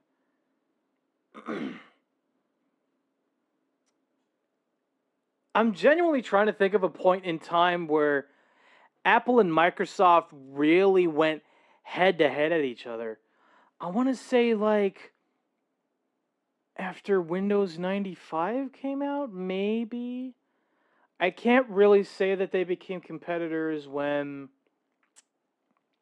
the Apple Macintosh first came out. I think Apple had to compete with IBM in that respect. Maybe even the Commodore, as well as the Amiga at that time.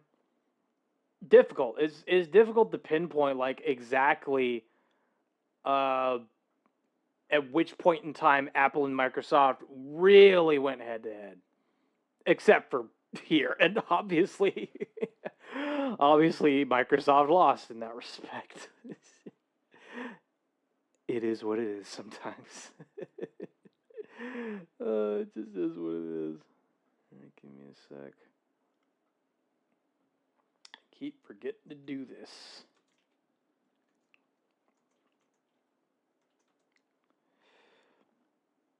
I just want to do this really quick, and then we'll get back into the video. Okay? I promise. I'm sorry, chat. I'm just like, new server, and I want to introduce myself so fucking bad. This is whatever, you know? Oh, this one I could do really quick.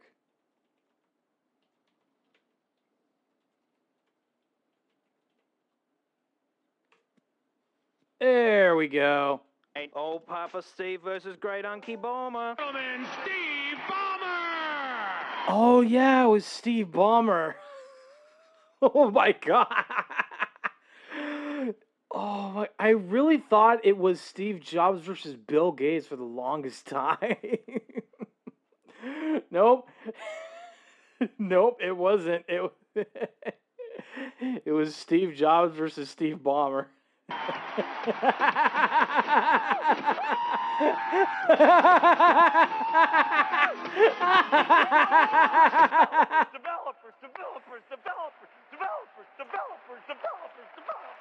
People Oh my God.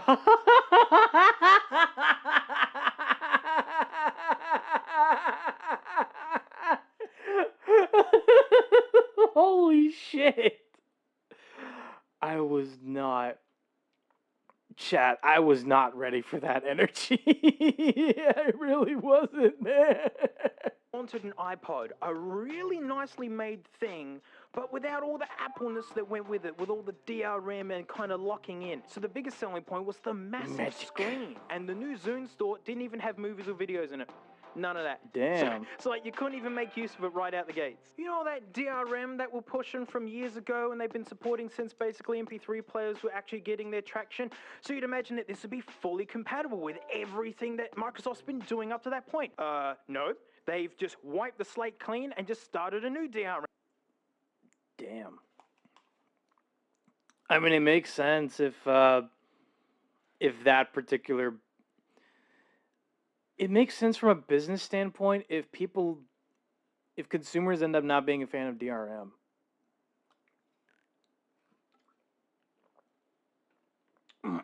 It makes sense in that regard.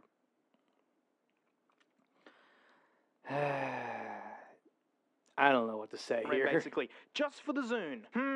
Right. Worse than that, the store, right? So if you want to get a song on iTunes, 99 cents, and you got it. For these guys, you got to buy, like, Microsoft points. Like, you got to get $5 of it at a time. So if you want one song, you have to drop 5 coins in. And it was 79 points a song, which is like, it's meant to seem cheaper, but it works out to being the cost of 99 cents. It's just so shady. Yeah. It's a bit much, I guess. They basically turned buying music into buying animated decals for Rocket League. People were saying that album artwork from purchased stuff on the Zune store just didn't look good. It was like really low res on the display. Oh, and by the way, this guy can't do WAVs or lossless files. None of that business. Supports MP3, WMA, WMV, and JPEG. Damn. DRMs are always shit and anti-consumer. Piracy has always been largely a service issue, not a cost issue. Yeah, I mean, there you go. That is basically it. It just does not. Yeah, consumers just don't like being inconvenienced. You know what I mean? Especially DRM. Like, that's why piracy exists, because, you know,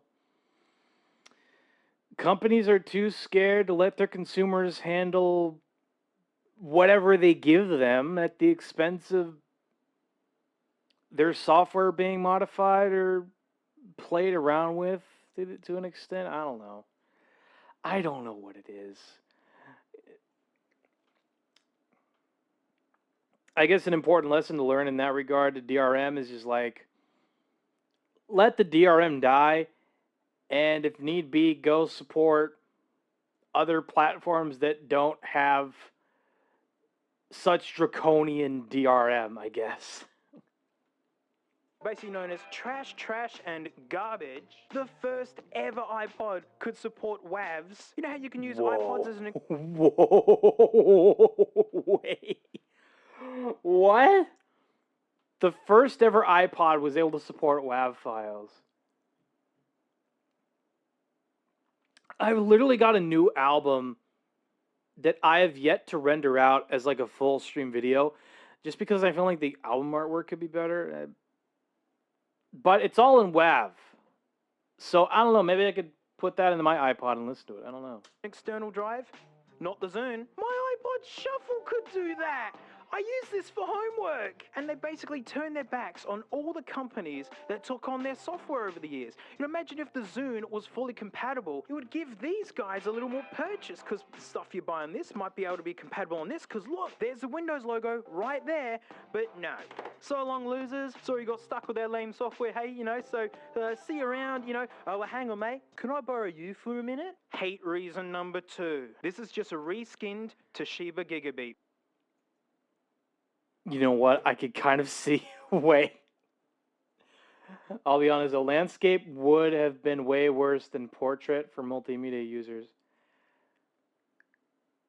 I mean, I guess to an extent, but at the same time, okay.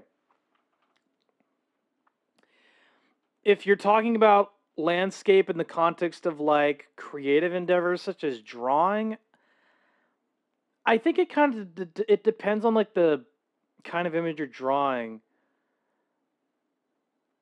I don't know. I think the use of landscape and portrait, it's interchangeable regarding use cases, because like people use the portrait style mainly for music because I like lists going up and down. Oh, okay, no, that makes sense. That's again completely understandable. I'm mainly a fan of just like, yeah, mostly your opinion. Of course, of course. I kind of just like being able to see the album covers, like not as like a full list, but I'm able to see the album covers and shit like that, and be able to click on one, see it drop down, and see, oh, these are all the tracks in the album. I don't know. That's just me. Like when the patents were first coming out for this, it was labeled as a Toshiba. Tech analysts knew. Toshiba even built these. All Microsoft did was redesign it, and they made it look like this in poo brown and mushy peas green. Turns out it was basically to rush it out the door in time for Christmas. Yeah. Pretty much. Seems like there isn't a lot of... Not much has changed in that regard of just like rushing products out the door for the sake of meeting a deadline. Would have been heinous at the time for video though. This was the I hate it when people record vertically era. Yeah. Yeah, that's fair. How sick of that are we, eh? The fun thing is, so yeah, while the screen is bigger than this guy, it's the same resolution. So people complaining that, yeah, it's bigger, but it's blurrier. And so it's got a bigger screen, it's also got a bigger everything. It's pretty big. Check that out. So this is a 30 gig model. This is the big chungo 80 gig model. Let me compare it to an actual 30 gig one. I mean, you get a vibe on just how much bigger the Zune is. Let's look at controls here. I mean, over the competition's lifetime, let's have a look at this guy. What I actually think is a really good competitor to the iPod Video. Don't get me started on its chung factor. Whoa. The Creative Zen is definitely a lot chunkier than the iPod for sure, but I mean, is it better in terms of operation? I don't know. It is a I can't tell. Chunkster. It's got the touch at the bottom. You just touch to go into things. And this is like left and right as well. It's got a context button. These buttons are way too mushy for how light and nice this middle one is. I really do think this is a genuine competitor to the iPod. Yeah. And the awesome M-Robe, and it's all just touch. I mean, it's just plastic, but it's super cool how it looks. Oh, so beauty. That is so good. Let's have a look at the Zune then. Blow me away, ominous Zune circle. Well, here's the worst bit. Clear out, weirdos. It's just a D-pad. Yep. Just as I would have expected. It's just a D-pad. It's not a circle bit that you can rotate around. It's a D-pad. You gotta click on the boopity-boop. Yep. You just doink, doink, doink, doink, doink, doink. That's it. It's just a D-pad. Because of course it is. It's a knockoff of this. You know, friends that I give this to go like this. because I think it's going to do something like that. Even reviewers at the time thought that how could you be so empty-minded to do something like that in an age where the iPods reigned as king forever? This is a second-gen one, the thickest iPod they ever made. It has a touch thing. I mean, this actually looks stylish with the D-pad. And Circle being a volume dial as well would have been fucking wild. Yeah. That would have been pretty wild for the time, but I guess they couldn't even be bothered to do that. Damn it, Microsoft. Why? And the center button, like, you know what you're getting in for.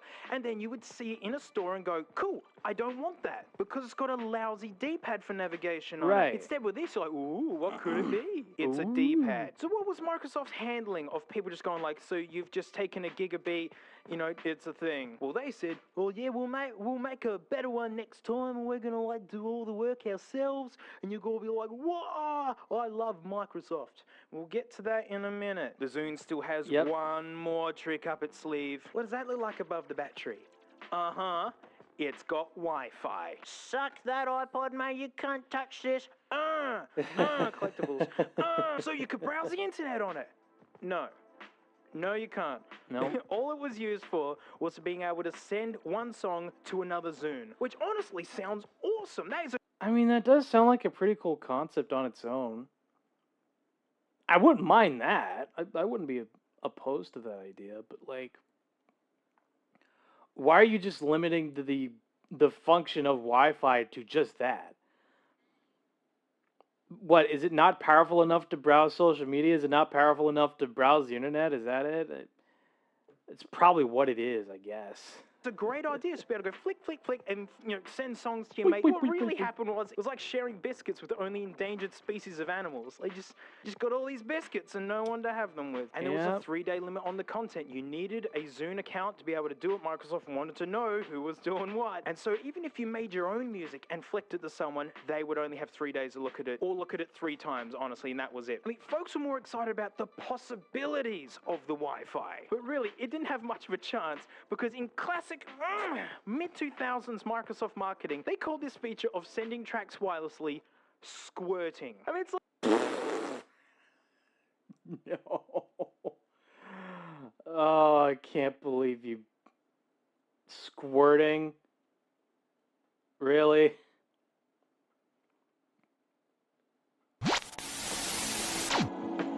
Chat, we'll be right back after these messages. Don't go away. Please. C# 3D says air.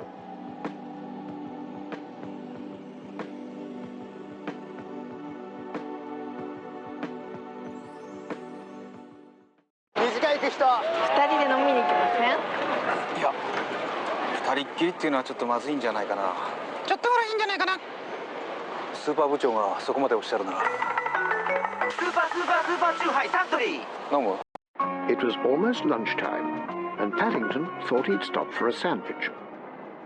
I've always had marmalade, thought Paddington. Maybe I ought to try something different.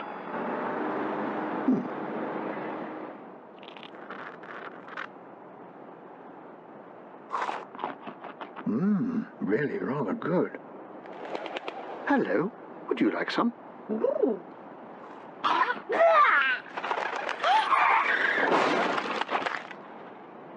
Oh dear. I think you'd better come with me. Squeezy Marmite. Sandwiches need never be dull. At the river mouth, the bears catch only the tastiest, most tender salmon. Which is exactly what we at John West want.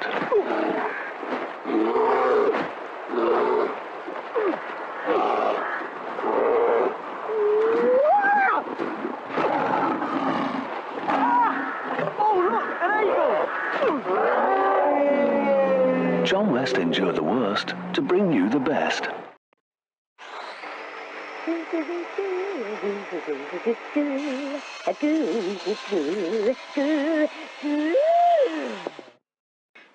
Hi, My name is ZG, and this is a Milky Way bar.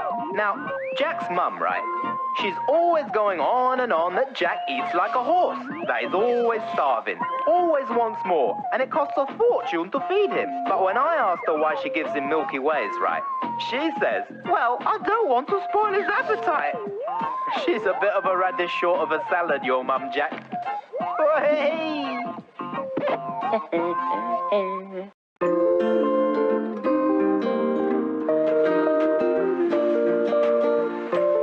1% low-fat milk, chicken McNuggets made with white meat, and crisp ripe apple dippers. McDonald's Happy Meal, an excellent source of happiness. Bacon? Gotta get that bacon! Yummy, crunchy bacon, bacon, bacon! There in that bag! Who wants a bacon strip? Me, I get it myself, but I don't have thumbs! Yum, yum, yum, it's bacon! I love you. Bacon strips. There's no time like bacon time. So, what are we going to call her? Fanny. I want to call her Fanny. We can't call her Fanny.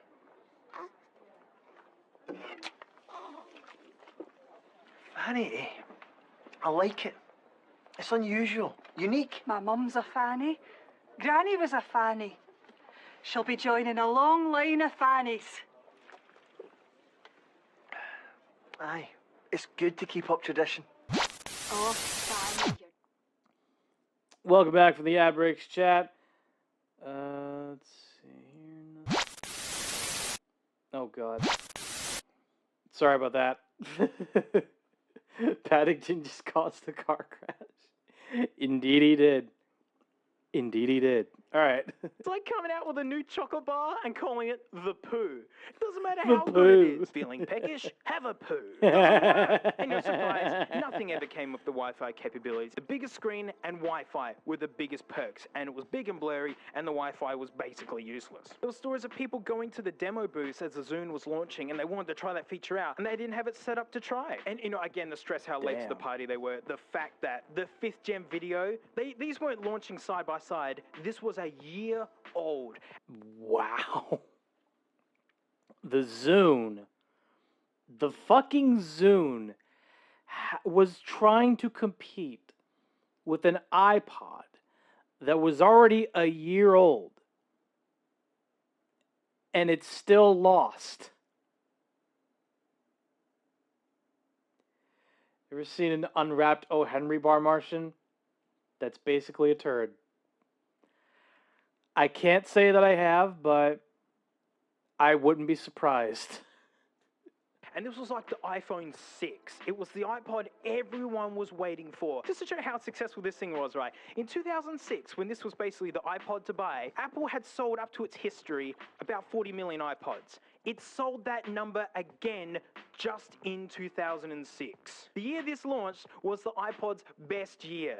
But there was something that these guys were actually too early for. Music streaming. Yep, it was a full-blown music streaming service. $15 a month. Every month you got to keep 10 songs. And, you know, that is totally where we're at now. Huh. I mean, that's kind of cool, but like, you could have done a better job at it, I don't know, or at least waited until Spotify was a thing. And it totally worked. You plug this in and you sync music on and off you go. And music that you squirt to other people, you know. I hate it. I hate the idea of just squirting music to people. Good God, why? Zune Music Pass. Oh, that's how they did it. Nice. Once the time was up, they could find it in the Zune store, marketplace, whatever, and then they could choose to buy it or something. Hey, nice work. Unfortunately, in 2006, people were against subscription models. People wanted to own stuff. Streaming wasn't that big of a thing. Also, other streaming services totally existed. Wait, Internet Underground Music Archive?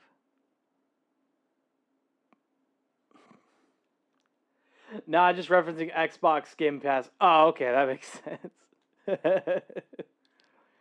That is pretty cool. Hardcore were already using, which was better value and worked on more devices. Oh, and Spotify was founded this year and would launch in 2008. I mean, even the software was buggy and rushed. It was just a reskin of Windows Media Player 11 with features. Damn. I freaking miss Windows Media Player, man. I miss this. I miss this Windows Media Player. Not the current bare bones shitty one that we got in Windows 11. Oh my god. And the only thing that I could do was like use VLC Player, which isn't a bad player. It's very useful, but like I miss this. I miss the charm. Features removed. When reviewers got their Zune before the launch, they said it was a nightmare to set up. A very Microsoft style of menu after menu after menu after menu, and then more menus, and then menus and menu, more menus, and just more menus. This is menu after menu. Oh god. But overall, reviewers said it's fine. And I agree. It's fine. It's built really nice. While it's bigger, big deal. Bigger screen. Some people didn't mind that it was blurry, just having it bigger was better. While it is just a dingus D-pad, it's very responsive, it's nice and clicky, although the circle shape is super annoying. Yeah, but the a buttons little are nice. bit. These are also just nice. It needed to be the best thing ever. Microsoft were the only company with the means and influence to make something like a real revolution. Remember, they made Windows XP. This was peak XP days right here. Yeah, that was... Oh god, Windows XP. I fucking remember that. I miss Windows Movie Maker and the shitty free Robux videos with Finger 11's Paralyzer playing over a default blue background or writing in a notepad document. Oh my god. See, I fucking miss those videos too, man. Fucking hell, man. All of it. I absolutely miss all of those. Man.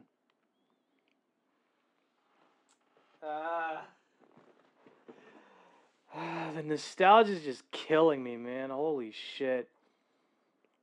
I remember everything. I miss the visualizer. Yes. Yes. Oh I miss the visualizer too. That was so cool. I especially miss the responsive bars and the meat. Oh my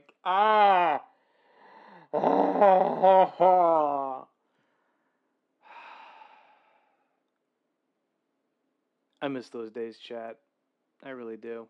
So everyone was pretty about it. So how did it sell? Well, it took about 1.5 years to sell 2 million of them. Right. Which was a big achievement. Well done. 2 million is a lot of anything. While Apple had sold 10 million in the last 3 months. Fuck. Windows removing the cool stuff and adding bloatware like a boss. Yeah, pretty much. I mean, I did manage to find ways around it for the most part, not through everything, but you know, at least I don't have to deal with Copilot. It only shows up in Notepad, but I don't really feel like I need to use it. But damn. Apple iPods selling 10 million in the last 3 months compared to Zune selling 2 million units after 1.5 years. Goddamn.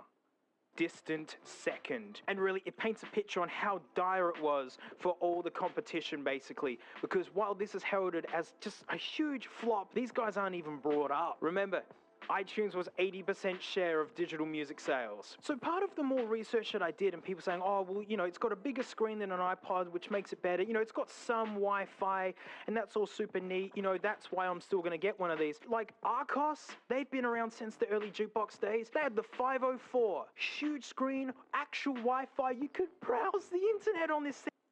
Arcos 504? How is that one even better than the Zune? Holy shit. Copilot, yeah, fuck that. Clippy didn't work in 1997, doesn't work now. Yeah, pretty much. It's not even called Clippy anymore. It's just it keeps getting rebranded. It was rebranded Cortana at one point. I remember that.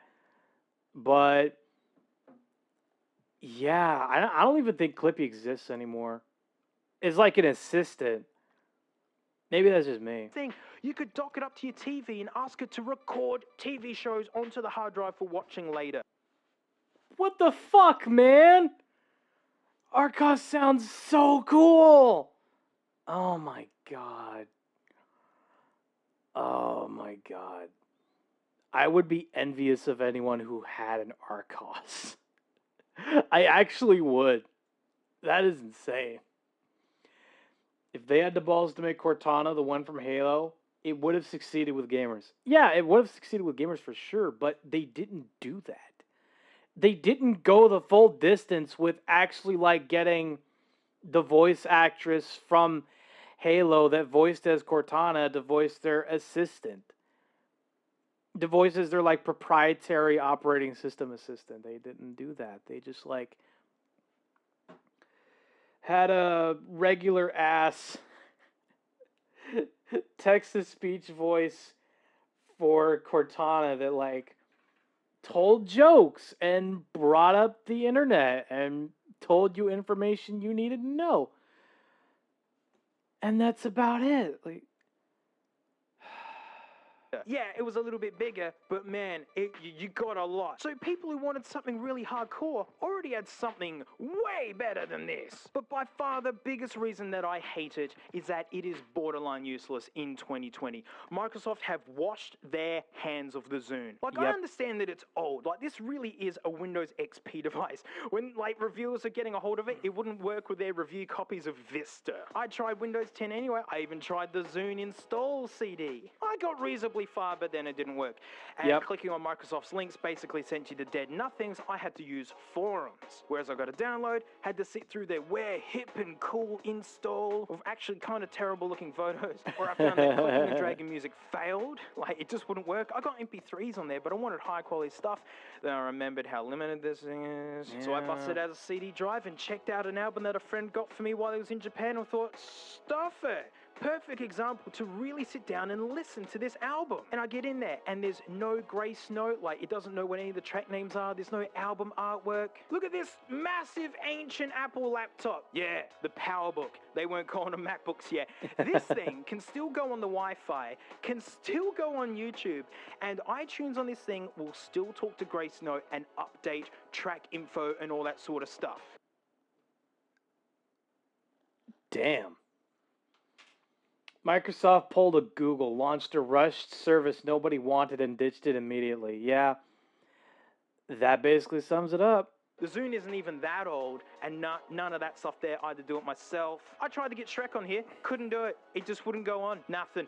It just wouldn't do it. I even converted it, all that business, it just wouldn't work. You know, I've got it on DVD, and I just couldn't get it to work. I even went to James for help, and I bought off him this beautiful Windows XP.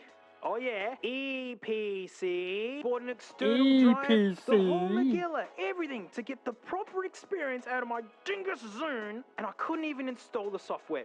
Wouldn't even work. The final straw. Damn. That was it. So basically, this one album that I got on here, that's all I could care to put on the thing. You know, after learning that it's just a rehash of this and just so rushed to market for a Christmas deadline. So sure, Windows 10 not working is one thing, but XP, the native software? I know there are folks out there that can get their Zunes working perfectly. There's meant to be backdrops that you could put in here like wallpapers and whatnot, make it look really alive, but I've tried enough, and there are better devices that I'd rather be playing with. And it really disappoints me because even though Apple got rid of iTunes, you can still sync the first ever iPods to a modern Mac. Apple sells the dongles. I know the D word gets a bad rap since, you know, Apple taking away the headphone jack, but Apple's been making dongles for a long time. Every time Apple takes something away, they make sure that you have a means to use it. You can. I mean, this is me playing devil's advocate, but somehow Apple has a much better business model when it comes to satisfying their long-term customers than Microsoft. Apple does a better job at making things for customers that might have older model iPods than Microsoft. Like, how? Microsoft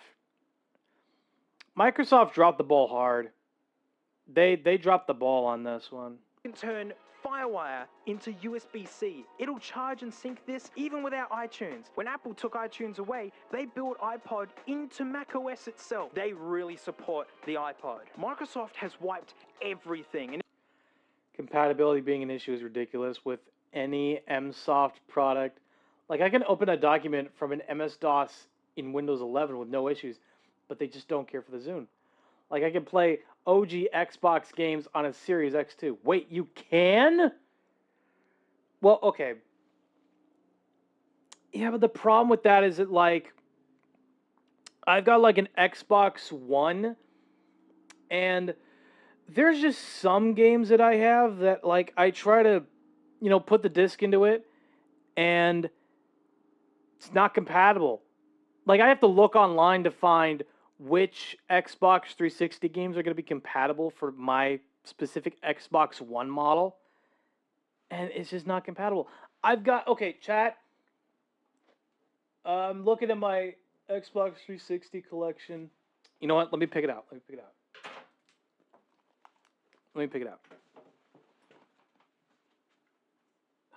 Why did I put it at the bottom?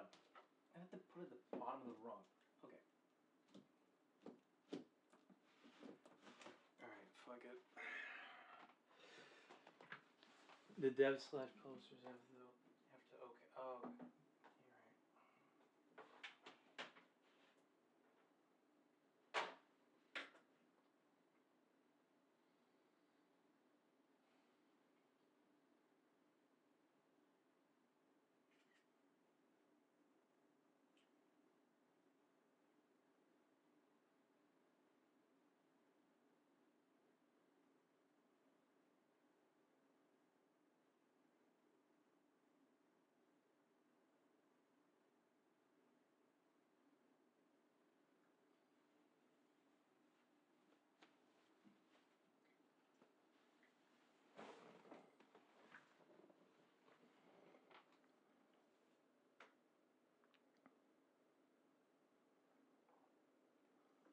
Okay.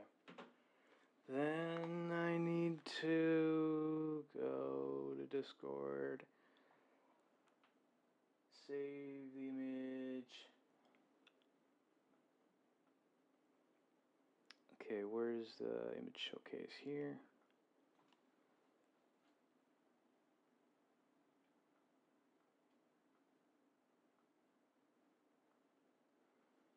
Okay, give me a sec. I need to shrink this down. Okay.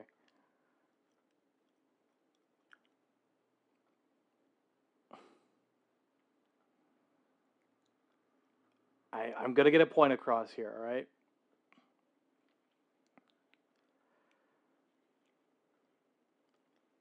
But see, you are right. You are absolutely right.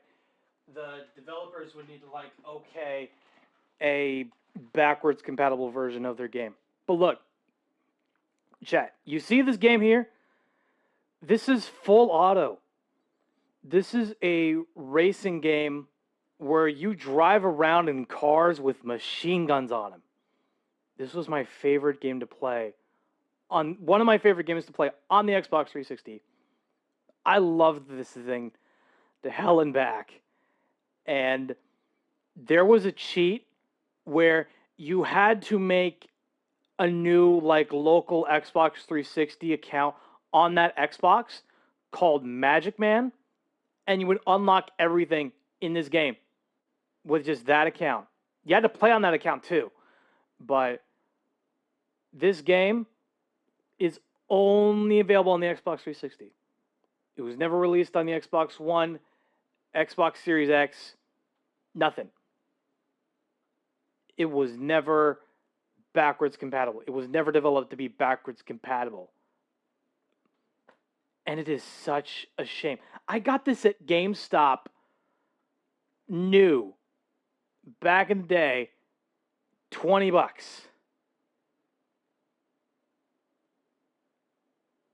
and it's just gone. It's off the face of the earth.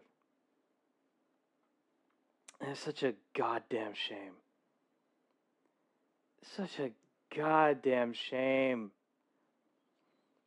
MSoft is usually pretty good about backwards compatibility, though. They usually because they hate you using older tech, which is a downside. Yeah, that is a pretty big downside, but I hate the fact that Pseudo Interactive and Sega never developed a backwards compatible version of this game, or even made full auto backwards compatible to begin with.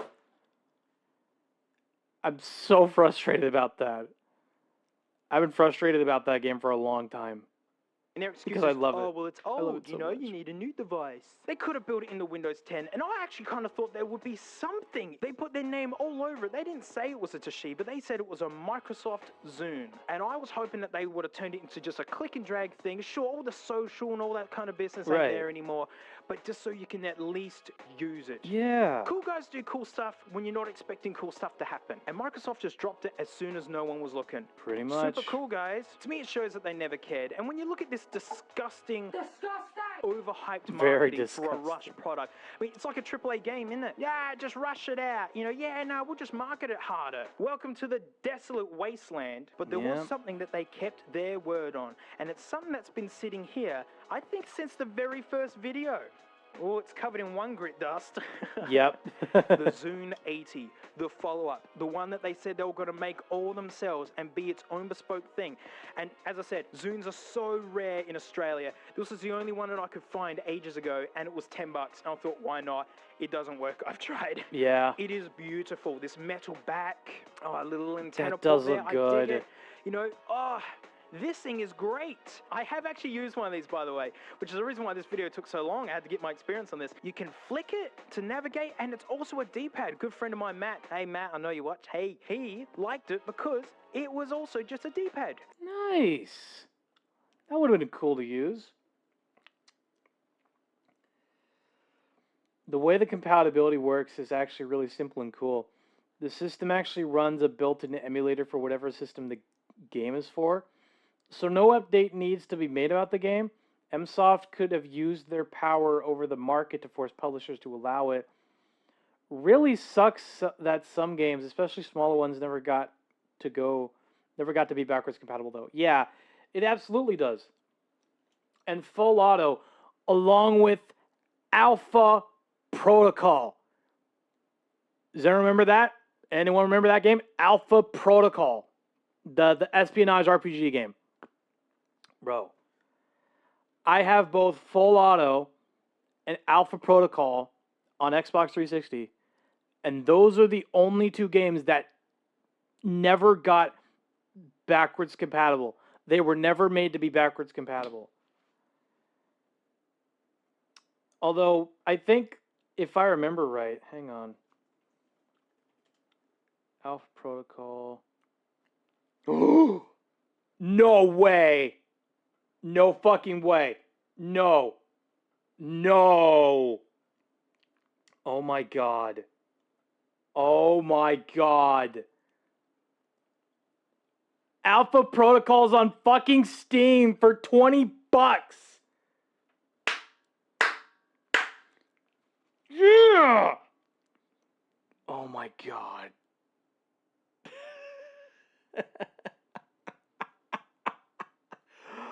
Oh my fucking god, I miss this game so much.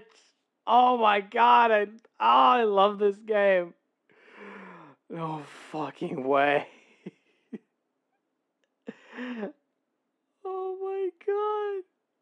Alpha fucking Protocol, man.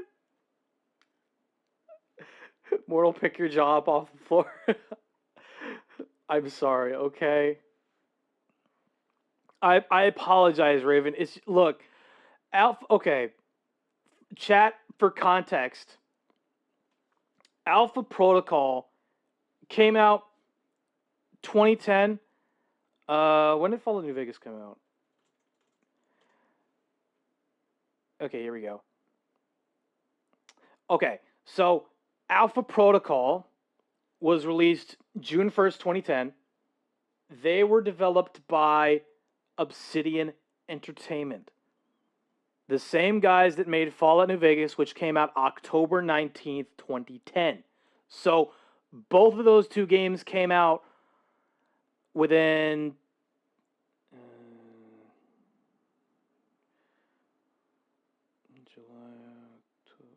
July, August, September, 4 months.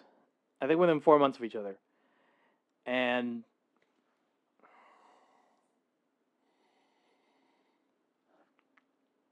this game was just so fun. C# 3D says check Steam Notif C. Oh shit! Hang on.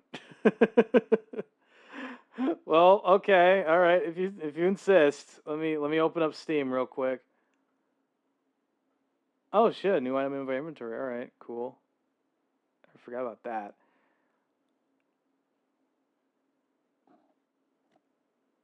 Oh, it's just this announcement thing. No. Come on, there's gotta be some. Yes! Thank you so much! Oh my god! Yes! Yes! Oh my god, okay.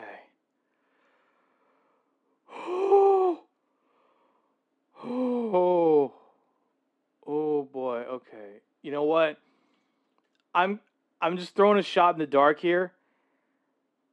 Yeah. Yeah, the full auto game never came out to PC. It was just Xbox 360 exclusive, man. Thank you so much, C. You have no idea how much this means to me. That is. Oh. Okay. Let's finish the Zune video first, and then I'm gonna try to give you guys some context as to why I love Alpha Protocol so much. All right. And sometimes it is more useful to be able to go boink, boink, boink and get to where you need.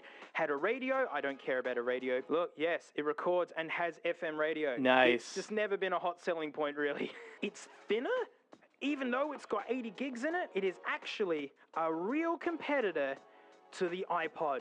This is totally a click-wheel competitor. And looking at forums, this is the Zune that people are actually raving about. This is the Zune that people are saying, wow, it sounds fantastic. Wow, it's so nice to use. Wow. Oh, wow, this is such a lovely thing. This was actually better than this. They done it. They did it. The problem is, the Zune basically was the poo. Yeah. And this is just, look guys, the Poo 2 is out. You can wirelessly send content. We're going to call it sharting. Come and get it. 6 weeks after Microsoft said, hey guys, come and get your poo. It's fresh and hot. Does it come with the broken screen? I don't think it does. I imagine that the screen is perfectly intact, but yeah. It seems like it came broken for him. I don't know. Mushy peas green. Apple announced the iPhone. Yep. That's how you know how late to the party they were. Tech analysts went, oh my Jesus golly, mate, the next iPod's going to be just like this. And it was. It was called the Touch, and it was a sales phenomenon. So basically, Whoa. Microsoft finally beat the iPod at a time that Apple made a whole new genre. Whoa. The Zune just doinks the end of the media player wars. Yeah, that's a tough break there, buddy. Yeah. And the smartphone wars began. Basically, modern living now. By 2008, GameStop didn't want to sell Zunes anymore. By 2009, Zune revenue was super down 54%.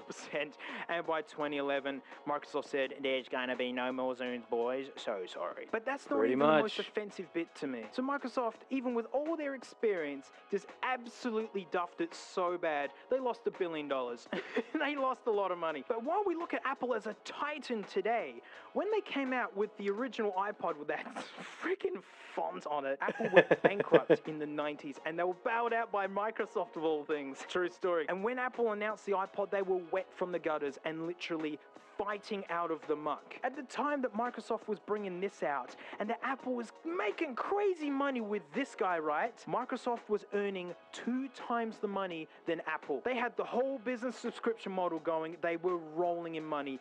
With their piles of experience, they literally said, oh yeah, well, we're just going to rush it out, and don't worry guys, we'll make it better later.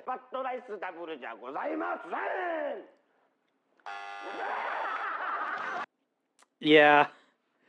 As I said before, Microsoft pretty much dropped the ball when it came to the Zune, apparently. Damn, man.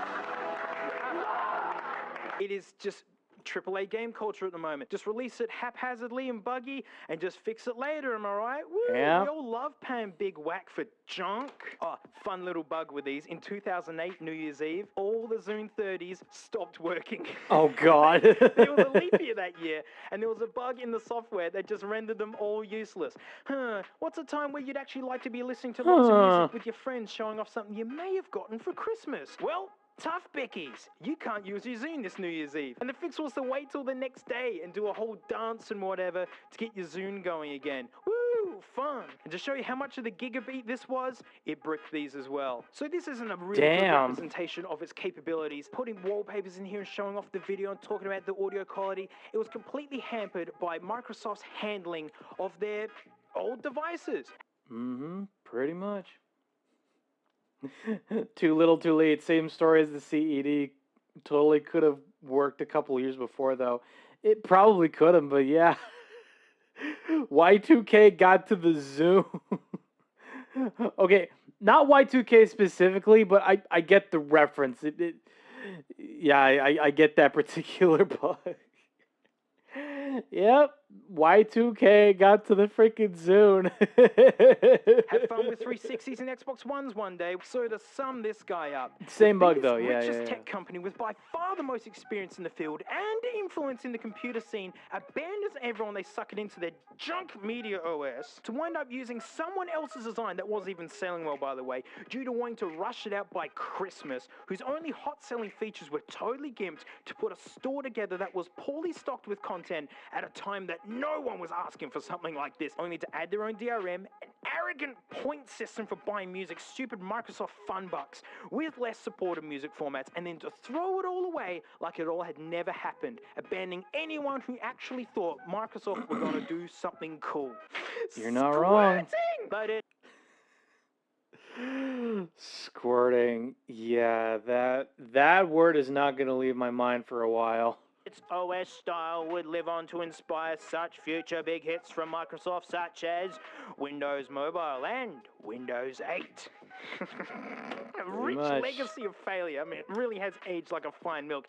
And it makes me flinch to see this OS design because I was a Windows guy right up until Windows 8. Xboxes, XP, Vista, Windows 7. It was Windows 8 that pushed me away, and I've been Mac and never went back. I mean, hey, once you open Chrome, you're home, right? If all you do is web browsing, you just open Chrome, you're home. Hoo-wee. Well, I've certainly enjoyed my time with the poo, and while we say no thanks to Microsoft, I say big thanks to you. Big thanks for watching. Amazing if you made it this far into the video.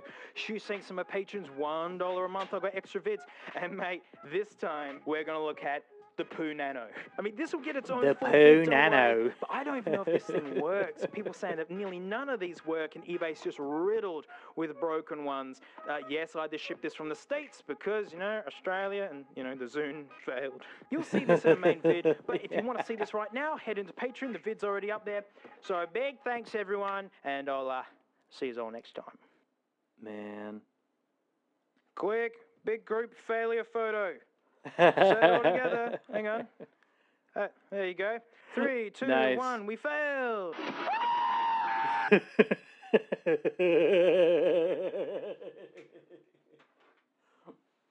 I like that pew nano box though, slim and stylistic. Yeah, it is pretty slim and stylistic. I will give you that, but yeah, it was pretty much too little, too late for the Zune, anyways. So. Go figure, am I right? Oh my God. Ooh, you know what? See, I'll watch. Let's go ahead and watch one of yours that you sent. Worst ever, the Ouya failure by Rerez. Rerez? Is that how it's pronounced? Rerez? I hope it is. Oh God, I hope it is. Actually, wait. Ah, damn it.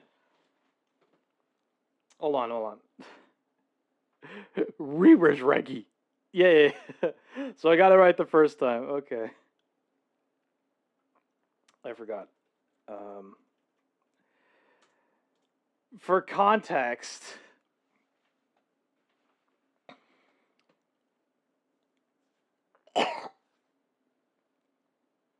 oh my God, my throat. Okay, so regarding Alpha Protocol, there was a time when Alpha Protocol was considered a lost media, basically. Like,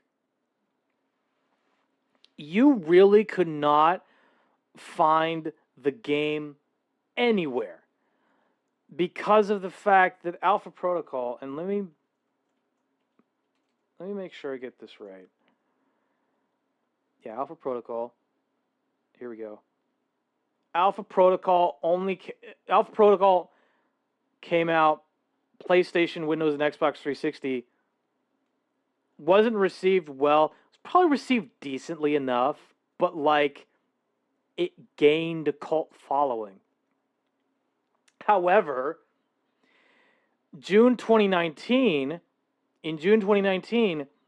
all sales of the game had to be halted. I think it had to be taken down from not store shelves, but like online marketplaces due to expired music licenses.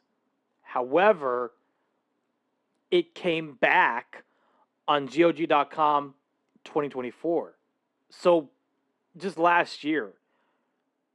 Yeah, literally like a year ago from now. And now you're able to find Alpha Protocol on Steam. You're able to find it on GOG. Happy days. Because of the fact that, like, from 2019 to 2024, it was just lost media. It was a lost video game, period.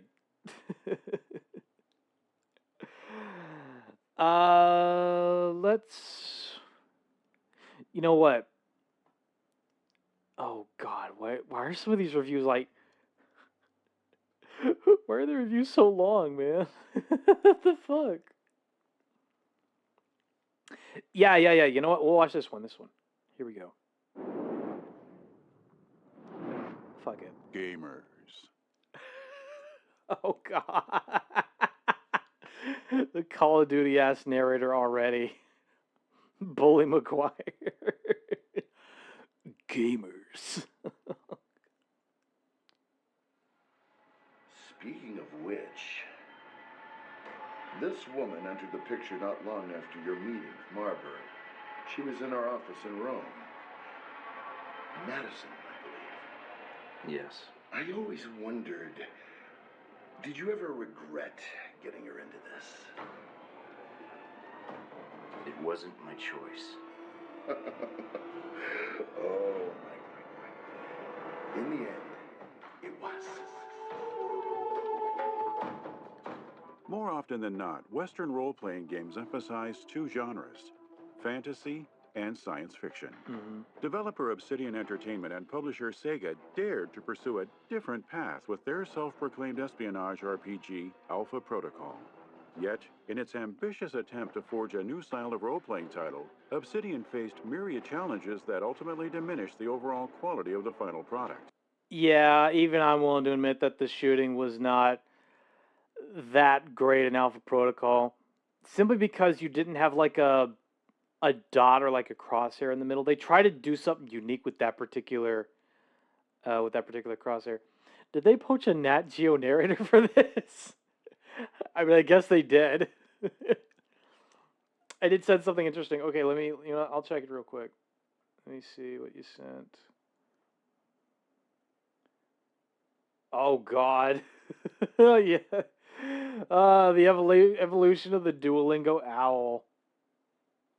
What the fuck were they doing in 2012 and 2013? My God. 2010 was at least interesting. Oh shit, I forgot to select my roles. God damn it. No. Oh, it's at the very top. Oh, okay. Here. Ba-boom. Okay, good thing I can select both. I'll do that. Bit of that, I won't mind that. And that. Yeah,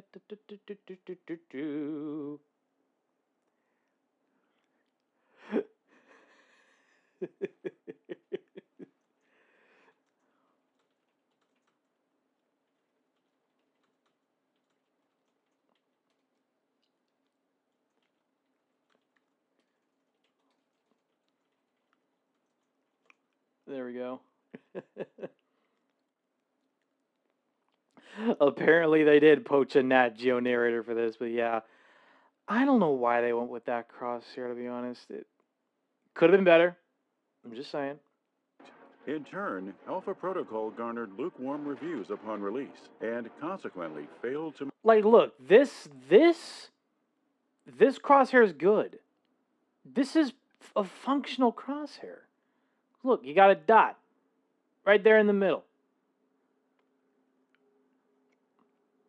Move the needle on the sales charts. Much of the project's developmental woes stemmed from poor leadership on the part of both Obsidian and Sega, though the latter especially struggled to find its footing while assisting with the production and budgetary process. Yeah. Despite the ups and downs, however, Obsidian still managed to deliver a Jason Bourne-style adventure that eventually gained cult status amongst a group of players who saw past Alpha Protocol's numerous flaws. Unrefined gameplay, a clunky cover system, and unpolished combat encounters significantly hindered the gameplay mechanics. Enemy AI didn't fare any better, culminating in a stealth experience that felt half-baked at best. Yeah. I'm willing to admit that. But, regardless of the mechanics being half-baked, regardless of everything not working as it should, there's just a lot of charm to Alpha Protocol. And the fact that you were able to customize them, admittedly you're not able to customize your character as much as you would in Fallout New Vegas, right? You're not able to do that much, but like there's still some charm to that. And completely uninspired at its worst. These shortcomings aside, the reactivity of Alpha Protocol's game world, coupled with its branching narrative paths, turned the 2010 title into a modern cult classic, one that fans are eager to see return as a sequel. Unfortunately, the lackluster sales performance caused Sega to abandon the spy property before it had even spent a few months on the market. Yeah. This is the tragedy of Alpha Protocol.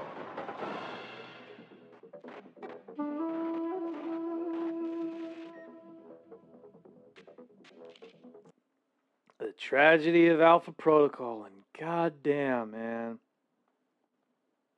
it's a lot more fun of a game if you look past a lot of the flaws. And I say that for Fallout New Vegas as well, because Fallout New Vegas on launch had a lot of bugs. A lot of bugs, a lot of problems. But, it's still a fun game regardless. And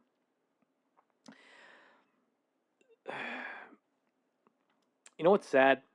I used to stream Fallout New Vegas back in the day when I had the old computer. I wasn't able to stream it for a full 3 hours. Or was it 4? I don't remember. But it was a lot of fun, that game, but it's Fallout New Vegas. You're not exactly going to be able to stream it all the way through,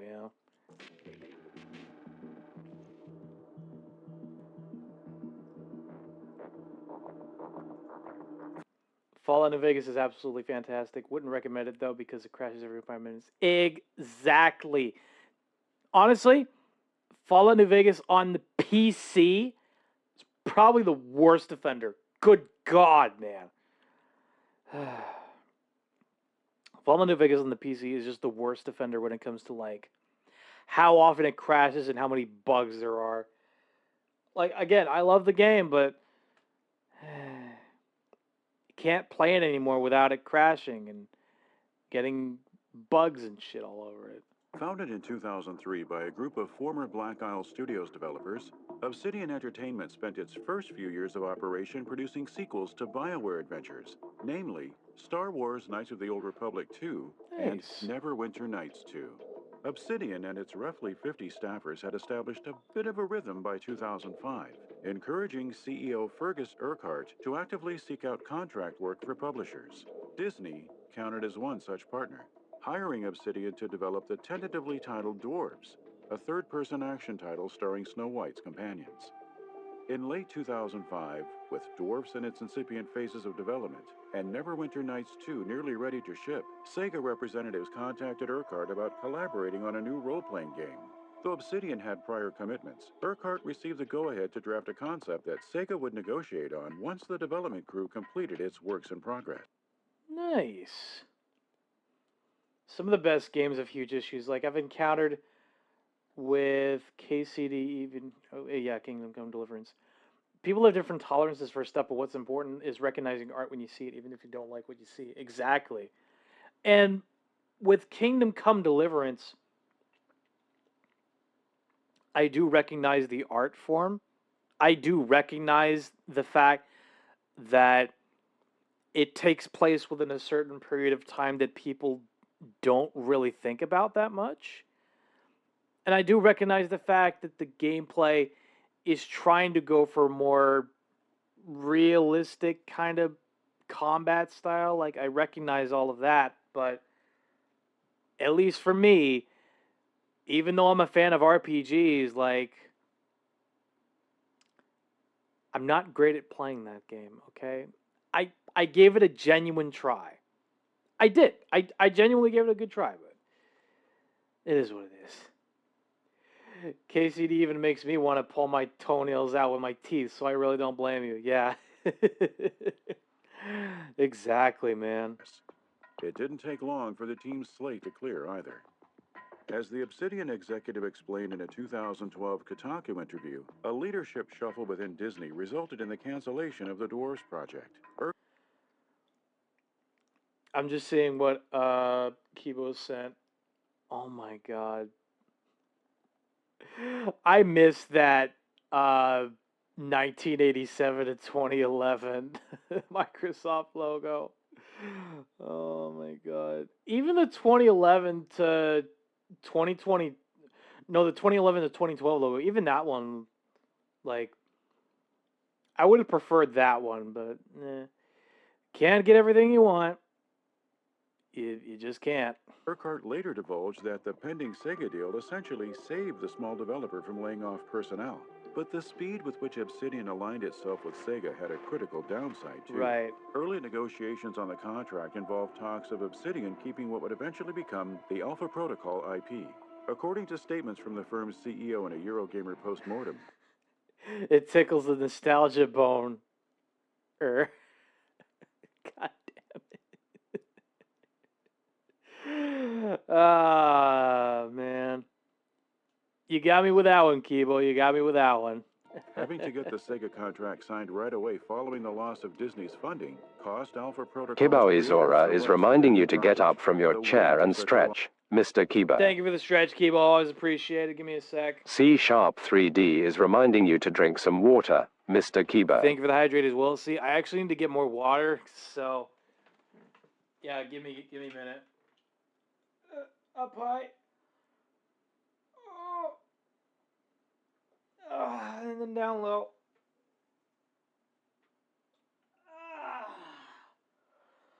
Oh, that felt good. Oh, God, that felt good. All right. Let me get some water here. Maybe even a snack.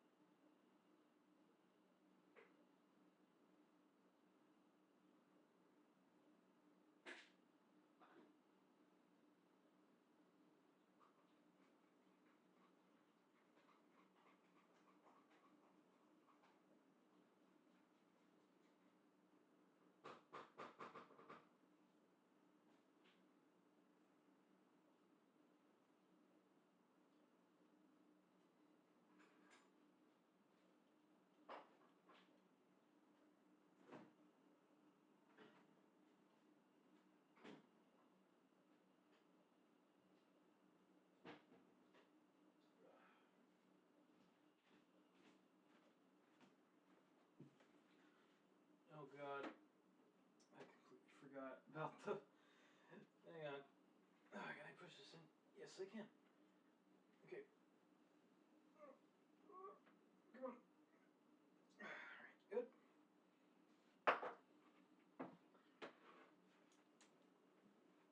Okay. Let me get scooted back in here. Sorry for the long wait. And I got my water right here.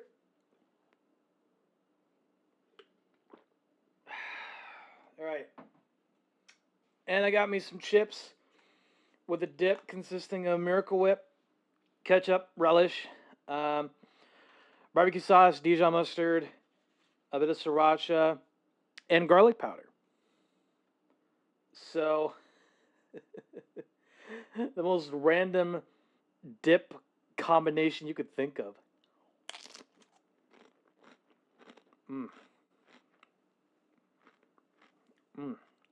Oh, that's good. Adds in 2 minutes. Okay. Thank you for letting me know I had that time, Kibo.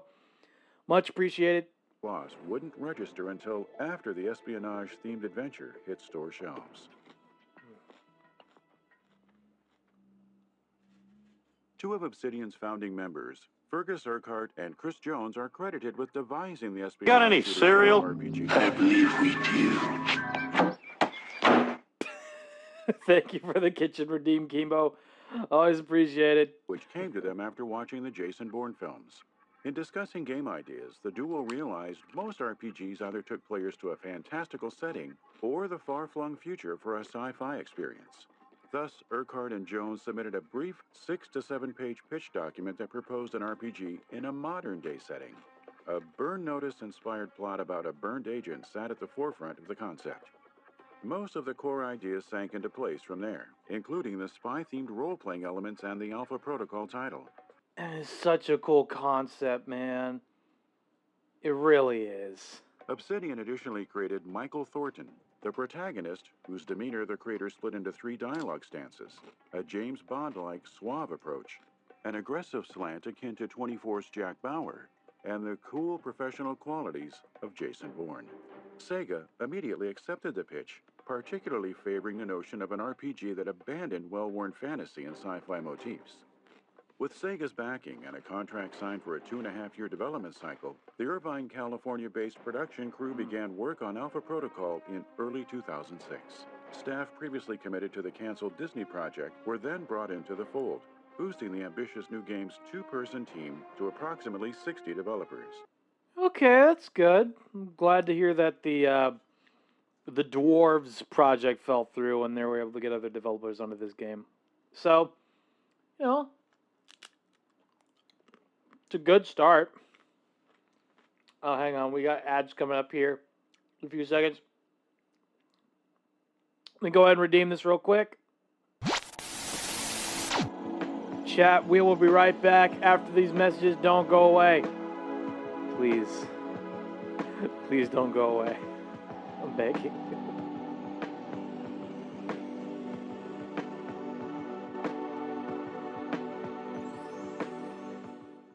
If you call Autoglass, as soon as a chip appears, we can come to you and usually repair the windscreen without replacing it. We inject our special resin, and in just 30 minutes, the result is almost invisible, and the windscreen's strong again. And not only that, if you fully comp, most insurance companies will cover it, and it won't affect your no-claims bonus. So an Autoglass repair is usually free. Don't wait until it's too late. Call us now or book online. Autoglass repair, Autoglass replace.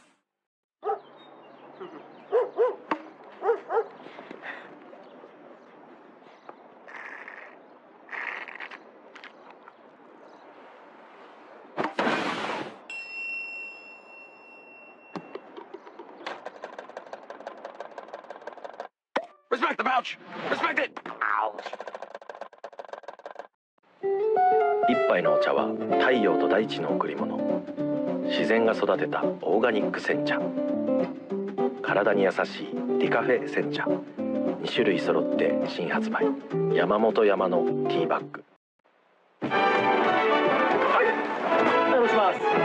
黒猫ヤマトの引っ越しはあなたの暮らしをそのまんまそのまんまそのまんまそのまんま運びます。ありがとうございました。おっとっとっと。引っ越しの日からいつもの暮らしを。あれ。引っ越しは黒猫ヤマト。 쿠겐쇼와 안드로이드가 만났네요. 풀터치 앱, 편리한 쿼티 자판까지. 더 중요한 건 무선 인터넷을 무료로 쓰는 안드로이드 탑재폰이라는 거죠. 쿠겐쇼의 첫 번째 안드로이드 탑재폰, 안드로1. 포켓다가 쇼했다가 쿠겐쇼. 寒いな。何か飲みたい。そんな時。カフェオレだったらホッとするかも。カフェオレは得意なんです、ブレンディー。できました。ぴったりサイズのミニパック。へえ、キャンペーンか。あれ？うわ、JAL なら国内線も国際線もマイルが2倍。ありがとうの気持ちを込めて JAL 冬のホットなキャンペーン。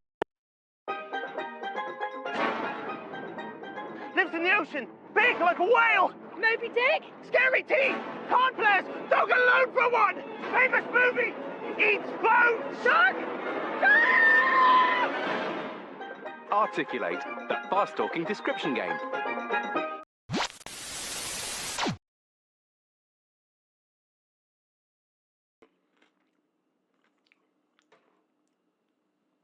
Ad break's not quite done yet. It's always frustrating, you know? It's always frustrating, just like... Even though you've got a couple people that are subscribed in the chat, you still have to be just like, well, let me at least redeem the ad break just for those that aren't subscribed and to give viewers a break. I think that's a good idea. Oh, welcome back from the ad break chat. I was just about to eat this chip with the dip in it. Don't mind me.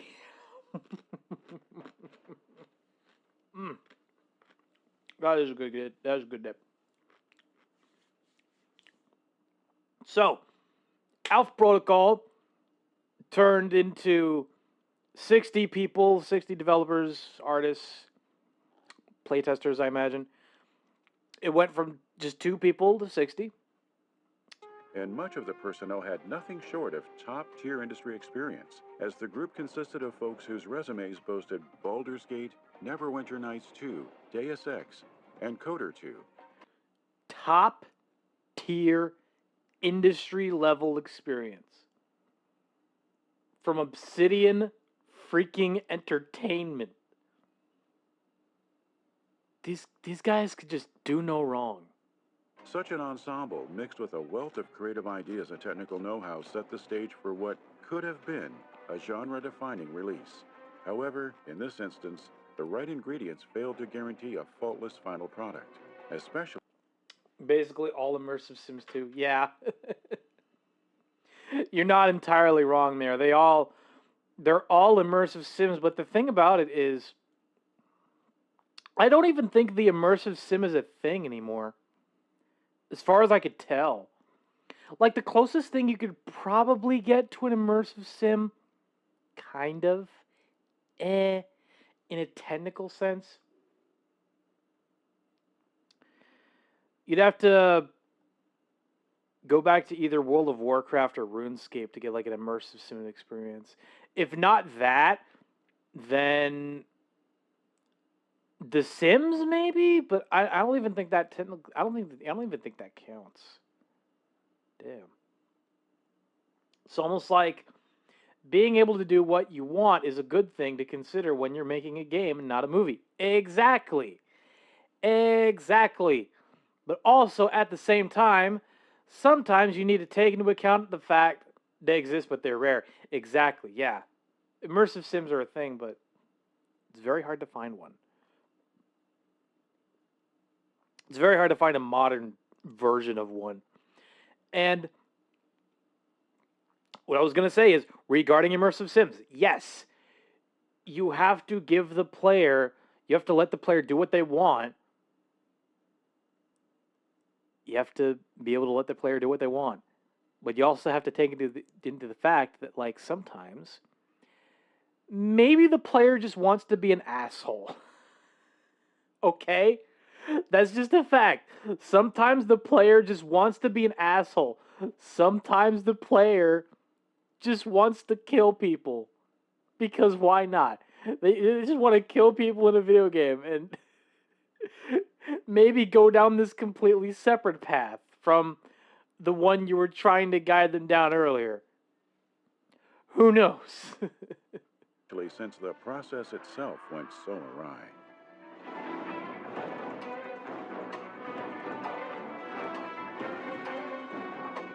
Alpha Protocol's first 2 years of development proved a challenge across all fronts. The team envisioned a spy RPG based in the real world, but stylistically embellished to mirror the style of Kill Bill. This vision represented an effort to forego the gritty and realistic trappings usually associated with tales of espionage. Right. Yet finalizing the overarching themes constituted only one step in painting a much larger picture. Obsidian's main problems rested in trying to sort through decisions concerning moment-to-moment gameplay. Urquhart admitted the group spent far too much time meandering, vacillating between whether to prioritize shooting mechanics, stealth elements, role-playing qualities, or a combination of the three. Yeah, that's difficult. Just trying to figure out which elements do you want to focus on the most in the game. I think what makes a real immersive sim is being able to complete an objective in a way that the devs didn't intend. Yeah. Actually, yeah, no, that's a good point. I think in that aspect, you could probably look to the Just Cause franchise as an example, but that's more of like an open world kind of game, technically speaking. I also think it's important to actually give the player have the player make real moral decisions instead of nuke town / don't nuke town, like Todd gives you 16 times the detail. But yeah, no, you're absolutely right. It's a balancing act, honestly. And Fallout New Vegas, I think Fallout New Vegas did a much better job at giving the player those real moral decisions. Like with the one mission in I don't know if it was Vault 34, but there was like people trapped in a vault, and you could either reroute the power to the vault in order to free everybody inside, or you had to route it to the NCR or Caesar's Legion. I remember that one. And like that particular mission did not give you a single indicator as to whether or not you did something good. It was just a decision that you made. Oh god, that is an awesome example. Todd is actually one of the least talented people in the industry. I hate him. He deserves none of the acclaim he gets. Completely understandable, see? Completely understandable. And here's the thing, right? I love Bethesda Game Studios because of some of the games that they made. Like, you know, Elder Scrolls 4 Oblivion, Elder Scrolls 5 Skyrim, and maybe even Fallout 3 to an extent. I don't know. But with Todd, I'm just like, he's a really great hype man. Todd is a really great hype man for their games, but a terrible game director. I think that's the way that I look at him. Todd is just a great hype man, but a bad game director. To be fair, Nuketown that I found was based on the experiment on how an atomic attack would impact a populated location. Yeah, that's totally fair. That is absolutely fair. Yes, it's so much more engaging to decide what you think is the best option, not a good-bad dichotomy. Yeah. Yeah, that was definitely one of the most difficult decisions I had to make in that game. But I mean, it was very engaging. It was very engaging plot line to be sure, and the dilemma you had to deal with was like pretty rough. In short, Alpha Protocol lacked a clearly defined direction that developers could follow through to completion. Yeah. Two key factors played into the absence of good guidance. On one hand, Obsidian neglected to craft the game specification document that usually constitutes guidelines on how exactly a project will achieve its myriad goals. Without a detailed plan in place, the developers often argued over granularities about the game's target audience, as opposed to focusing their efforts on designing the core content itself. That Alpha Protocol lacked project leads for half of its production cycle intensified the impact of these stumbling blocks. Jeez. Technical issues stifled progress as well, specifically due to challenges presented by Unreal Engine 3 with regards to coding for stealth and enemy AI. Lead systems designer Matt McLean described the early phases of development as a struggle. Worse still, Sega often proved to be of little help. Multiple Obsidian developers, the CEO included, have spoken candidly of how Sega's indecisiveness added to the long line of setbacks that plagued Alpha Protocol. Pretty much, yeah. Pretty much. Like, a lack of leadership is going to do that to a lot of projects. I was freaking to make it done, to be clear. Yeah, no, I understood that. I understood that, yeah, especially with Alistair Tenpenny. I don't know what it was about Alistair Tenpenny, because even though I hated his guts for being a racist towards ghouls, like, just that alone would obviously make me hate him. But the way he was voiced, Alistair Tenpenny as a person, right? Just like looking at it from an outside perspective, as a player, as a person, you're not supposed to like Alistair Tenpenny, right? But the way that the voice actor voiced that guy, it was a little endearing. It was a little charming. I don't know why. He just sounded very much like, honestly, no. I was thinking of Elon Musk. I was thinking that, like, Alistair Tenpenny kind of sounded like an Elon Musk kind of guy, but no.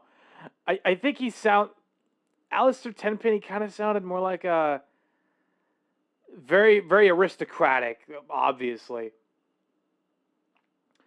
Tenpenny didn't have any motives besides ghouls bad. He could have been so much better. Maybe he actually made a good point like Caesar did. Yeah, you're right. I'm absolutely with you on that one.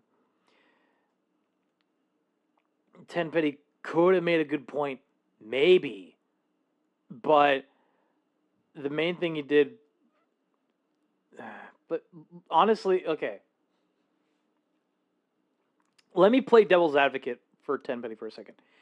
Even though Tenpenny doesn't have any specific motivations himself, besides ghouls bad, I think his character, like, Caesar was evil, slavery is bad, but you could at least understand why he believes what he believes. Yeah. No, you're right. Because of the fact that Caesar brought up, or Kaiser, however you pronounce his name, because of the fact he brought up Hegelian dialectics. I think because of that fact, I didn't like what Caesar was doing, but I could understand his motivations. Tenpenny, honestly, even though I was able to understand Caesar's motives a bit more, Alistair Tenpenny, like, the more that you think about it, the more you understand that, like, Tenpenny is a lot more realistic of a character because he's so lost in what he believes in with, ghouls bad, right? Even though that's his only motivation, he's so lost in that thought process, in that particular idea, that obviously the developers didn't, take the time to give him a motivation, but, like, I don't know, that's probably like what a lot of racists have, is that particular mentality, is like, they know that they believe why they hate another group of people, but they never really stop to think about it. It's just blind hate.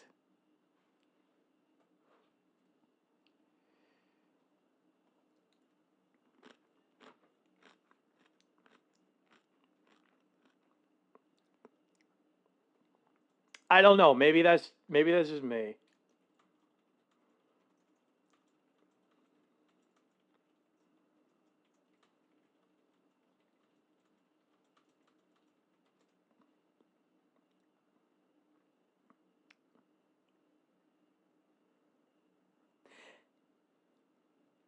Hegelian dialectic. Thank you.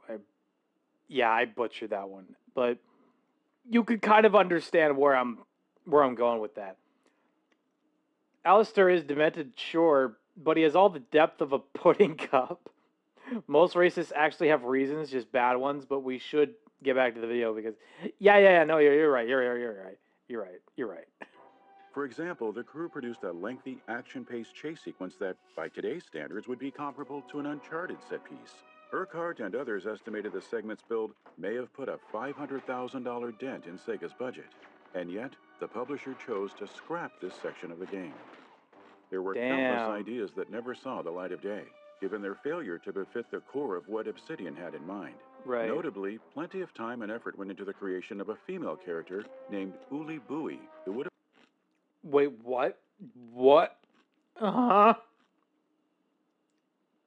What the fuck? The light of day, given their failure to befit the core of what Obsidian had in mind. Notably, plenty of time and effort went into the creation of a female character named Uli Bowie. Uli Bowie?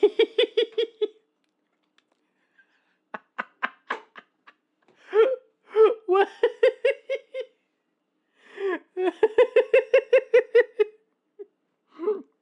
Male character, Michael Thornton. Female character, Uli Bowie.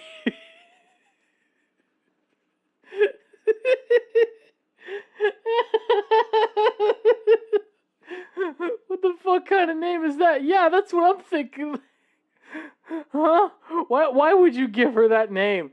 That is a terrible, terrible name. Oh my god. Who would have played an instrumental role in the narrative. The crew also considered the addition of parkour and environmental interactions. Both cast aside because the payoff didn't feel fully formed. Fortunately, the 2-year mark of development saw Obsidian finally streamline its decision-making for Alpha Protocol.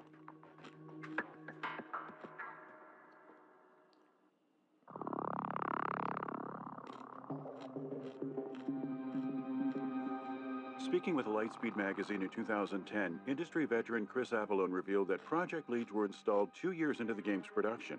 Fellow company co-founder Chris Parker assumed the position of project director, while Avallone volunteered. Sorry, I had to stop by the bathroom to throw up. Welcome back, Kibo. For a game-changing meeting that forced Obsidian to decide the next best steps. Yeah. Ahead of the big meeting, Alpha Protocol's mission structure resembled that of a first-person shooter, complete with a string of levels that players shuffled through without pause.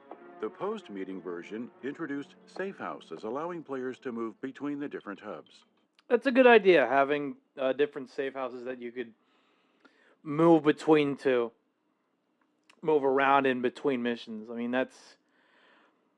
is definitely a nice change of pace to give you a bit of time to relax and to de-stress a bit.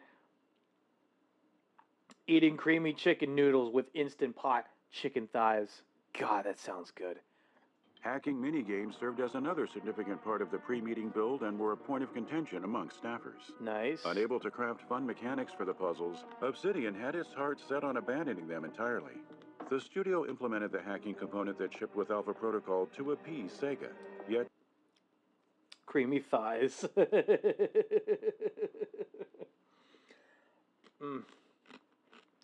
Creamy thighs. Those sound delicious.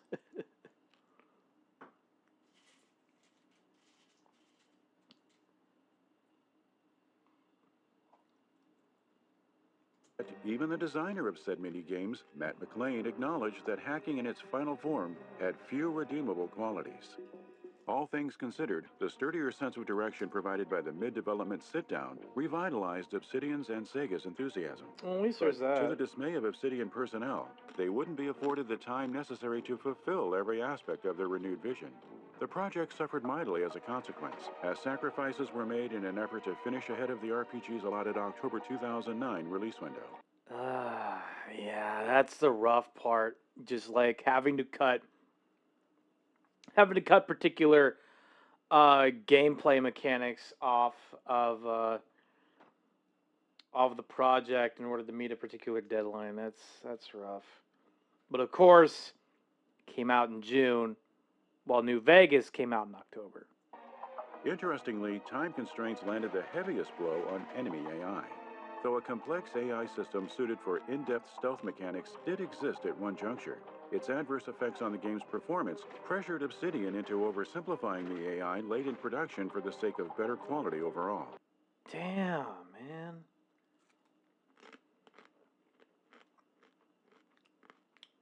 Damn.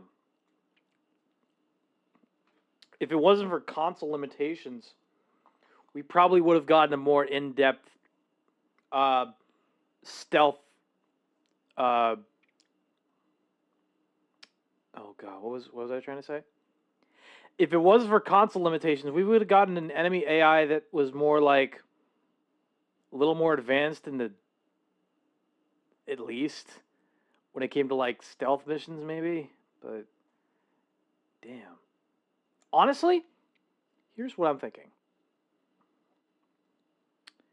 If Obsidian Entertainment made this game a console generation later, I think they would have been able to implement that system in.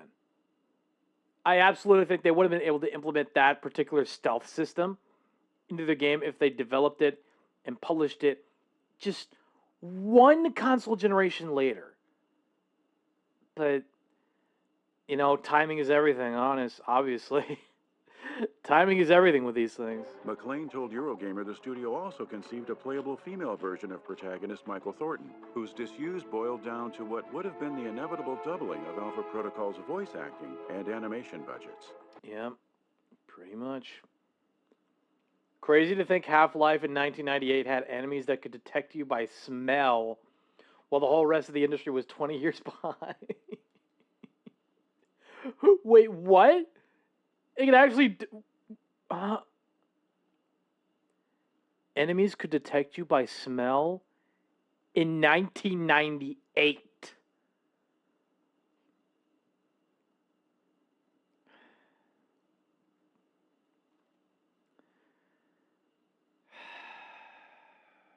Fucking hell, man. How are we so far behind? How are we so far behind on smell detection? On smell detection AI. Well, I should really get some work done. Yeah, no shit. Good night, Mike.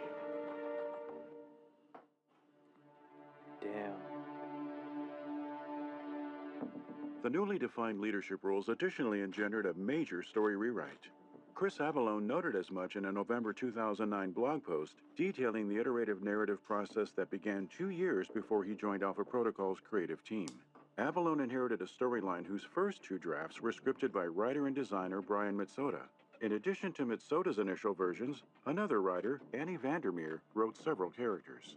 While he received credit for creating the title's real-time dialogue system, along with its overarching plot and characters, Mitsoda confirmed ahead of launch that neither his nor Vandermeer's original dialogue and plot would feature in the final draft. Aww. Avallone stated otherwise in his blog post, claiming that some of Mitsoda's dialogue went untouched. On the contrary, Avallone expressed uncertainty about how much of Vandermeer's work remained intact prior to her reassignment to Neverwinter Nights 2's Storm of Zahir expansion. Designers Matt McLean and Travis Stout assisted Avallone with the Alpha Protocol script rewrite, which consisted of revised plot, character, and level elements. Thus, the project endured 3 narrative iterations, including Mitsoda's 2 drafts before the final version settled into place. Writing for the final draft didn't begin until early 2008 due to the group's increased emphasis on player choice and what-if scenarios, all of which informed the expansion of Alpha Protocol's reactivity and branching paths. In sum, the rewritten script from Avallone, McLean, and Stout featured a fresh plot that leveraged existing characters, levels, locales, and relationship chains. These alterations produced a rippling effect that meant conversations, in-game texts, certain missions, and protagonist Michael Thornton had to adapt in turn. It proved a Herculean effort, one I'm sure it did at the time. Jeez. Seasonings-wise, salt, black pepper, white pepper, poultry seasoning blend. Adobo, turmeric, garlic powder, onion powder, ranch seasoning blend, and Italian herb blend. I need to get turmeric, man. I need to get turmeric and a fucking chicken at some point. Thank you for reminding me of that. And Sega fully supported by assigning a cohesion strike team to test the integrity of Alpha Protocol's story continuity. Despite the sheer amount of work involved, Obsidian managed to finish the game in time for its scheduled fall 2009 launch. However, a Sega-mandated delay pushed the RPG to May 2010. Reasons suggest the publisher wanted to avoid a crowded release window that included Modern Warfare 2 and Uncharted 2 that fall. You know what? I think Sega probably made the right call there with delaying the game and not wanting to have Alpha Protocol have to compete with fucking Call of Duty Modern Warfare 2. Not the current iteration of it from a few years ago. Not the current Modern Warfare 2 version, but 2009 Modern Warfare 2 and Uncharted 2. Wise choice on Sega's part. Wise choice on Sega's part. Followed by Mass Effect, Battlefield, and Splinter Cell sequels in the spring. I don't think Splinter Cell fared as well as Mass Effect. Let alone Battlefield. The ship date shuffle did little to improve Alpha Protocol's chances on the market. Yeah. Sega West president Mike Hayes spoke plainly in a CVG interview weeks after the game's arrival, admitting the publisher had already decided to not move forward with the sequel because of middling review scores and poor sales. And even though Obsidian once prepared a lengthy pitch document outlining its plans for a potential follow-up, such an endeavor is impossible without rights holder Sega giving the green light. Pretty much, yeah. It always happens with these games. Whenever they have middling reviews and not a lot of sales behind it.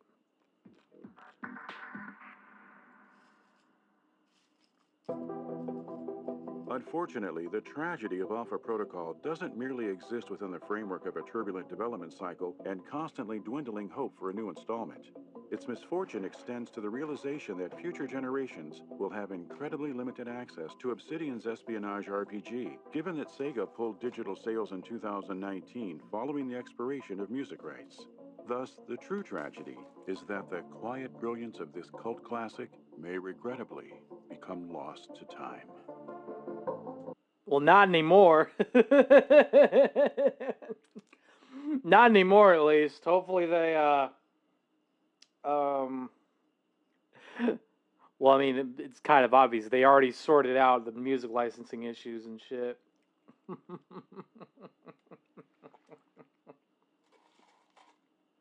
Although I'm not gonna lie, I did try playing Alpha Protocol again once. Not recently, but like a while back. I don't think it went well for me because I opened my game to a previous save in the game. I couldn't do it. I couldn't do it. It was too hard for me. But maybe in the future I'll play this game. I will play this game again and have an even more fun time with it.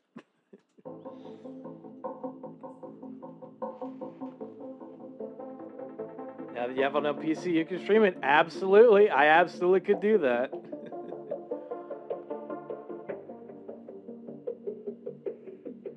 Wait, you know what? Maybe I could do this in June. I don't know. It's hard to tell. It's hard to tell what the future holds, really.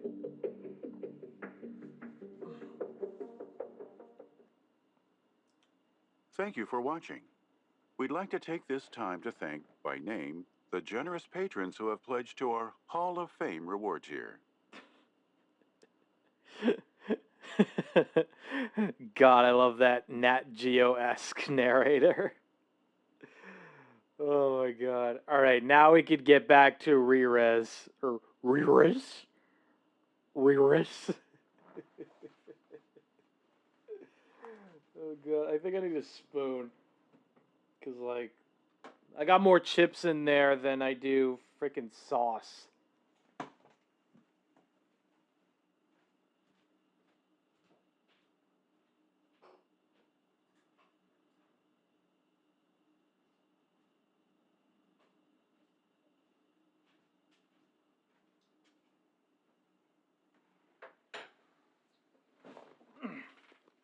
There we go.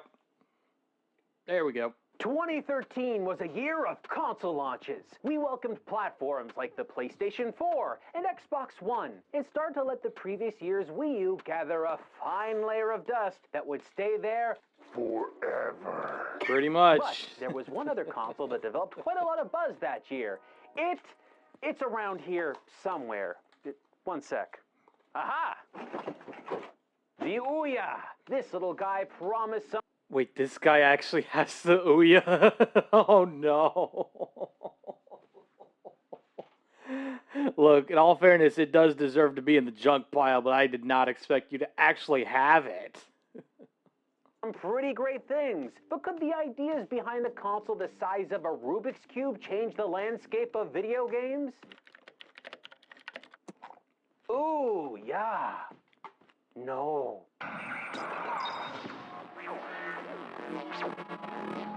This unassuming brushed metal box might not seem like much, but when mainstream media got word of its potential existence, woo! It was a whirlwind of excitement. This sucker was to be a new kind of gaming console, a wake-up call for video games. And of course, who could possibly forget a destroyer of Sony, Microsoft, and Nintendo?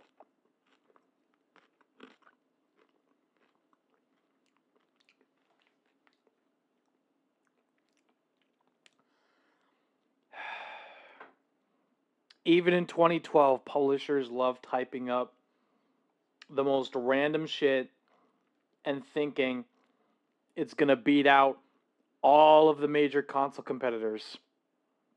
Freaking Sony, Microsoft, and Nintendo.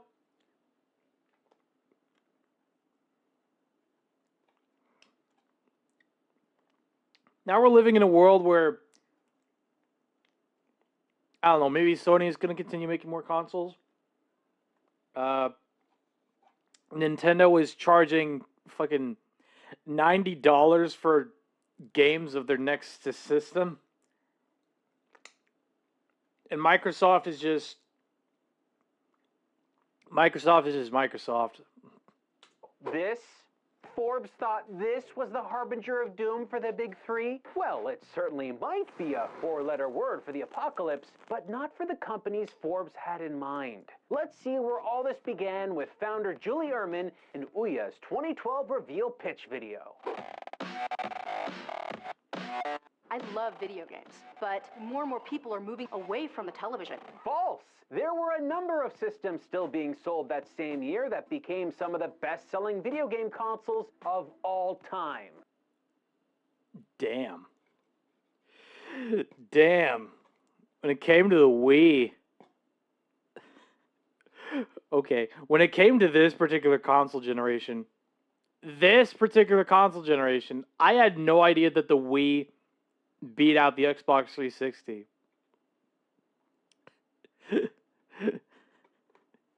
Although, to be fair, I did love my Xbox 360, okay? I loved it. Had a lot of fun with it. And, you know, I had a little fun with the PS Triple. And the Wii Remote looks like a dildo. I'm sorry. That's such an old meme, but God, I love it. But do go on. There's a lot of focus today on the mobile and web platform. It's easier to develop games for those platforms than the television. True. Mobile phone gaming was on the rise, and it was easier and cheaper for developers to make and sell games for phones. But what does that have to do with the Ouya? Ouya is a new game console for the television that's built on Android, open source technology. It's an inexpensive game console for gamers. All the games are free to try. There's a lot of hurdles for developers to get games onto the television. Developing is extremely expensive. I love the television. Why are you putting so much emphasis on the television? You could have just said, like, game developers struggle a lot with putting their games out on online marketplaces. Right? I think that would have made a lot more sense, but oh my god, whoever wrote the script for that pitch video, you have my sympathies. And I want those games on the television. Ah, I get it. It's a smartphone in a box that makes it cheaper for game developers to get their games on a television. Well, Julie clearly has a mean case of televisitis. Televisitis. What I'm hearing here doesn't sound half bad. A cheap console loaded with cheaper, smaller games that also have free trials. That could be fun, right? Oh, and unlike smartphones at the time, you could play it all on the television. They seem to think the TV is crucial in all this, but was it the most essential element of a game console? They didn't think so. The most important part of this to us is the controller. We really focus a lot on what gamers are looking for. Precise controls, tactility, right sizing. This is going to be all kinds of hilarious in a few minutes, but before we even talk about their controller, and we will, I think we need to hear just what kind of video games their video game console is actually getting. We'll have all the game genres you love. Shooters, platformers, sports, and RPGs. Yep. That's all of them. We'll have games It's not. Of course it's not. to game publishers Oh my god. and indies too. We'll have a full store of games, all free to play. Minecraft is going to be on it. Wow, major publishers on top of the indie community were going to back this thing, and all these games are going to have free demos? I mean, no other console did all of this while making the games free to try. Folks, that's kind of a big deal. But Ouya's initial software showcase didn't exactly have the wow factor of an aspiring new console. I mean, yeah, really didn't. They thought that people would move to phones for gaming and away from consoles, so they put mobile games in a console. This is not a good idea, chat.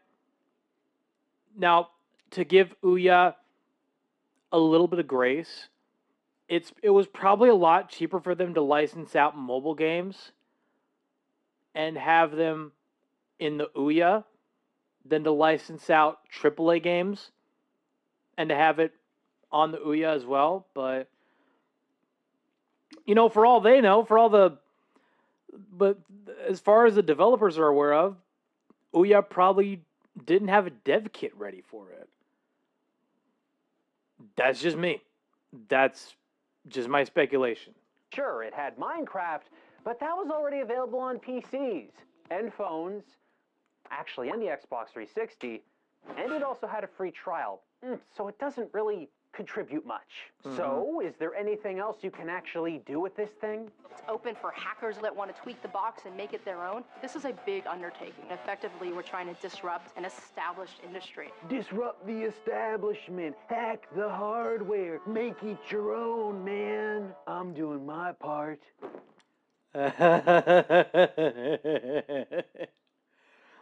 They should have just gone for a cheaper console instead of competing with phones. The reason people play games on their phones was because they weren't home. Exactly. People were playing games on their phones because they were out and about, and they were probably bored on a bus station. They're probably just bored on the bus station and they didn't want to twiddle their fingers or just look around awkwardly. His name is Oogie. And he kickstarts my heart, man. Kickstarter is a phenomenal place where early ideas can get supported by those people that are going to want to use it. And this product will not happen without their support. And when we raise this money, it means that we have arrived, that there is a need for an open game console, and that there is support from gamers and developers alike. Let's stop the video there. Yeah, the Ouya was a crowd-funded Kickstarter campaign, and we could poke holes in it all day long, but this video worked. The Ouya was part of a wave of campaigns in 2012 that propelled Kickstarter's popularity immensely. That same year, we saw successful Kickstarters from Double Fine, In Exile, Oculus VR, and Cloud Imperium Games. Boy, it's great to be living nearly a decade later and have all those things I just mentioned be long since finished and entirely playable. Yeah. Star Citizen... Oh, God. Is Star Citizen still in, like, alpha or beta? What the fuck happened with that game? Oh god. Let me look this up. How long is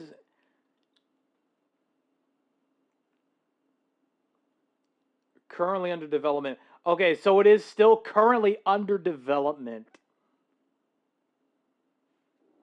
Oh god, what version is it in now?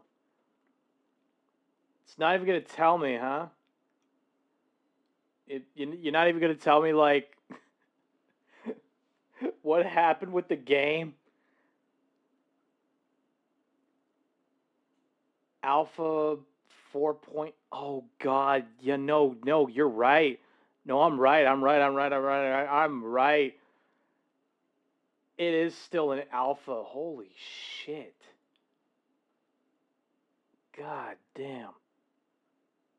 My name is Chris Roberts, and I would like to build a universe with you. But as for Ouya, it raised $8.5 million. It's impressive. It's just impressive, all right? Nearly 9 times their original project goal. Press coverage of this underdog game machine kept the support rolling on in.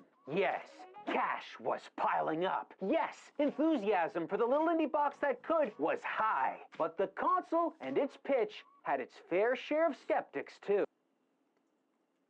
And that's completely understandable, having a lot of skepticism around that console. And seriously, who could blame them? At $99, the console price point was head-scratchingly low. But what did that cost get you? Well, one of those most important part controllers and one brand spanking new Ouya console. The system was loaded with smartphone specs, a far cry from the competition on the market at the time, because let's not forget, it launched the same year as the PlayStation 4 and Xbox One. It's just bad time.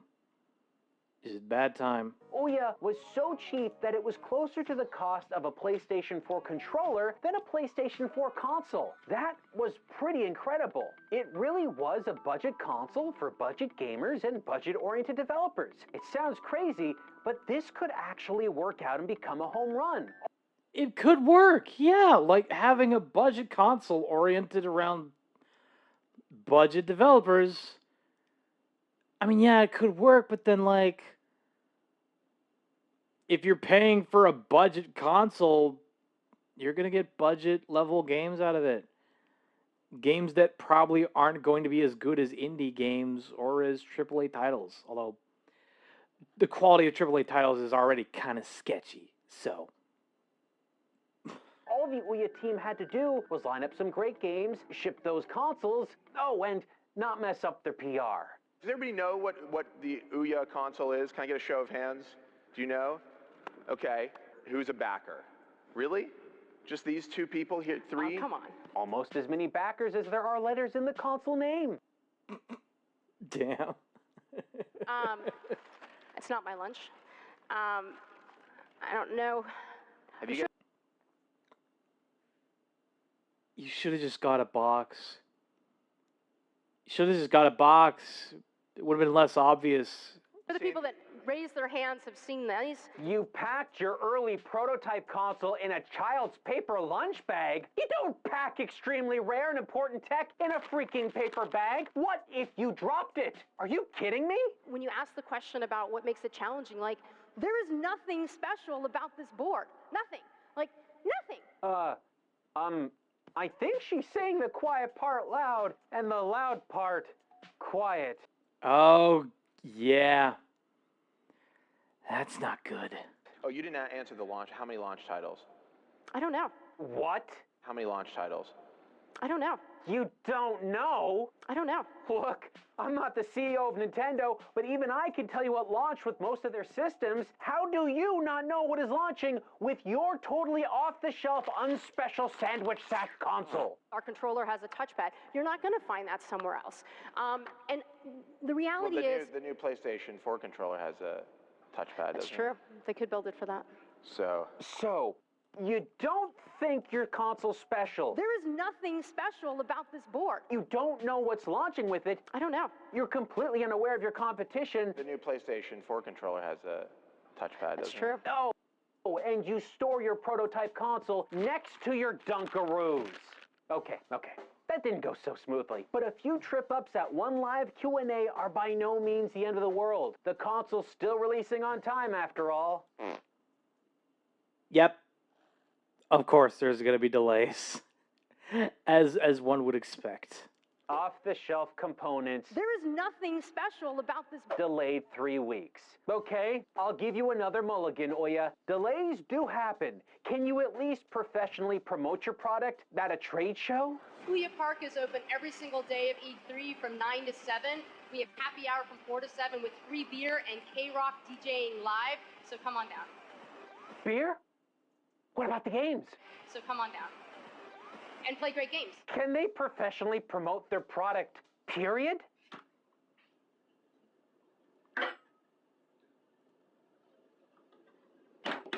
Was that an axe?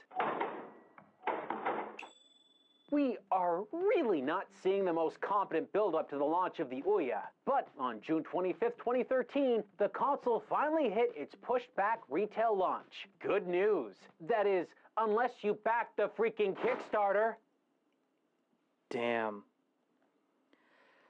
That's a tough cookie. That's a tough cookie right there. Financial supporters of the original Ouya campaign, you know, the people that brought the console to life with their own hard-earned money, were supposed to be the first to receive the final product. It was guaranteed. Unfortunately, many original backers were left waiting while non-backers could just stroll into a retail shop and snap one up.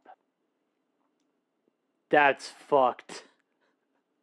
Oh god, that is fucked. Oh no. Ouya's die-hard supporters were now very angry, but the developers were okay, right? Well, over on the development side, the Ouya team announced the Free the Games Fund, their way of giving back to the indie dev community, and possibly securing some tasty Ouya exclusives. Here's how it works. Basically, a developer entered their game and promised Ouya 6 months exclusivity on their platform. And if they could raise more than $50,000 on Kickstarter, this fund would match that amount in support of up to $250,000. The participants that raised the most would even get a prize of an additional $100,000. Great. No, that's good. Shouldn't be hard for humble-sized developers to take on a campaign and drum up 50,000 magical dollars. It's not like Ouya was pitched as a console tailored for developers with monetary constraints to have a place to release their dream projects that wasn't price-gated like Ouya's big boy competitors. That's what Ouya's going to bring back to gaming. You're not limited by how much money you have in the bank. Oh boy. Oh god.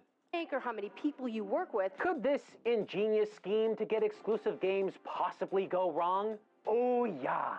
Free the Games Fund entrants Elementary My Dear Homes, The Eye of Draconis, and Gridiron Thunder were accused of having unsavory donation activity. This ranged from suspicious backers to developers freely admitting that they were gaming the system. Gridiron Thunder alone accumulated $171,000 from only 183 backers.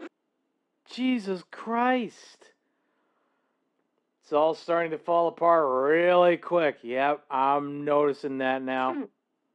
After an empty-feeling Ouya blog response and retooling aspects of the Free the Games Fund, Sometimes you have to put a project out there to get that feedback to know how to make it better. many creators were less than impressed with Ouya. The company no longer came off as being truly in support of small creative teams. But surely they were still pro-consumer. That crisp, newly distributed Ouya and its loyal adopters were the company's #1 main focus. Oh no. You're kidding me. 4 months after the Ouya hit retail, the company publicly announced that they were already planning a revamped controller and second iteration of their console. They actually hope to ship an Ouya 2.0 in 2014. Good news! That didn't happen, because they probably didn't have the money to launch another console so quickly. Yeah. That's what's gonna happen. That's what's gonna happen. If you try to launch a new version of your console within the year, or within the next year at least. Oh. Fool me once, shame on me. Fool me once. Nope. Wait. Fool me once, shame on me. Fool me twice, shame on you. Shame on all of you. Bad news. The company was about to trash a promise they made to their backers that helped them raise all that money in the first place. It's an inexpensive game console for gamers. All the games are free to try. One of the things that Ouya is doing is bringing the best model of games today to the television. So we believe that every single game you should try before you buy. When the Ouya Discover storefront first launched, all titles were required to be free to try. That is, they had to have some kind of free demo, which sure does sound nice, right? This seemed like a pro-consumer approach. But bam!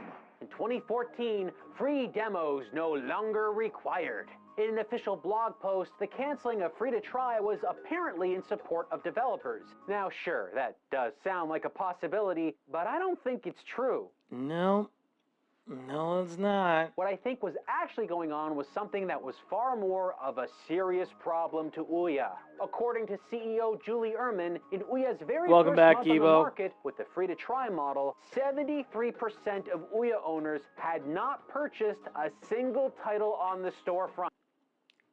God a damn. 73%. That means that for roughly every 4 people that purchased an Ouya, only 1 actually bothered to buy a game. Holy shit balls indeed, Kibo. Holy shit balls indeed. Yikes. So why weren't people buying games for this cube? Could it be that 3/4 of Ouya users were satiated with game demos alone? Ouya, what happened? Your hardware was delivered. You nailed your price point. Your PR was a nightmare. But hey, selling games? That was supposed to be the easy part. There's got to be more to this. And I guess there's only one way to get the whole picture. It's time that we went hands-on with the Ouya. Ouya looks like the Cubo logo. A little bit, yeah. Before we poke this it kind of does. Life, let's just take a look at this bad boy. There is nothing special about this board. Nothing. Julie, I'd go one step further and say that there is nothing special about this box at all. Honestly, it didn't even make a great doorstop.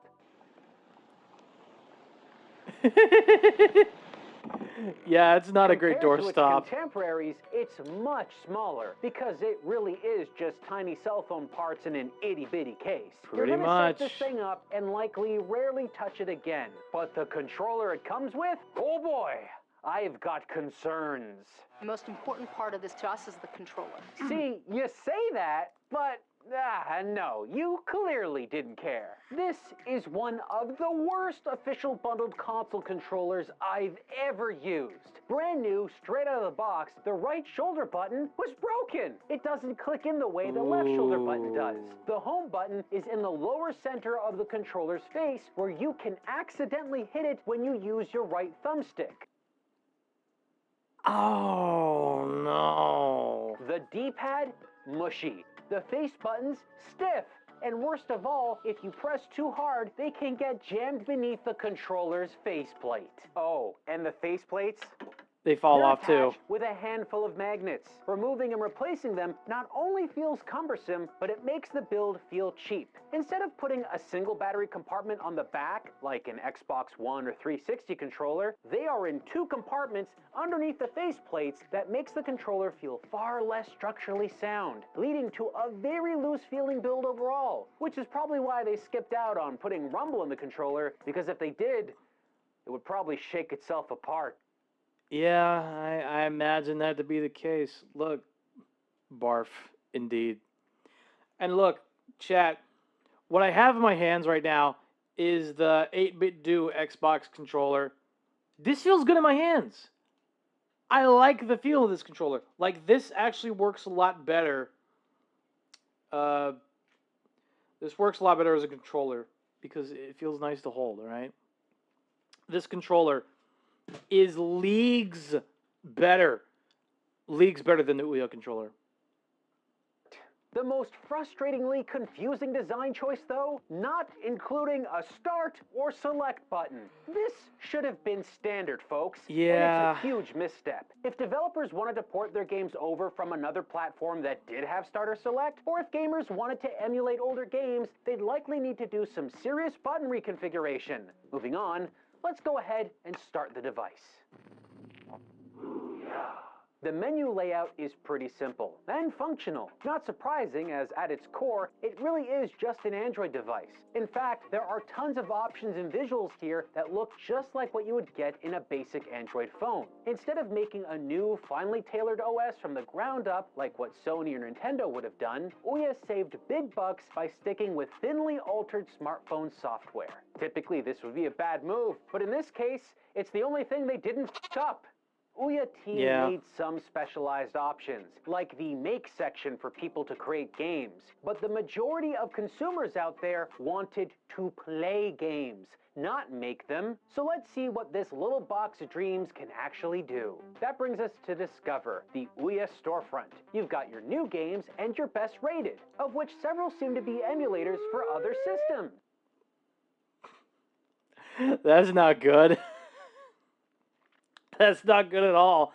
Literally the best rated games on the Ouya storefront are emulators for other games.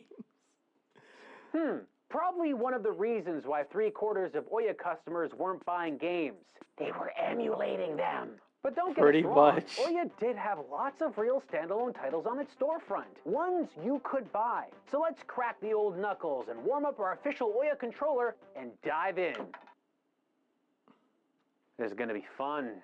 You'd probably think we'd start immediately listing off a bunch of terrible games. Well, no, we're not gonna do that. There are some legitimately fantastic games either officially ported to or exclusively released to the console. Games like Final Fantasy III, The Bard's Tale, and Oddworld Stranger's Wrath. Some titles are ported over well enough, but others are Oddworld Stranger's Wrath. Oh, this no. game runs worse than its original Xbox release. Ugh.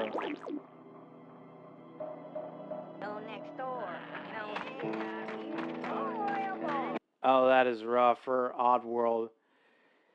Damn. Shocking, seeing as how the Xbox version came out the better part of a decade before the Ouya version. There are plenty of games with varying degrees of quality. Some ports are by teams obviously not focused on properly supporting this platform. Many games are just Android versions that feel like they hastily shoved in support for the Ouya controller, which again, wasn't so hot. But did that mean that Ouya was devoid of decent original games? No, not at all. In fact, this is, in my opinion, the crown jewel of the system, Towerfall. Towerfall? Never heard of that one. This game perfectly encapsulated what creative titles on the Ouya could be. A simple, non-taxing concept expertly achieved. A well-controlling platformer deathmatch game that could bring together friends for hours on end. It utilized solid combat mechanics with a smart use of physics and has gone on to inspire games with similar designs to this day. It's no surprise that Towerfall is Ouya's absolute bestseller. It is Ouya's killer app. So, how did it perform commercially? 7,000 copies. 7,000 copies. 7,000 copies. Towerfall's first huge year in the Ouya's ecosystem, and it sold 7,000 copies. That's the console's best-selling game, people. But surely it's not the platform's fault. Towerfall obviously didn't perform better outside of the Ouya space, right? Oh, wait. It did. Oh, hang on, chat. I think we got ads here. Chat, we will be right back after these messages. Don't go away. Please. Please don't go away.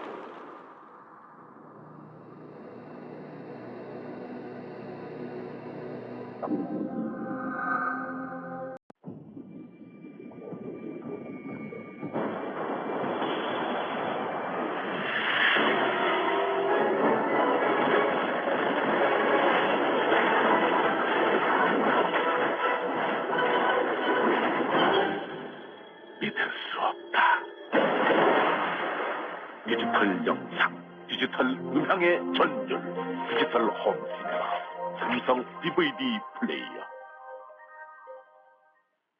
コルゲンの新しい風邪薬は効き目の成分が液状になりました。で、これが体の中に入ると、ほら、ほらほらほら、早いでしょ？効きます。コルゲン IB 透明カプセル。800-588-2300 Empire. Today. Hi, it's Vince with ShamWow. A regular towel doesn't work wet. This works wet or dry. This is for the house, the car, the boat, the RV. ShamWow holds 20 times its weight in liquid. Look at this. It just does the work. The ShamWow sells for $19.95, but you get one for the house, one for the car, two for the kitchen and bathroom. But if you call now, we'll give you a second set absolutely free. Here's how to order. Everyone's doing it. Guys are doing it with girls. Girls are doing it with other girls. Some get together in groups and do it. Some even do it with complete strangers. Some people like to do it hardcore. Some people like to watch others doing it. Over 20 million people are doing it. Safe to say, everyone's doing it. The stimulus package now only on Xbox Live. Join today. In 1991, the supersonic hero was born. Today, still wanted the world over, he works as part of a crack team, united in the fight against evil. If you have what it takes, and if you can afford them, you too can join the Sonic Team.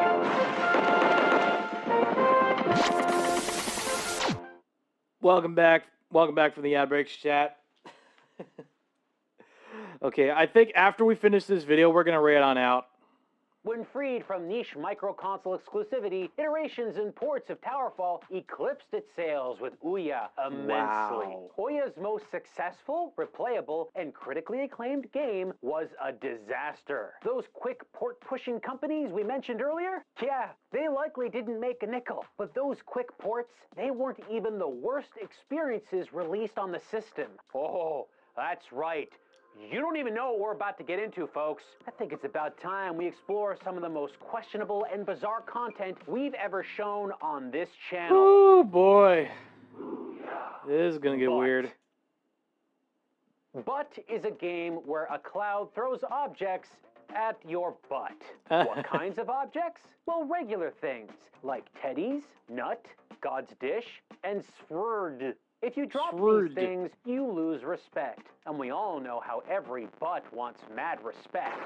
You must get the items in the bin on the right or in the jug thing on the left. How does butt accomplish this? Butt has no hands. Butt has no legs. Butt has only butt. Fart butt. Yep. Fart.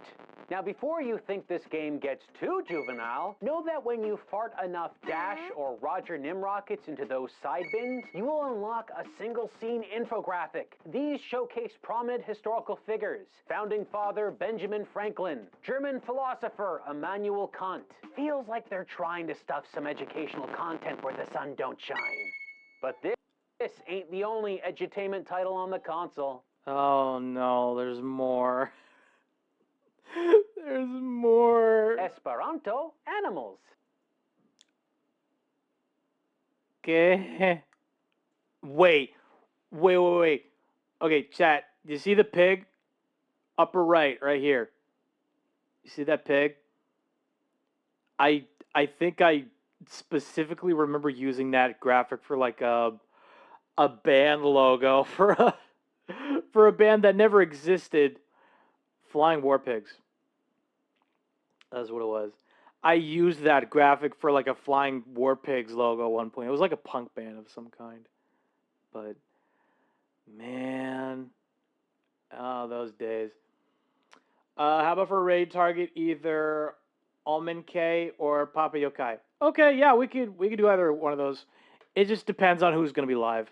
Ever want to point at an animal and scream its name in the world's most widely spoken international auxiliary language? Aglo. Aglo. Aglo. Aglo. How about an egg? Ovo. Ovo. Ovo. Ovo.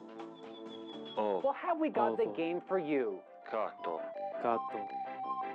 Kato. Kato. Kato. Kato. Kato. Kato. Kato.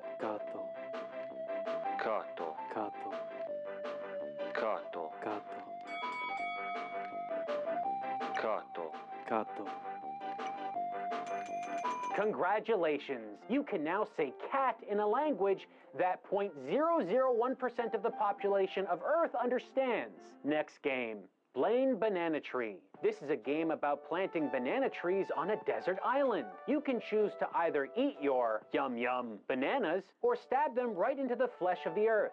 Hey look, more banana trees and more bananas. This is the entire game. Do you know how to say banana in Esperanto? Repeat after me. Banano. Banana. Oh God. Banano. Banano. Banano. Banano.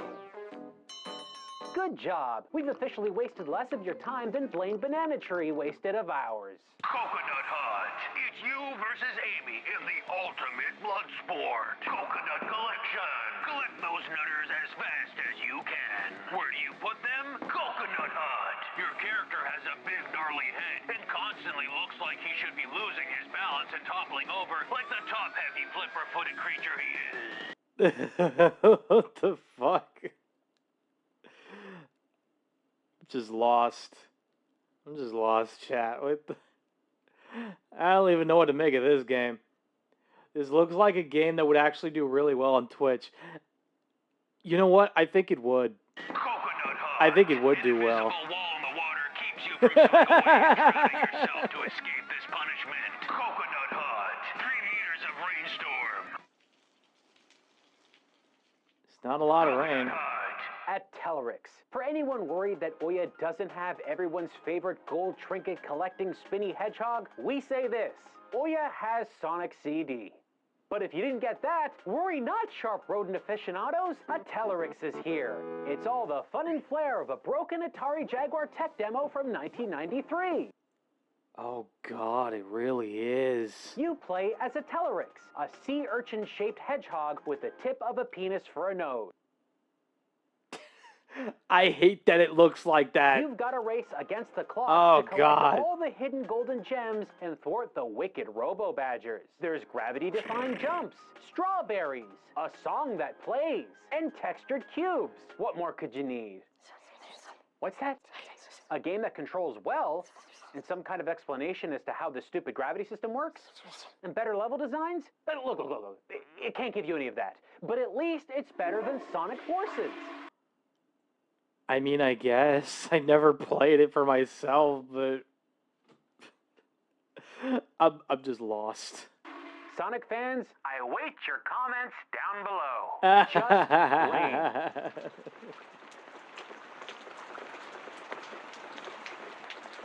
Ouya is a new game console for the television. It's an inexpensive game console for gamers. We'll have all the game genres you love.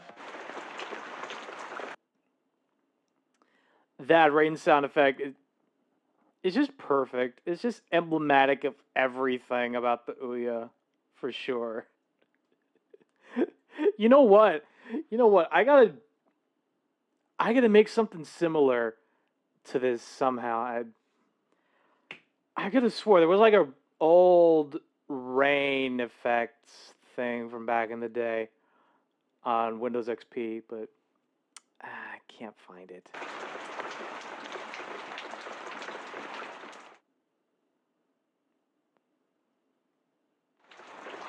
It's just rain. Don't eat soap. Soap is bad for you to eat. It is good for washing your hands, but very bad for you to put in your mouth. Good advice. This may seem like a game in which you press a button to keep soap from entering Bob the hamster's mouth, but no, it's secretly more. When Bob ingests the pesky bar, the game evolves into a Bubble Bobble clone, complete with popping trapped enemies and picking up fallen foodstuffs. Hey, it's Sloth's head from the Goonies. Sometimes Bob can stand on thin air. The game can barely keep up if you spam your bubble shot. It's like it's breaking. I want this game scrubbed from my memory. Game Catcher, a game about collecting games in a video game store. This is a very accurate depiction of the sights and smells at your local GameStop. There's also an 80s mode. The gameplay is tweaked slightly to embody an 80s arcade shooter. I mean, I guess that makes sense. Speaking of the 80s strike back. Now this is a basic Defender clone, but with minor imagery from the 80s. We pilot an A-Wing from Star Wars The Empire Strikes Back. Get it? Strikes Back? Star Wars? It's a reference. Another visitor from the 80s is the sprite from the Atari 2600 version of E.T. It screams pizza while shooting small eggs and pizza out of its face. Sometimes it's best not to ask what kind of narcotic was inhaled when a game like this was envisioned. But with the 80s theming, I think we can all make a solid guess. The unbeatable egg. Take an egg. This is why I will still the disc replays. Keyboard, you okay? Did you have a stroke? This is why I will stick to disc replays. Okay, there you go. Oval. I mean, take an oval. Make it real big, make it invincible. Now roll it through a city, causing untold mayhem and havoc. I wish I could say something nice about this game. Perhaps its real-time destruction and deformation physics are a really cool feature, but besides that, you seriously are not doing much. It's pretty boring. Roll an oval. Beat the whole game in under 3 minutes. Far from excellent. I mean, oval. Excellent. Go.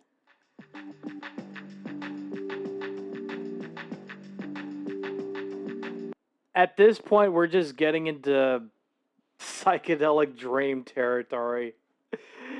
Oh my god. What the fuck is this? Okay, hold on. Did they expect people to...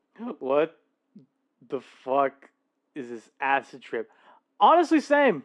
What was that? Want to buy a game with an undulating chicken? This is a rhythm game that in no way incorporates rhythm. It's bottom of the barrel, like all the other games we just saw. How do you sell any of those to gamers who want stuff like, I don't know, Call of Duty? Yeah. $60? This game sucks. They screwed me. It's exactly the same game. Oh, God. This is an Ouya ad that the company attempted to pull from YouTube, saying it wasn't an official ad, despite it being released on an official Ouya YouTube account. Good God. $60? They did it to me again. I could have bought food.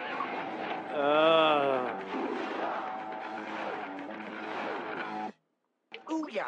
So I can either bludgeon myself with my spine in a pool of my own vomit, or play in Ouya?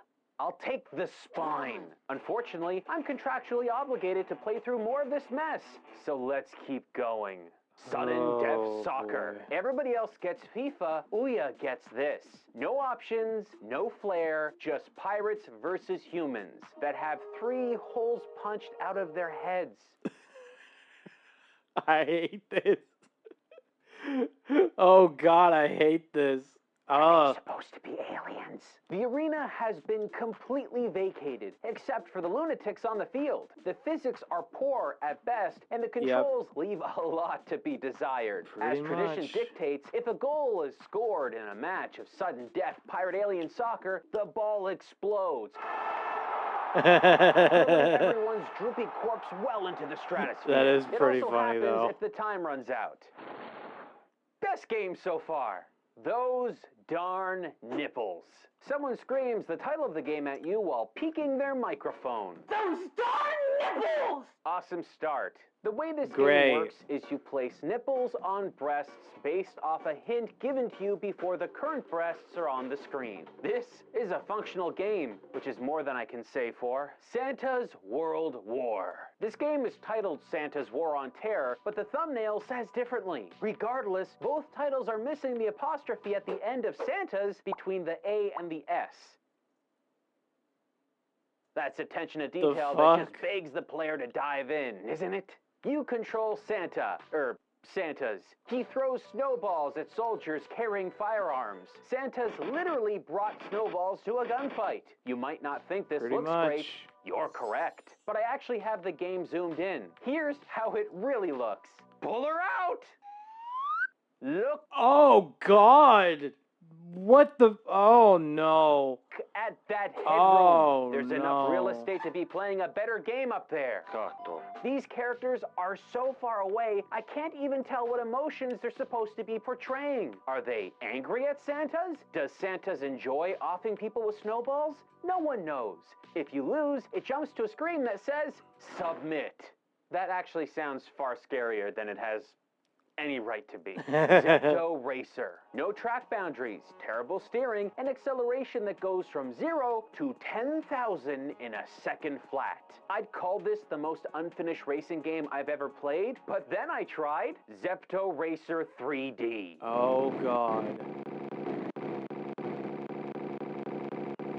I mean, it's the same game, but it's in 3D now. I think you can best describe the draw distance here with a confused shrug. I couldn't even begin to try and beat this, and I don't really think anyone else could either.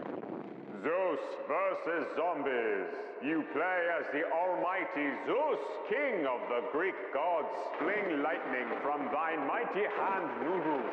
Ha, heathens, dost thou think thy can bestify? Oh, I blew up! Alien Zombie Soul Hunter.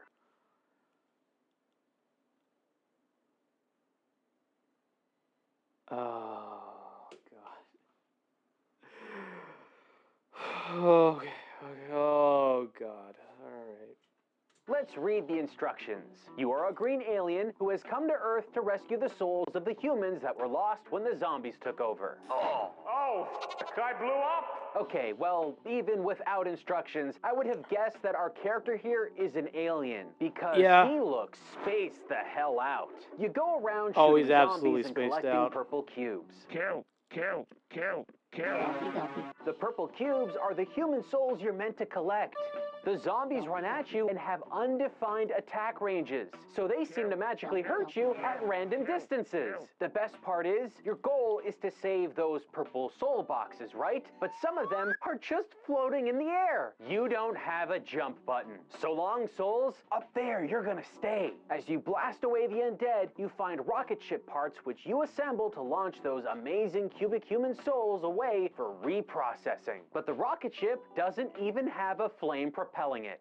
That's some quality work right there. Quadroville. Don't look now, folks, but it's the same developers as the last game. The graphics and controls are near identical. The only difference in gameplay is that now you're hunting down bad guys instead of fantasy floating purple cubes. Can you imagine picking up the Ouya for the first time, booting it up, and excitedly downloading either of these FPS games because you happen to be a fan of first-person shooters? Well, I can. Because I did. Oh yeah, this sure beats the hell out of Call of Duty. Ooh yeah. Shady's Poopong. Someone took the time to make power-ups, original art assets, record a variety of sound effects, and make a functioning Pong clone. Functioning Pong clone with poop. What they didn't do was properly scrub their toilet. They put more effort into coloring the turd paddles. Now, that game might seem real crappy, but this here may be the crappiest of them all. Oh, Massive God. cleavage versus zombies. Hey, it is a functioning clone. Yep, pretty much. It's a pun, and also, it's not. The story's pretty intricate, so please bear with us. You play as a blonde woman called Blondie. It's not explicitly said, but it's implied that this character suffers from some type of buttoning up phobia, as her blouse lies permanently drawn to the sides through the entire experience. Blondie starts the game searching for a special type of barbecue sauce. From there, she meets a charming carjacker with a unique face. Blondie goes on a whirlwind zombie chopping spree before beginning a relationship that may fan the flames of romance. Ooh la la. This game taught me something special with its use of the Ouya controller. QuickTime events that last a fraction of a second, which require the player to press face button symbols they aren't completely familiar with, is a nightmare. Yeah, that's kind of a given. Contrastingly, the base gameplay is as simple as move near enemy and either attack low or high with your cleaver. Take on zombie dogs, zombie bankers.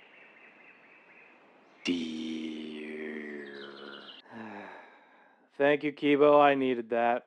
Zombie muscle dudes, and housewives that show absolutely no signs of any physical ailment. Here are again and again and again and again. My two favorite parts of this game were 1, when the game crashed and locked up the first time I attempted to play it, and 2, when the game told me that the Ouya controller could suffer input lag and that I should use a PlayStation 3 controller instead. You know what? I think we can stop right here, folks. A game developer who made a game for this console is telling us not to use the controller bundled with the console. The most important part of this to us is the controller. We really Jesus focus a lot Christ. on what gamers are looking for. Wow. In Comic Sans font, yeah. In Comic Sans font, no less. That. Oh, God, that's rough. Saying that our time with Ouya has been a wild trip would be the understatement of the century. And Ouya, as a company, went on its own wild ride over its few years of service post-launch, from getting millions in investments to put its software and set-top boxes around the world to having its entire team and content library acquired by Razer in 2015. Probably for the best, yeah. God damn. Even with its hardware discontinued in the acquisition, its software lived on well into 2019 before Razer finally pulled the plug on the storefront for good. And that about wraps up the compelling Ouya saga. This magical silver box was supposed to kickstart an indie games revolution. And well, they didn't. Half smartphone, half home console, all poor execution. Turns out gamers had plenty of better options when it came to gaming on their... whatchamacallit? For television. Television. Right. Yep. Looks like Amy's confused. Coconut. Yeah, I would be pretty confused too. Okay, let me check chat, cause like, oh boy.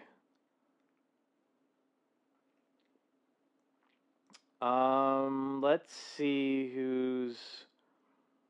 Well, I mean, Altair is live at the moment, but oh God, who was the other? Kibo, who was the other guy you said might be online?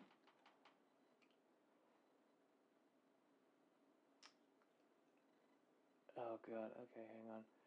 Great comeback stream. Glad to be here. Martian, see you around. Okay, see.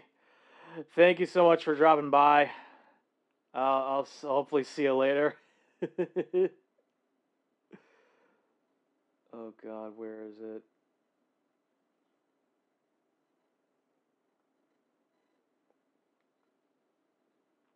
Okay, here we go. Here we go. That's what I was looking for. Omenke. That's who it was. Omenke. Okay, he's still live, so that's good. Let's go ahead. Right on out to Omenke.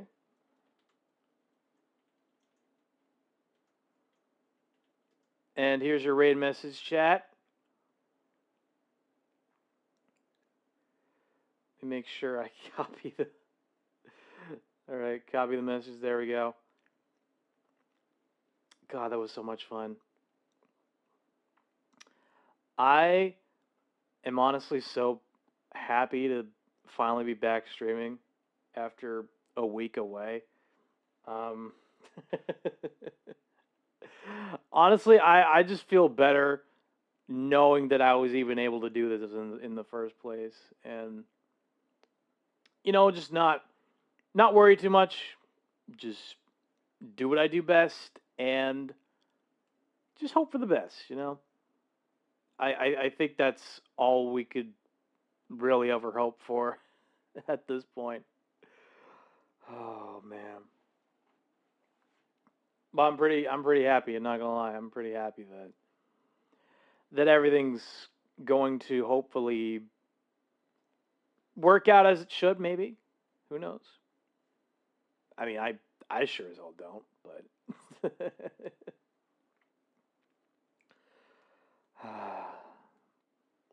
But, yeah. Thank you, everybody, so much for watching. I will see you guys again tomorrow. Bye-bye!